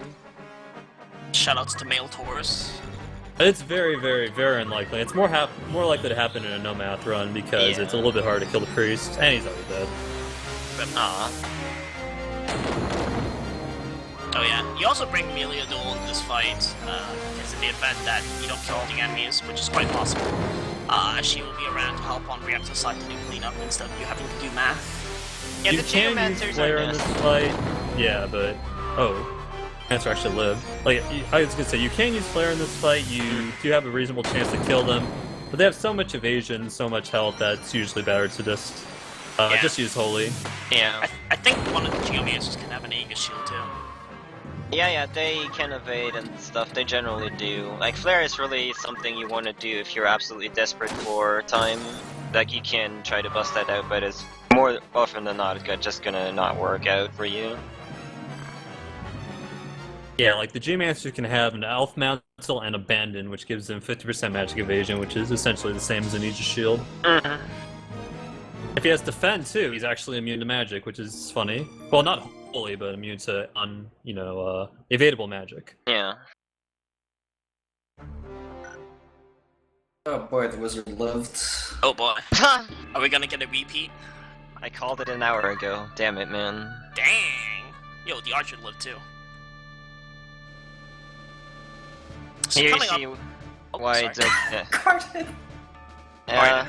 I was going to reference Dogiola here. Dogiola can be a really, really disgusting battle, and you see why right there.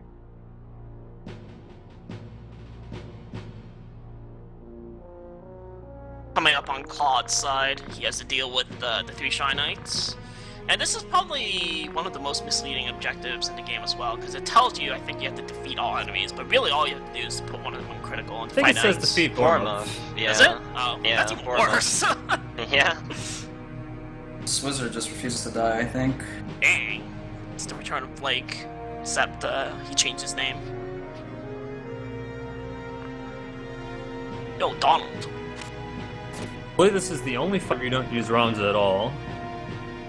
Because if you use Ramza, there's actually more text, and it's fastest to use Orlando anyways. Yep. Yeah, for Orlando with Holy Explosion, he only needs to take 2 steps instead of going 3. Yeah, That fortunately. critical. Fortunately. Get owned. Even though it says defeat Bournemouth, you can just, do that and be fine. Yeah. Also sick, that wizard knows Phoenix down on Aither stream. So he's just reviving units. Yeah, That's yes, Causing all the time loss. Coming up as a strat I've never actually done in a real run, but it's theoretically faster, so let's hope I don't screw it up. Oh, is this the Oracle? It is, yes. Oh, okay. So let me pay attention. The I grand actually reveal. don't know too much about this, so good luck. I'll let you two explain after it's been executed. Yeah. It's a really, really neat thing, and exploiting Zalbek's class to the maximum, it's really, really neat. Oh, that was all I had to do.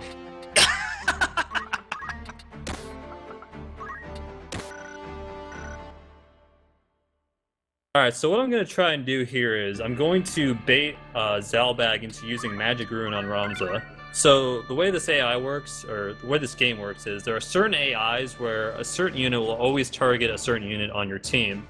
Normally that isn't the case, but in this battle it is the case. Zalbag will always go for Ramza, so you don't have to worry about that.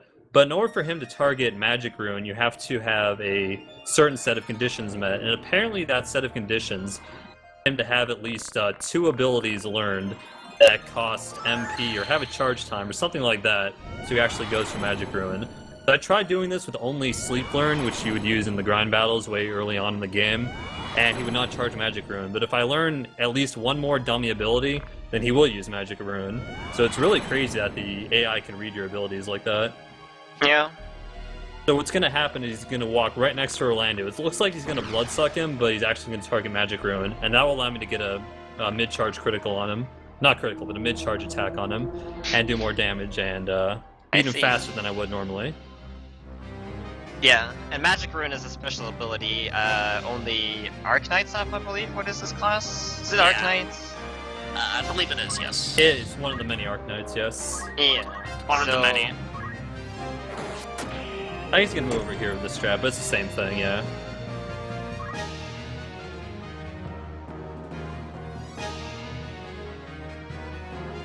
Yeah. He's going to try to suck away the MP. But, Very, very nice. yeah.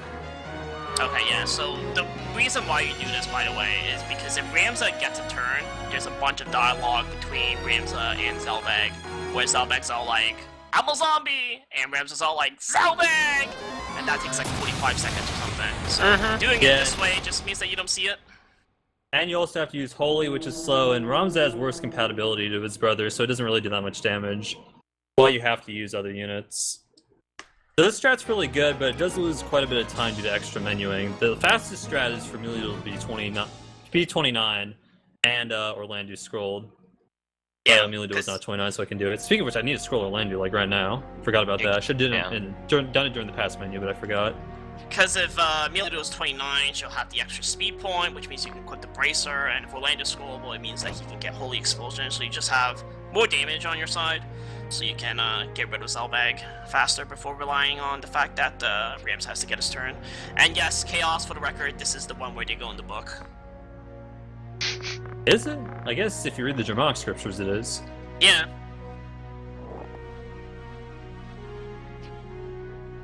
Yeah, you can go into the book here. That's true. I'd never really thought about it.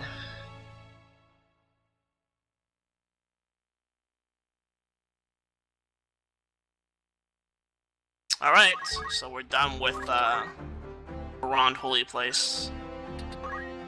How many Which fights are means, left? like 6, I want to say. 6? Roughly 6, yeah. One We have green dot, pretty 6 long gone battle. right Because it's UBS, Raffle, Clutchian, Bulk, Hash, and then Ultima. there. So it's 6 fights, I think. Yep. Nice, no encounters. 3 encounter run. 3 encounter run. What Eight a run. gun. What a run. That's insane. I want to know what your finish time is, but my guess is going to be a low 4. 355. 355 entering in. I mean, 3 encounters, 1 round Zarghdas. What else do you want, man? That's amazing.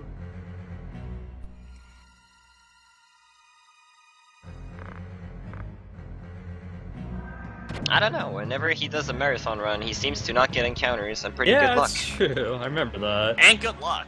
Dang. Alright, well, Game's like the opposite of marathon luck. It's just RTAs where everything goes wrong. Yeah, it just wants you to beat Seth Weber in the first 3 fights. And we've talked about this fight a little bit beforehand as well. Don't use Flare. Just use Holy. Take all the guys out. If you don't want to use Holy, use Death. It probably has a better chance of killing than Flare.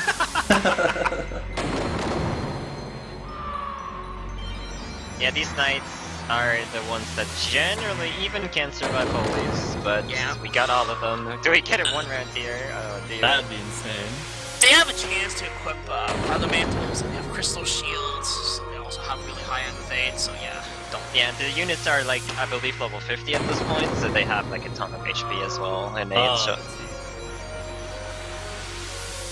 All good though. Oh. Well, that's why you have Orlando. This is, by the way, the last purely generic battle, like, with generic enemies. So, from here on out, we're pretty much only having assassination battles. Yeah, and there's really no more luck left in the run. You can make it so that there is more luck left in the run, to save like maybe 40 seconds, but that's very risky and will not be done here, obviously.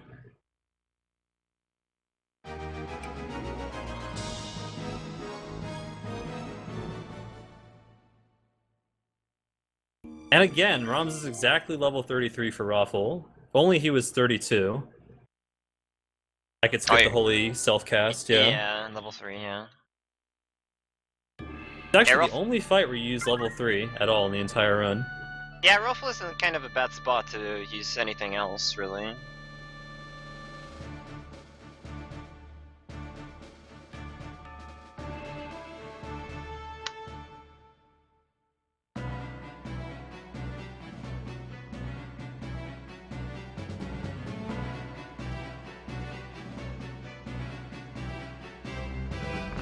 Does Ruffle also have magic defense up?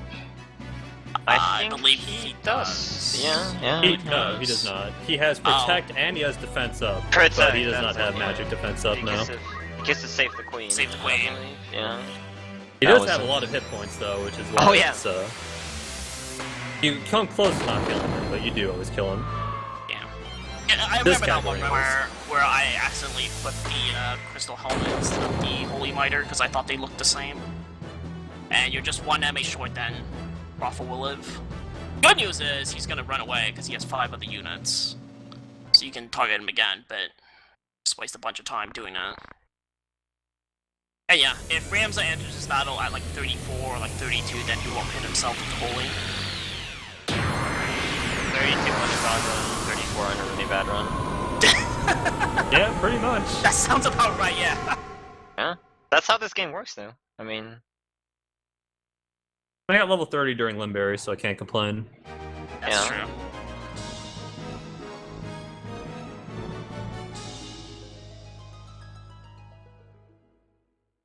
So, Raphael has sent Ramza into hell, so to speak. So now you're on Death City. Or as the War of the Lion version calls it, the Necropolis of Morond. Really? That's the name? Yeah, they changed it from Death City. Really? Don't ask me why. Huron Death City was so descriptive. The Muron Death City? There's just way too much in terms of the way they changed the localization, man. I don't understand why they did some of that stuff. Yeah, it tried to be fancy, but it's really not that fancy at all. Yeah, I felt like they didn't really need to change the name on Death City. Anyways, Raphael's dead, so now we get to fight his partner, Rokletyan. You know, if you think about it, it's not really clear why he actually Ramza down below in the first place. He could have just stood there, died above, and they would have never entered this Death City. So That is true. I don't quite know, but you know.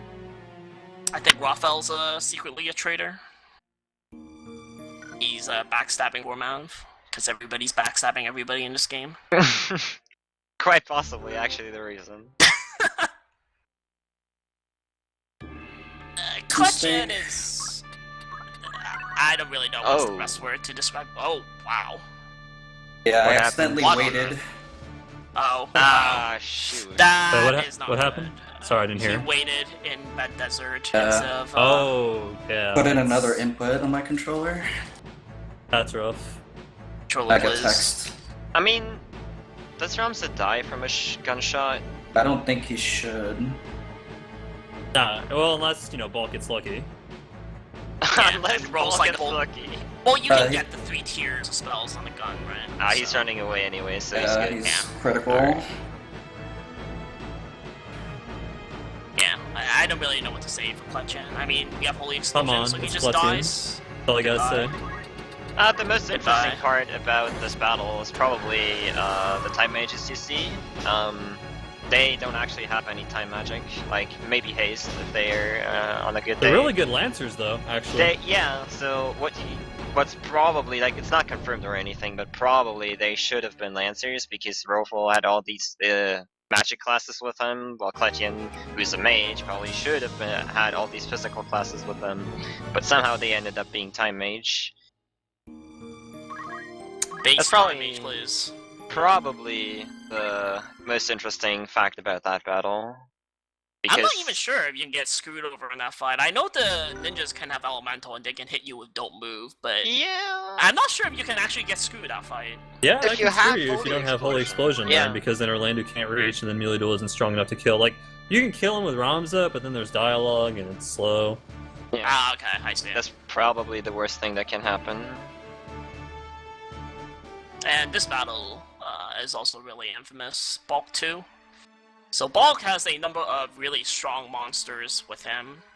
The objective And a is just to chemist, kill a him. level 8 And a chemist who can have Elixir learned. That He game came is prepared. actually- but yeah. Only person in this game who really came prepared to fight Ramza. So there's a couple of things that's gonna happen. So we equipped the Ice Shield early on Melee Duel. Ice Shield has a lightning weakness in this game, so it guarantees the fact that Melee Duel will die to Bulk's blaster or bolt gun.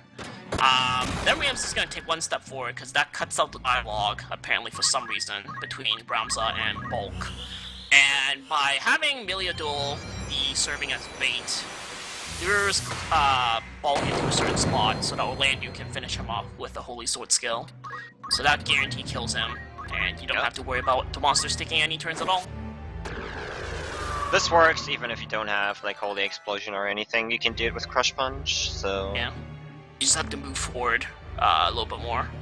Holy Explosion means that you can take a minimal number of steps, Yeah. so it's a little faster.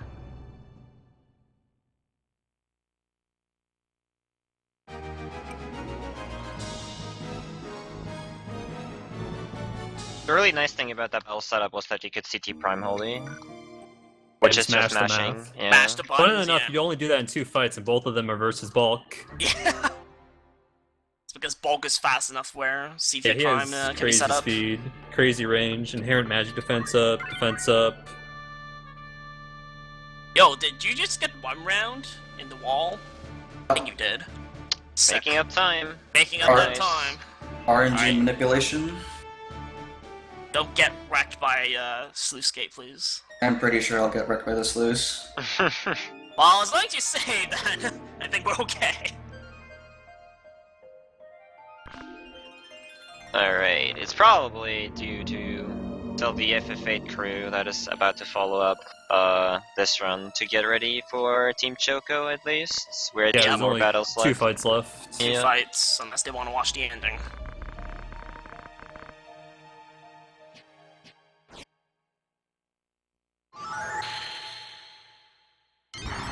So as Claude was alluding to beforehand, these last fights, they don't really have any RNG unless you want to introduce them to RNG into it. I believe for these 2 fights you can use Demi 2, which is a little bit faster, but Demi 2 doesn't have a guaranteed hit rate. So if you try Right. to use Demi 2, there's a chance for it to miss, and then bad things will happen. It takes about 20 seconds in this fight, 20 seconds in the next fight, but yeah, only use it if you're desperate for a time game. World record pace. Record pace. Didn't you Oh yeah, I PBU forgot that you also do though? CT Prime Holy here as well. Well, I mean, there's alternate strats, but I do CT Prime Holy. Don't listen to the double demi strats. Double Demi. There's CT Mountain. You can also be like me and just get really lucky with the Orlando and swing for like an 800 damage crit. Oh yeah, that's a good one. That'll do it. You do need like almost a max crit though. Yeah, Hashimoto does it's pretty have. much like a maximum critical. He does have a ton of HP. I think he potentially even survives 999. Maybe. So we redirected the meteor. That's actually a strat that's used in several challenge runs where you when you're targeted by a spell, you just move closer to the enemy. This is kind of the first time where we use it. So Hash Balloon will cast on Melee Duel because it will kill her, but because she gets a turn in between, just move her beside him and gets to take his own meteor to the face and kills himself.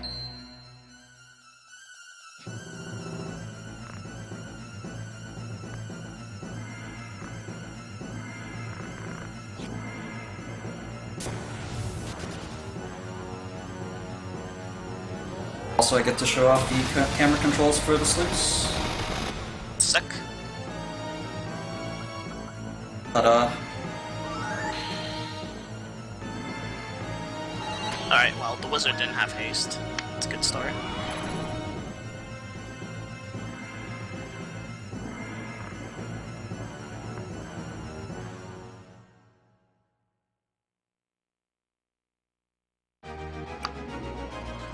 Alright.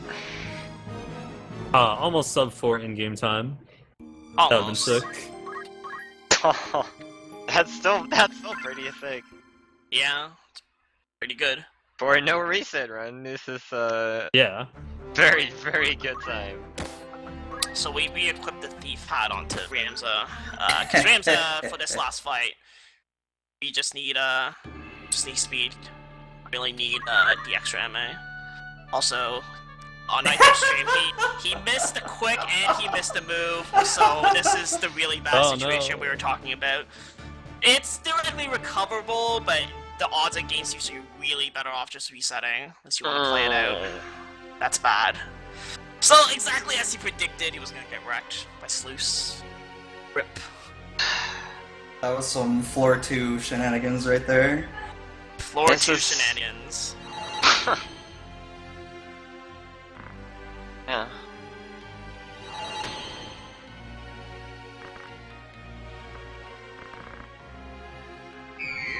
Yeah, what's gonna happen in this fight for the people involved with the relay is this boss is gonna have 2 forms. After I use Demi the 4th time, the height symbol is gonna disappear on the boss's 2nd form, and as soon as that happens, like you'll hear a death scream. That's when you can swap to the next game and stop timing. Yeah. So in this last fight, you gotta deal with Ultima. I think if she's classified as Holy Angel in both forms. But in the first form, you don't really need to kill her like we mentioned beforehand. But we're gonna open off basically doing Holy Demi, and then Relady's gonna trigger with an attack, and that'll take out the first form. Then the second form, she's actually vulnerable to Don't Move, or Immobilize, which, exactly as the name sounds, means that she won't be able to move. And by moving our units out of range, she'll just basically stand there. And because Ramza is Capricorn, and they have good compatibility with each other, the Demi's guaranteed to be 100%. So then 4 Demis, while she can't do anything, will automatically kill her, because Demi in this game does damage equivalent to whatever your max HP is at a quarter. Yeah. Which is I mean, that is the predominant way to kill Zodiac demons, really. It works on every single one of them. Yeah, So, that's true. that's kind of an oversight, I would guess, because I can't imagine that the developers actually intended for that to be possible, but you can do that on any boss as well. I don't think developers intended for Mat skill to be used the way it's used, so who knows? Yeah. Also, we moved Ramza to a 2.5 height tile, and then used height prompt.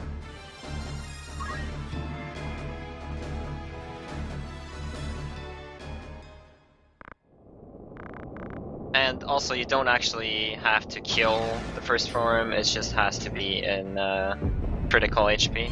Super critical. Super critical HP. Which is why you didn't hear a death scream. Alright, so this is it. 4 Demis, and then we're done. After the don't move, of course. Yeah, I was almost like, wait a second. This went straight to Demi.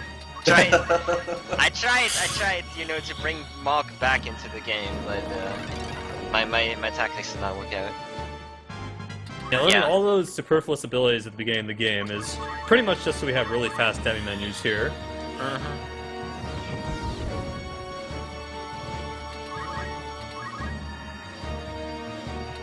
Time is coming up very shortly.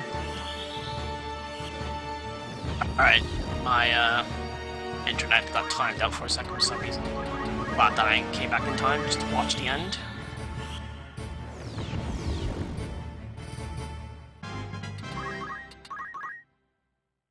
And time. It's done.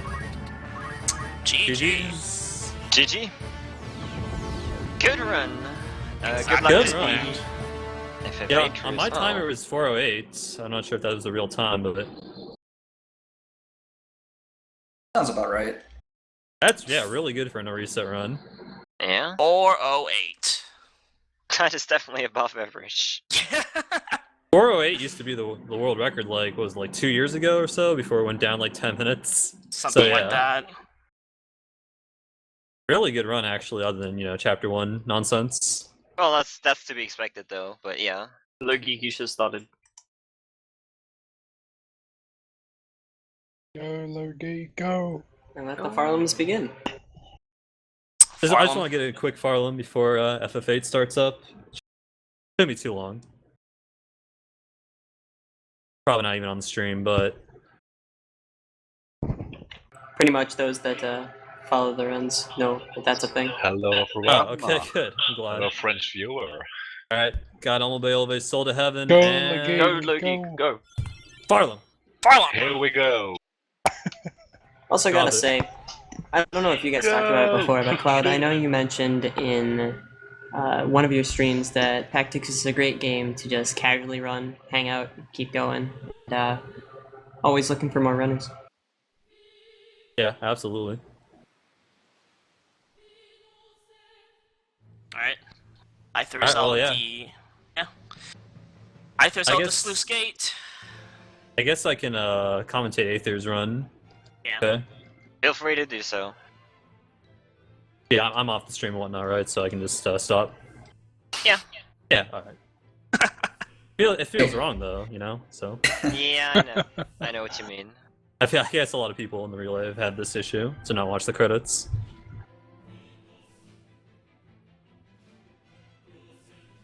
29 Orlando. Hello, I'm temporarily Scrollable. borrowing you. No, 29 Orlando. God luck.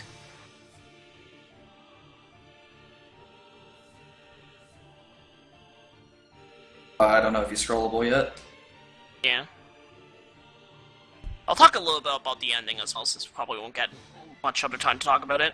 But at the very end of the game, Briemza and Alma are believed to be dead. So, in reality, whether or not they're actually alive is up to interpretation. But the developers, I think, have confirmed that they're supposed to be alive. But essentially, they're kind of gone from history at this point. And the leader ends up being king at the end of this. And you find out that the majority of the game that you've been playing has actually been from the point of the historian Alazam Dure, who's a descendant of Olan. And Olan actually went to write about his experiences during the Lion War regarding the kind of what happened and, you know, who was actually the hero and everything. So the church realized that this would put them in a bad light, and they decided to confiscate his writings and then claim Olan as a heretic, and then proceeded to burn him at stake. So at the end of this game, pretty much everybody dies. The exception being the leader, which we'll find out at the very end that he survived, and he confesses his love for Velia, but because he has basically backstabbed everybody in the game to get to the point where he's at, she doesn't trust him, and she proceeds to stab him with a knife. But it's implied that he lived on and his rule was quite prosperous. At the very end of the game, the leader actually asks the question, Briemza, what did you get? Because even though he manipulated everybody to get to the point that he believed he needed to be to prevent another tragedy like Zeaton, where Tetra died, Briemza didn't have any theoretical ambition in his eyes, so he didn't know why Briemza fought for what he did. And it's kind of very symbolic that the hero of the game ends up not really with I guess really like the girl or the money or anything at the end. He just has his values that he upheld. So that's kind of how FFT ends off. He is the true hero indeed, True as hero. the game puts it.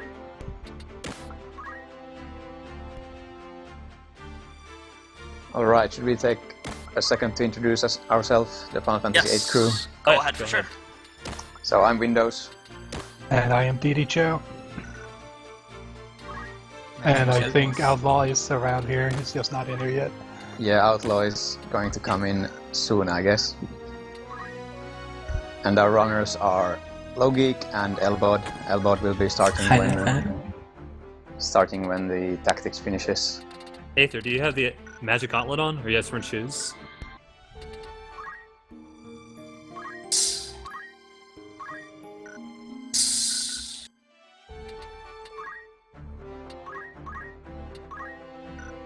Yeah, that might be kind of important.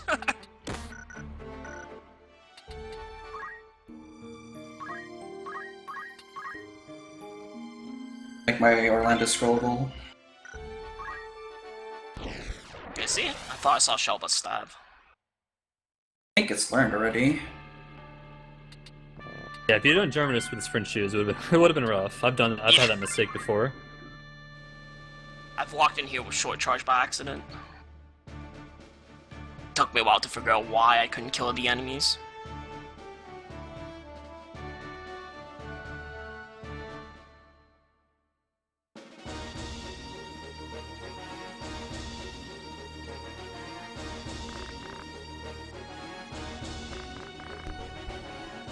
So the start to Final Fantasy VIII is pretty slow. There's not much going on. You just mash through text. You'll do one small menu before you enter the Ifrit's Fire Cavern, and you fight Ifrit. There's nothing much to talk for the first 20 minutes. No, there's not a whole lot going on. As for story-wise, it's pretty much just going to the classroom, where we'll be told who passed the written exam and stuff. It's just all story-related things, really. Nothing too exciting there either. Oh, there is one important thing that you have to note. Once Squall exits the classroom, Selphie will come up and talk to you, and you have to select the second option to not give a tour to Selphie, and that's going to be a big theme in Final Fantasy VIII. You have to select the correct option in text to go faster. Yeah, exactly. There's also another interesting thing here. As Windows said, as soon as we leave this classroom, or right at the start of the game, more actually, the RNG of the game will always stay the same. It will never change until you get out on the world map and everything starts to change. Unless you start to use potions and stuff, which we obviously can't do because we are at max HP. What this allows us to do, and what some runners do, is we play for the Quest card early, which we'll be touching a lot more later. The reason we play this card early is because it's set up completely. I don't think I've ever seen that beef of Murasame. I have actually seen that, unfortunately. Oh, yeah. So, yeah, sometimes he'll have Drought, sometimes he'll have Murasame learn, and yes, he will heal himself, and Yep. it's kind of rough. He's gonna do it again, probably. Yeah. Oh no, I was getting another turn. Okay. Thank God for Excalibur haste. Yeah, the generic enemy units at this point do have a ton of things unlocked, so you'll oftentimes see stuff you don't expect like this.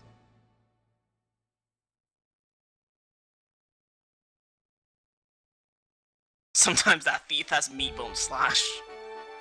Yeah. Yeah, I've seen that.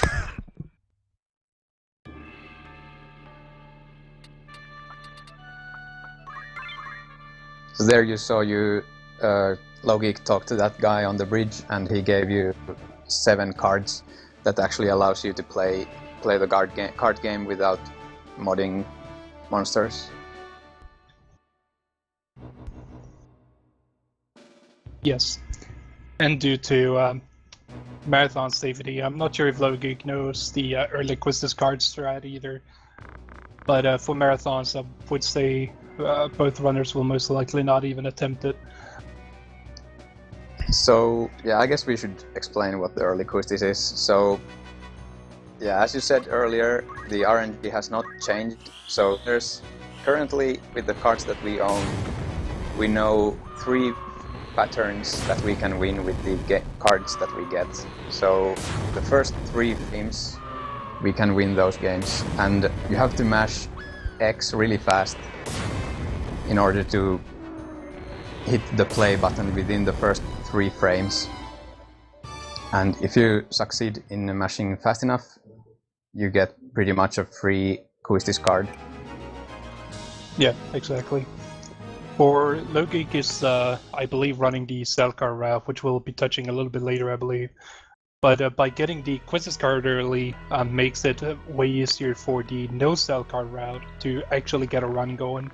This is why it's the most preferred category now between runners. Yeah, it's really nice because it removes any card RNG that's in the game normally. Like, if you get Quistis, the early Quistis strats, there's no card RNG in the game anymore, and the run is actually super consistent. And a good runner can get, I think, like someone like Luzbelheim can get a 725 very consistently. Yeah. So I see someone asked why cards are so important. Cards allows us to become very strong very early in the game. Right now you're going to see Logeek set up his GFs to learn card and eLmaG on Shiva. eLmaG we're going to be using a little bit, well, quite soon actually. Ria's going to tell you when we get there and why it's happening. So, for this game, there's actually a step counter, and I'm just going to explain how this works a little bit. When you start a brand new game in Final Fantasy VIII, the step counter will always be the same. So if you can always run the same for every single run, you will always get the same encounters in the same place. There's also a step counter, which you have seen in all the other previous games, and it's a little bit easier to keep it up in Final Fantasy VIII. Yeah, Final Fantasy VIII is super lenient with the step counter. You can open menus to catch up with the step counter, and you can take extra steps to, if you're ahead, to get back in line. So, the strategy for all the Final Fantasy bosses are now coming up. This is basically going to be all limit break spamming. That's pretty much what this run consists of. A lot of limit breaks. If you have never played Final Fantasy VIII before, you will know that when you get into critical HP, you are able to get a limit break. You can get it in other critical stages as well, but it's more likely at yellow HP or critical. So you're going to be seeing Logeek here use Thunders on himself to get himself low with Squall to critical HP, so he can do limit breaks. And yeah, somebody mentions the encounter non-ability, and yeah, we will be getting that later, but it's going to take a lot of AP to learn, and until that point the step counter is active, and we abuse the step counter to get as few battles as possible.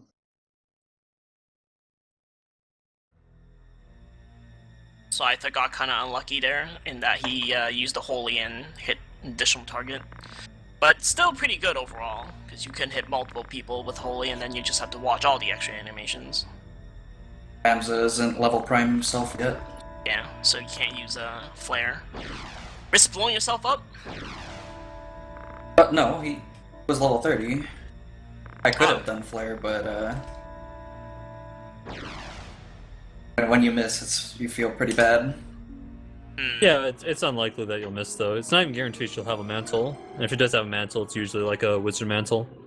I think even if you miss, there's still, a chance that you can recover. Turn, yeah. Yeah. Oh yeah, that's what happened in my PB, actually. I missed and I had to do the backup.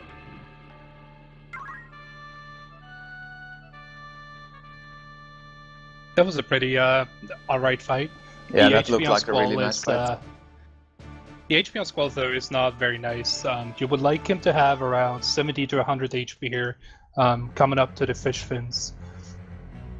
And that's because when both characters in the game are in critical HP, when you enter a battle, rather, there will be no weapon animations when you enter, thus this saves time. Yeah, and another thing is, in boss fights, you will see both runners will be running or trying to escape the battle, even though it's unescapable. That is because if you do not run away and your characters are in critical HP, it will take like a good second or two until they actually execute the action that you give. So, in order to skip the animations of getting up, like they're normally crouching when they're in critical HP, in order to skip that animation, you can run away, and it saves a lot of time overall over the whole run.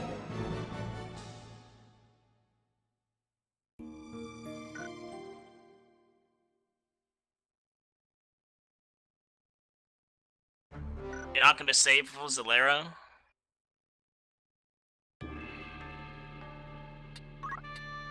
Yeah, if you get the critical on Zalair, it can mess a lot of things up. So, I mean, it's only like a 4% chance still. 4% too high for my liking. On the relay. I remember when at 2015 RPGLB I made like a specific list of battles that I knew I was gonna save beforehand, and this was one of them. Yeah, I definitely saved before Zlur in my run. It looks like the frame drops on 8 seems to be better now. Yeah, I was just looking at that. It looks better. Yeah, it seems to be good now. So, where Logik is heading now is to the beach.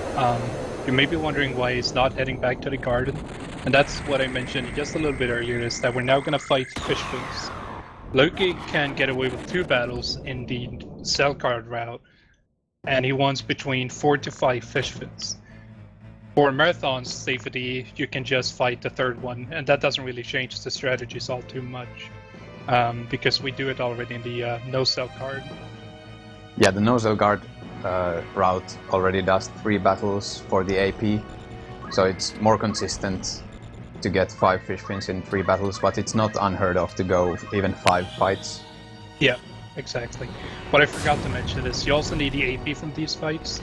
You get 6 AP from each battle, and you are gonna get 12 total if you do 2 battles. That is just enough for Shiva to learn her eLmaG ability. And the reason we are here foremost is because of the fish fins. Fish fins with Shiva's eLmaG ability turns into water, which will be junctioning to strength. And Loki gets 4 fish fins from the very first battle. That's really nice. So Loki just needs 1 more battle now, and we are off. Hopefully gets 1 fish fin at least. Yeah, exactly. Getting 1 fish fin here will be very nice. And the average number of fish fins that you get is probably 2. Yeah. So it's usually takes 3 battles to get 5, but if you get slightly lucky, you can get 5 in 2 battles. Yeah. Slight mistake by Aithere. Should have moved Stadio, because then that'll put him out of the range of the skeleton's soul attacks. Yeah, I almost made that mistake. It's very easy mistake to make. Very, very easy. I mean, it doesn't actually affect the fight too much. Just waste a little bit of time. Yeah. And this is indeed the only grinding that you do in Final Fantasy VIII, any percent.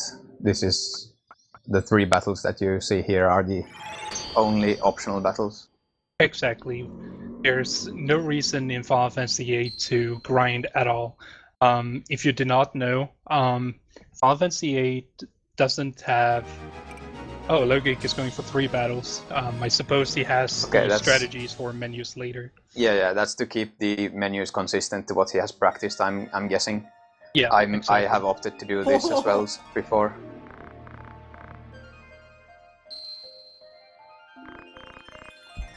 And it looks like...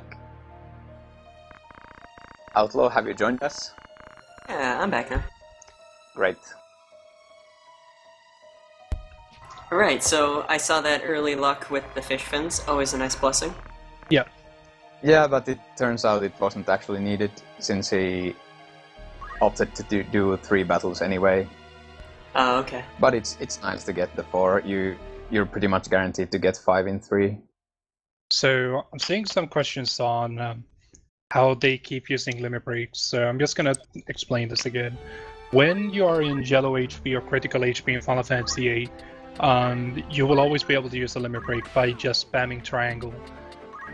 Yeah, skipping the turn, like basically you get a new turn and it calculates your limit break again at the beginning of every turn, and you can just spam skipping turn and you will get the limit break at some point. Yeah. The lower your HP is, the higher the chance is to get, and also it affects something called the critical level, which affects, for Quistis for example, it affects how much damage she does with her limit breaks. For Squall, it determines how many hits Renzoku can hits for, and whether or not he gets the finisher. For Irvine, you get a longer timer for the shot limit break. That is one of 2 times we actually used Quistis in the entire run, I believe. Depending on if you bring her to missile base or not, I suppose. Yeah. Yeah. Missile base is the second place where you can use Quistis. I think not all strats use Quistis.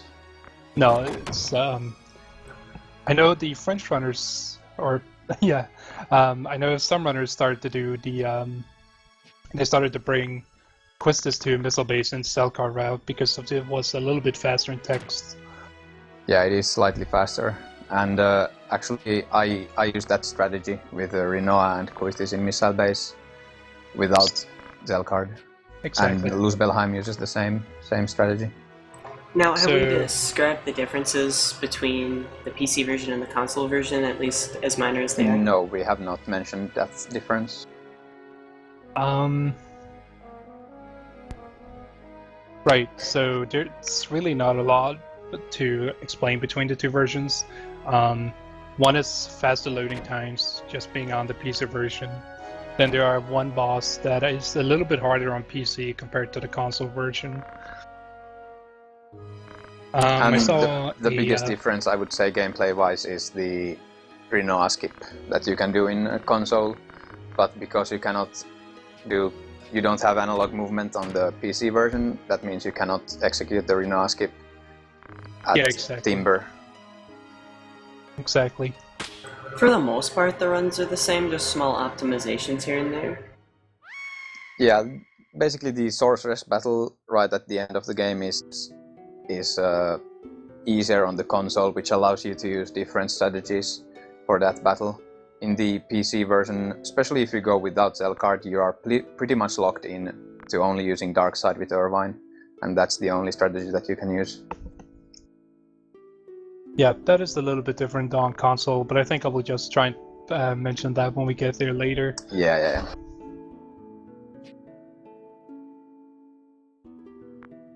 By the way, the poison that killed Balbane's Bayou is called Moss Fungus. I believe there's an enemy in FF5 actually called Moss Fungus.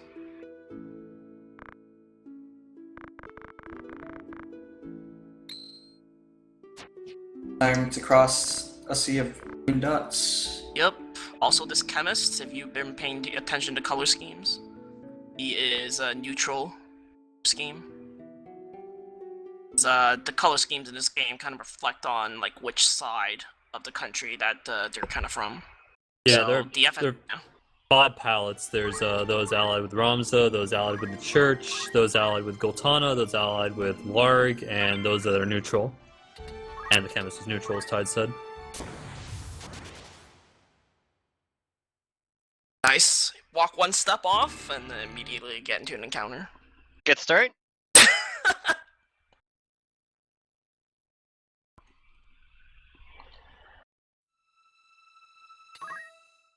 And yeah, people are discussing the level system in Final Fantasy VIII, and I think we mentioned it that leveling up in Final Fantasy VIII is not beneficial because the enemies level up with you. The enemies are not fixed level like most Final Fantasies.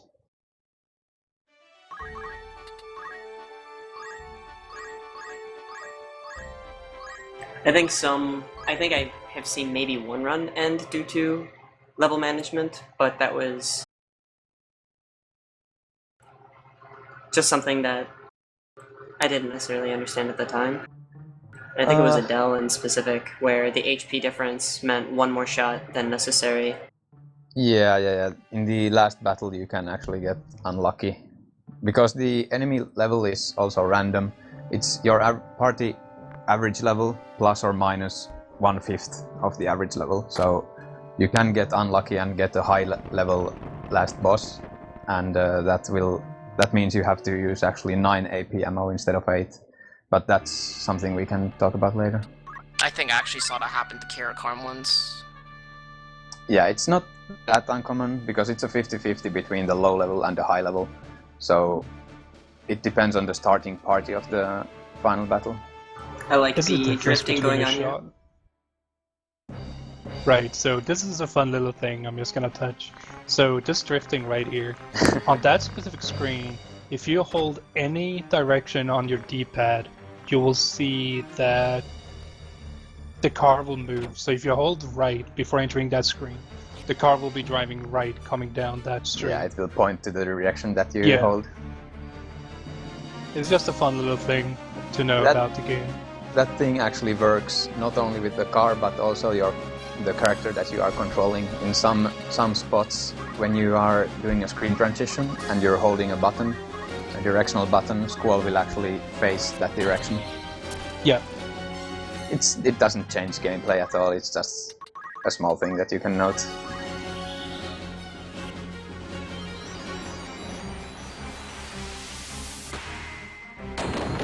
And story-wise, basically the Ifrit Cavern was the prerequisite for Squall to participate into the seed test, and now this is the seed test.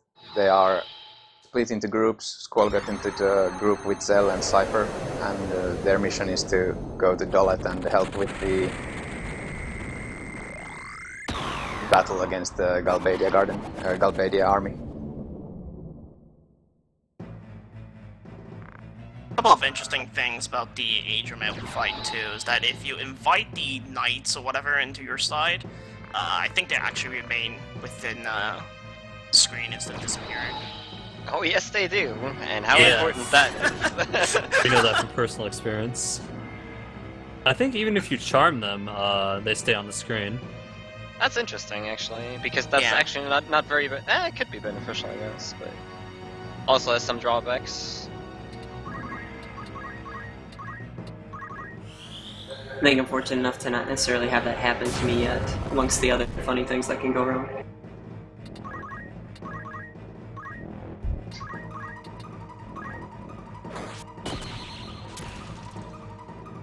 Now, since we've got all those fish fins coming up pretty soon after a pretty cool cinematic, you start to use the abilities that you get from your summons or GFs, Guardian Forces.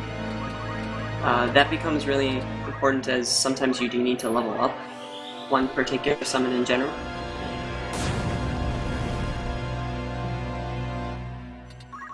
Yeah, so the menu after this cutscene, you will see Logic will refine the fish fins into waters and junction them to Squall's strength. That way he will be doing roughly 220 damage per hit with the trigger ability, and that will one-shot all the soldiers. The soldiers have roughly 90 HP, depending on the level. And of course, that also coincides with any regular attack. Part of your limit break is going to be pretty significant for most of, I guess you could say, Disc 1, even though it's the PC version. Yeah. Basically, waters will be junctioned to strength until Iguyons, which are at almost the end of it. Disc 1, at that point you will have triples.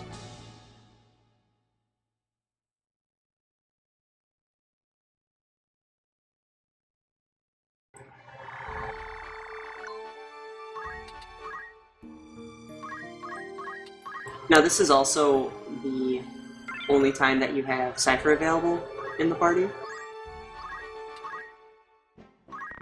And you don't really get to do too much with him, despite the fact that, if you're lucky, he can one-shot the guards as well. Otherwise, you've got to have Zell chip in.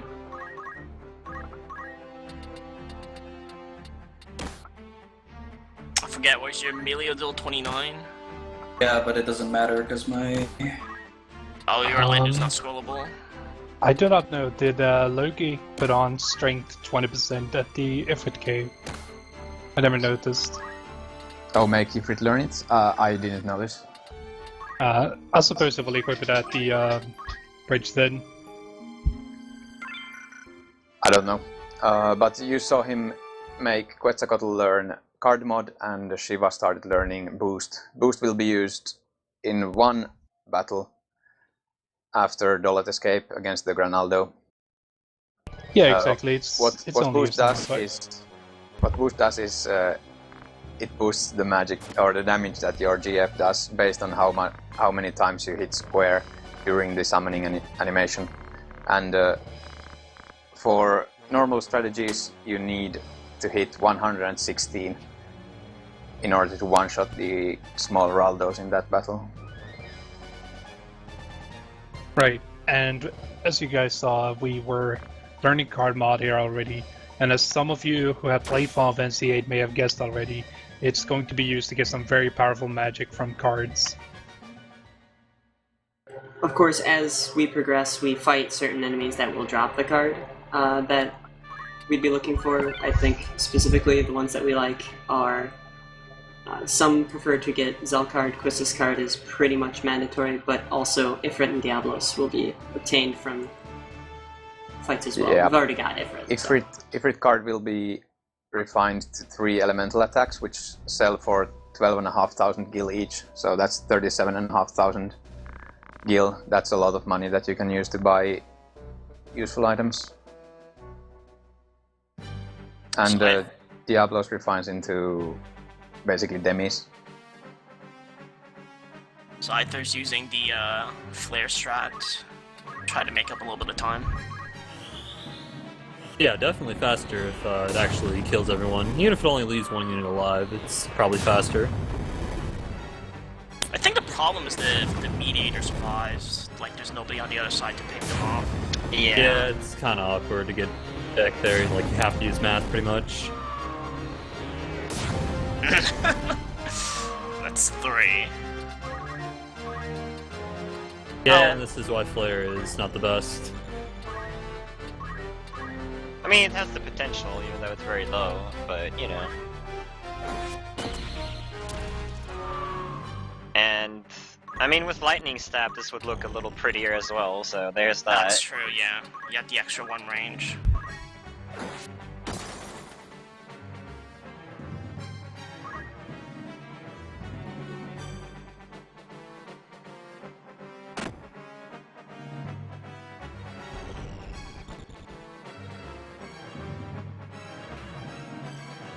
Right, so there's not a lot going on story-wise in Final Fantasy VIII at the moment either. The trio is just standing around waiting at their designated spot that they got before arriving here in Dorter. Soon we're just gonna see some soldiers coming by, and Cypher decides he wants to fight them. By the way, when you're charging for spell and FFT, it cuts off your evasion. So the fact that that summoner decided to go for spell on Ramsa automatically cut off his magic evade, so the spell's guaranteed to hit. That was a nice cleanup there. If you paid attention to Squall's movement in that spot, the story triggers are a bit tricky to master in Final Fantasy VIII. When you start running this game, you will often find yourself standing still when you should be moving. And there's actually a tricky story trigger right there where you have to move after a small dialog box. And basically what makes a good runner great is optimizing movement and optimizing menus in this game. The battles are pretty straightforward and easy, but movement and menus are what makes a great runner in this game. Yeah, absolutely. Mastering menus is one of the biggest time saves you can have.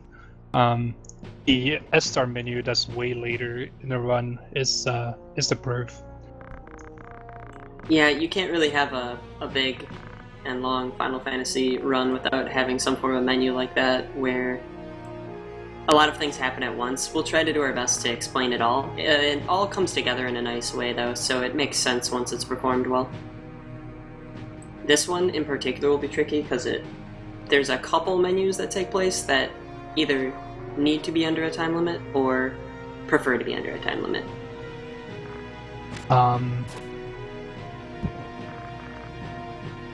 Now I'm getting worried if Logic forgot 20% strength. Yeah, I'm not sure. I wasn't paying attention, so I'm not gonna say anything. Well, we will see at some point. So, if it do happen that he forgot the 20% strength, what's gonna happen is, all his AP is gonna come a few bosses later for every single ability he needs to learn. It doesn't really change a lot, especially since he is running the cell card route. Yeah, the exactly. 20% strength doesn't really matter too much. Yeah, it makes a small difference. Basically, the GFs start learning Summon Magic plus 10%, or most of them start learning that ability, so the AP is going towards that, which is totally useless for us right now. Here you see, again, getting Squall to low HP enabled in order to use Renzokuken. If you get unlucky in this fight, you can actually get Squall killed. there is 4 hits. That is the minimum number of hits that Rensoku can do. That is kinda unlucky. One thing that quite often happens is I've seen a lot of runners get quite frustrated in this segment for the next slew of boss battles to come because Squall tends to get focused a lot. Especially on Eldrit, which comes up in a bit. Trying to revive Squall can be dicey because a boss will use a certain pattern and wipe him if he's at low HP. That's kind of the story of the run, where you want to stay in low HP but still be safe enough to survive something. Yeah, you often rely on basically the chances that you will not get focused. It is a 1 in 3 chance to get hit by a spell, so it is unlucky to get hit by a spell, but that happens still 1/3 of the time. So Aithere is using a different or the standard old strat of what happens. So we're going to cast Holy, and we're going to have to read this text, unfortunately. It's a little bit slower. The idea is to position, if I remember correctly, is actually really important because otherwise Orlando can't reach. So you wait to lure Zelbag out, singles him out onto a height 4 tile. That allows Ramza to cast a spell that only hits Zelbag, and then Orlando goes in for the kill.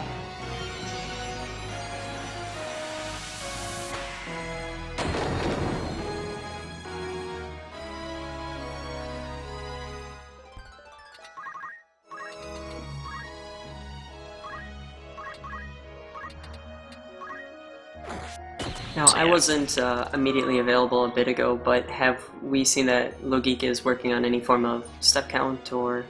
The We step don't count know is yet. not. Yeah, it's not active yet. Basically, we haven't seen anything yet because the first step that you take is when you're escaping Gullet after the spider robot. Exactly. His general step count right now is really good, though. It's some point, I believe. I don't think it's behind or ahead or anything. I think he's it's fine. just fine. I have seen some people delay an encounter on the bridge because in some situations 2 will appear, but I know You there must is delay. variation between some... You must delay it there. What you do is you open in the Selka route. Originally, when you do 2 battles, you do the menu there to equip certain abilities like card mod and boost for Shiva. This is something you later had to do no cell card. You had to do a menu there anyway, just to push the encounters. Yeah, it depends on how you do your menus, but Yeah. basically if you delay the second battle in Ifrit Cavern to be after Ifrit, then you basically do not have to open the menu in the bridge, but it's a minor detail, and it also depends on how good your movement is. I saw someone in the chat mention something, how this game looks much more polished and looks a bit better than what happened with Final Fantasy VII and how everything was put together. Part of it is that for 8 they decided to go with some form of more realistic character models. And that's mostly just in the scale of the characters themselves. Also, this is the PC version, which is a better graphics than the original PS1 graphics. And not to mention that people do get better at making games for the platform they are making them for. So Final Fantasy VII was the first PlayStation 1 game, and Final Fantasy VIII, I'm sure they have learned something, and the graphics definitely reflect that. Sorry, I just wanted to cut in there, but the fight against Zelbag at the bottom of the church in Morond, positioning Orlando is actually really important, because if you place him in the wrong spot, Orlando actually will not be able to reach Zelbag, and then all the demons will get a turn, and the demons will rip you apart if they get a chance to go. That happened to me during a practice run where I accidentally positioned Orlando in the wrong spot, so can't really deviate from the formation at all, especially late game. It works 100% as long as you're right, but if you're wrong, there's pretty much no way to come back. The enemies are just a little tad too strong, and you're kind of running an undermanned party for most of it. Yeah, the boss battles in FF2 are all very straightforward because they'll have, for the most part, 100% strats. As long as you don't make like any mistake, you'll be okay. Even a small mistake can like cost you everything. Yeah. Zarghdas' most complex satellite system ever. Alright. That looks pretty good for Aithere. Cleaned up most of the fight except for the single knight.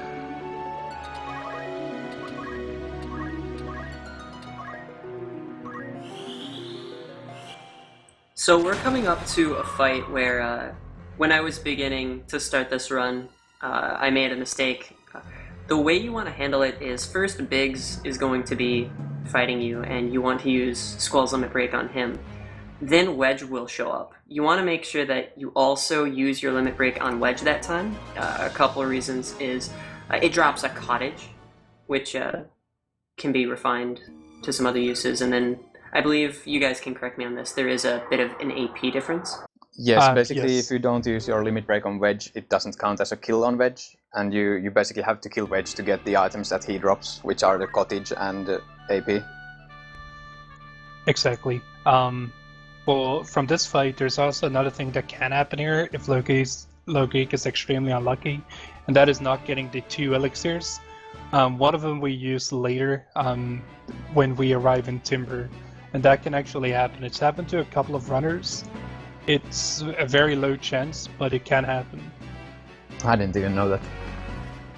In my last run that I had, I ended up selling one of them. It's really the first one that's super critical, and you'll use that on this disc. But I actually haven't seen anybody not get it yet. Maybe it's just that small of a chance. Alright, that was pretty bad luck for Logic there. His Squall just got killed. Yeah, he got focused, like we were talking about earlier. Another thing here, when we do spam limit breaks, as much as we all love Squall's limit break here, getting rough divides on these two is a big time loss because of the animation time it takes. Yeah, it's roughly 11 seconds or so every time he uses it when we don't need it. Exactly. Okay, so for this fight, so I'm just going to explain the mechanics of this boss a little bit. So this boss have 3 attacks and then, he's going to do 2 attacks and then he's going to do Storm Breath. Storm Breath is always on his 3rd attack, so in reality we want to kill him before he gets his 3rd turn off. Yeah, and he dies in 2 Rensukulkans, usually. If you get 4 fish fins, you have to use the 3rd one or extra attacks. Exactly. Getting one rough divide here is very nice, usually, just to make sure he dies. We should note that Squall's HP is kinda good and kinda bad. For the next fight, everybody who has played the game probably remember that the Spider Crab is coming up next, and 10 HP is kinda nice because you hope to get rough divide in that battle, because it will one-shot the spider, and it increases the chances of getting it, but it also means that Squall dies from 1 hit. Anything that hits Squall, he will die. Oh, right. I don't think we mentioned, so as you have seen Loki in the effort fight and this fight right here, he has been trying to run away from the battle. The reason we do this is because whenever you are in critical HPS, you lose the animation of attacks. You'll actually see that we try to run away from so many fights. We have to remind ourselves there are some situations where we do not wish to run from, specifically later on in the game, and making that mistake can be quite a headache. Doing that mistake in the S-Star menu costs you 5 minutes, roughly. I actually didn't pay attention. Did he draw Siren right there? Yes, he did. He renamed Siren after the battle. Alright, cool. So yeah, we get Siren in that battle to learn Life Magic Refine, eLmaGus Refine. We will refine tents into Kuragas, and Kuragas are really strong HP junctions. This will enable us to have critical HP at will, because we will junction Kuragas that will make the max HP higher than 4 times the base HP, and we will be in low HP. Alright, so we've got XATM here. It's a really bad start when he does the full charge because that KOs Squall, which just delays it a bit. And as for this fight is also scripted, so after 2 attacks he's gonna do Energy Bomb or Energy Ray. I don't remember exactly the name of Ray Bomb. Attack. Yeah. And he gets Ray the Ray Bomb. Yeah. There it is. This deals about 100 damage to everybody. So it's still not the end of the world. No, but he got unlucky that Squall got killed in the first turn. Yeah. Yeah, it's a real shame when Squall dies, but he was on very low HP. It might end up working to his benefit, since having Squall right in that sweet spot of around 60 HP is necessary later, at least for optimization. Yeah. Basically, he would have had to either heal or kill Squall later on. Okay, that's nice. He got the Rough Divide. And I know now... we touched. Yeah, go ahead. I know we touched on Siren before. One other thing that we do with that is learn plus 20% magic, which we use in one situation in particular to boost some damage. Logic will not probably use that strategy since he will go for the yes. Zell card, but Elbow Heal. That's true. That is one of the differences in Zell card versus no Zell card routes. In the last fight of the Disc 1, you will see different strategies. Right, so as you could see there, just for a moment he was walking, and this is to avoid one of the spider battles. There's a couple ways that the spider can be avoided, because he will attack you multiple times. The other one is here on this bridge. After crossing the third light post, you walk backwards until the spider jumps a second time, and then you're able to cross freely.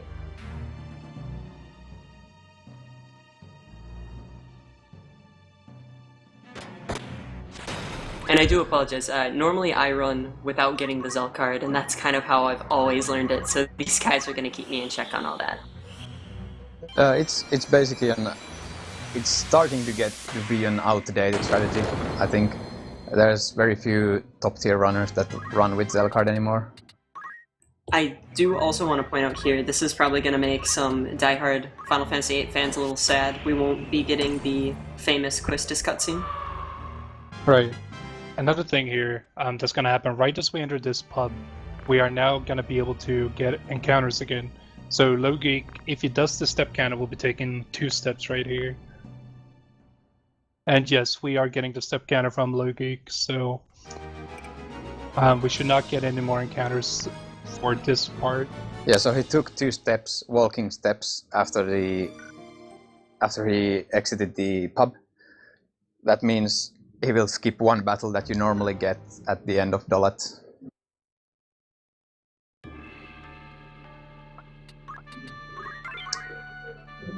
Do you guys think we should go into detail about the step count? I think the step counter has been put into detail from all the other games. If you watched the Final Fantasy VII run earlier though, Final Fantasy VIII is pretty much the same thing.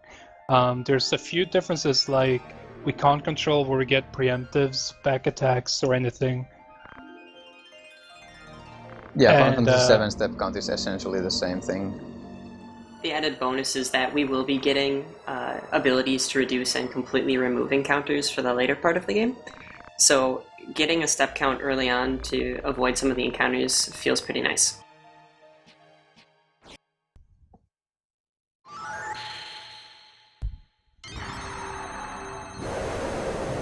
Yeah, Aithere is on the second to last fight of FFT, so we're almost done.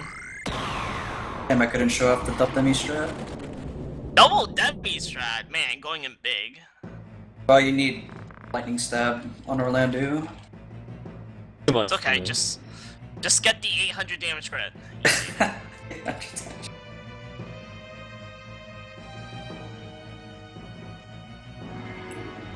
The cutscene that we were referring to earlier, there's a scene where instead of hiding in the pub, the party runs to the boat and the spider's still following them, so Quistis gets to unleash fury with the machine gun in that, and it's probably one of the best cutscenes in the game. Yeah, definitely my favorite.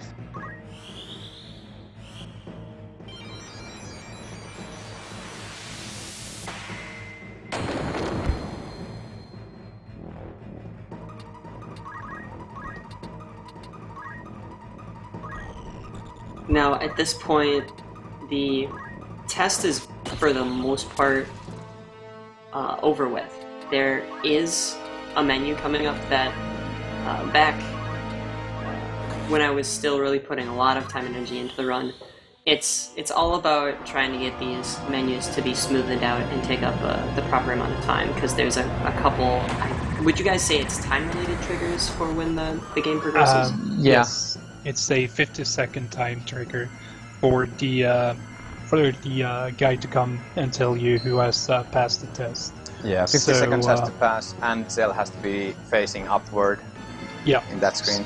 So there is a way to trigger it early, and we will see if Logik will be doing this. Basically, the following menu will make the junction switch from Zell to Kuistis, and you make the GFs learn new stuff. And if Logik is fast enough with the menu, he can do item management, which means he can switch the positions of the items so that the following menus in the game will be faster. For example,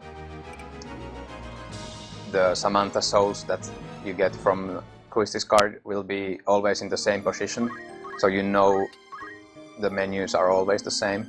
That is a small optimization that basically saves like a couple seconds only. Another thing that...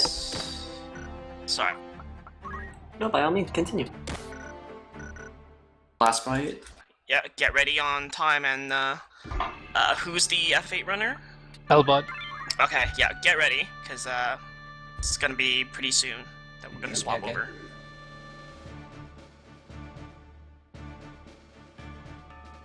The menu we're talking about will be happening in about 20 seconds, 15 seconds. One other thing that's quite common is you can, some runners elect to change some items around in the battle menu in there, mostly to put Elixir in the first page so you can quickly throw the necessary items as needed. In this screen.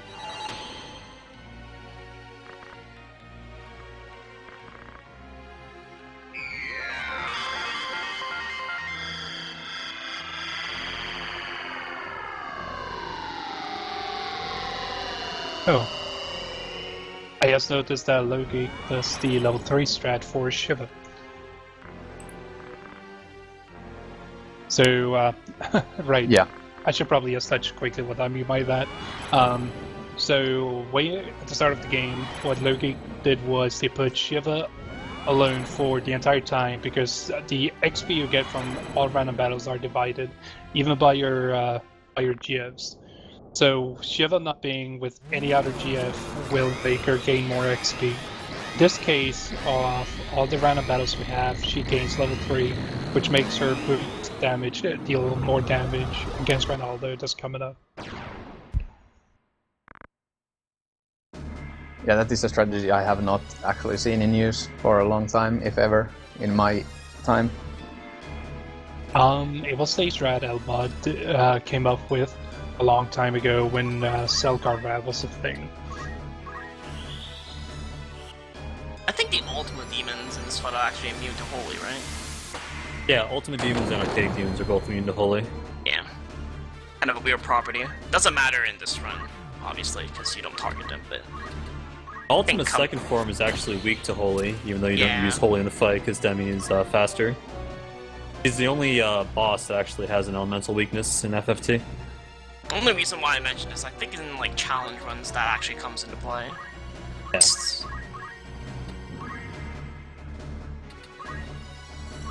Also, we take out Alma, by the way, not just because it's funny, but because Alma will cast Air Barrier, get turns as a guest, and we don't really want her to do that because it wastes time. Because we really don't need Alma to finish this fight, so... Let me just remove her off the field.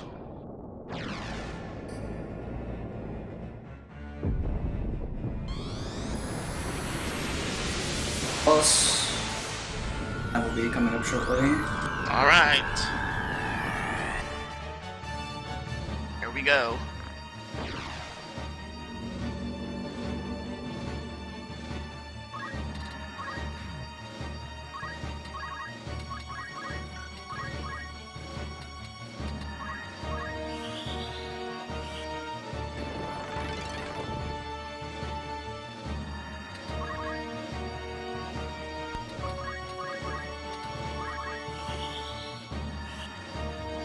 And yeah, Ultima's HP can vary, but because Demi always does a quarter of max HP, you always kill in 4 shots.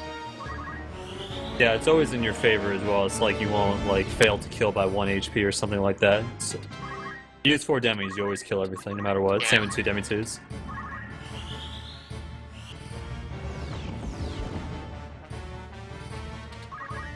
Alright, and... Time. Orlum. GG. GG, guys. Good That was luck, quite Ambot. the run. Go, That Airbot, was go. quite the disaster, yes. GG, dude. That's Good luck, FFT Eddie for Walker. you though. You did all you could. I know you did. Good luck, Scott. Albod, and hope the rest of you guys enjoy the rest of the relay. Good job on tactics. Good job. Yes, good job on tactics, guys. Just a big Very shout nice out to all run. the tactics runners. You guys are all a lot of intelligent individuals, and it was really good to see even more information on such a detailed, complicated game. Yeah, super That was a detailed. lot of fun. Very nice. All right, so now we get to get started on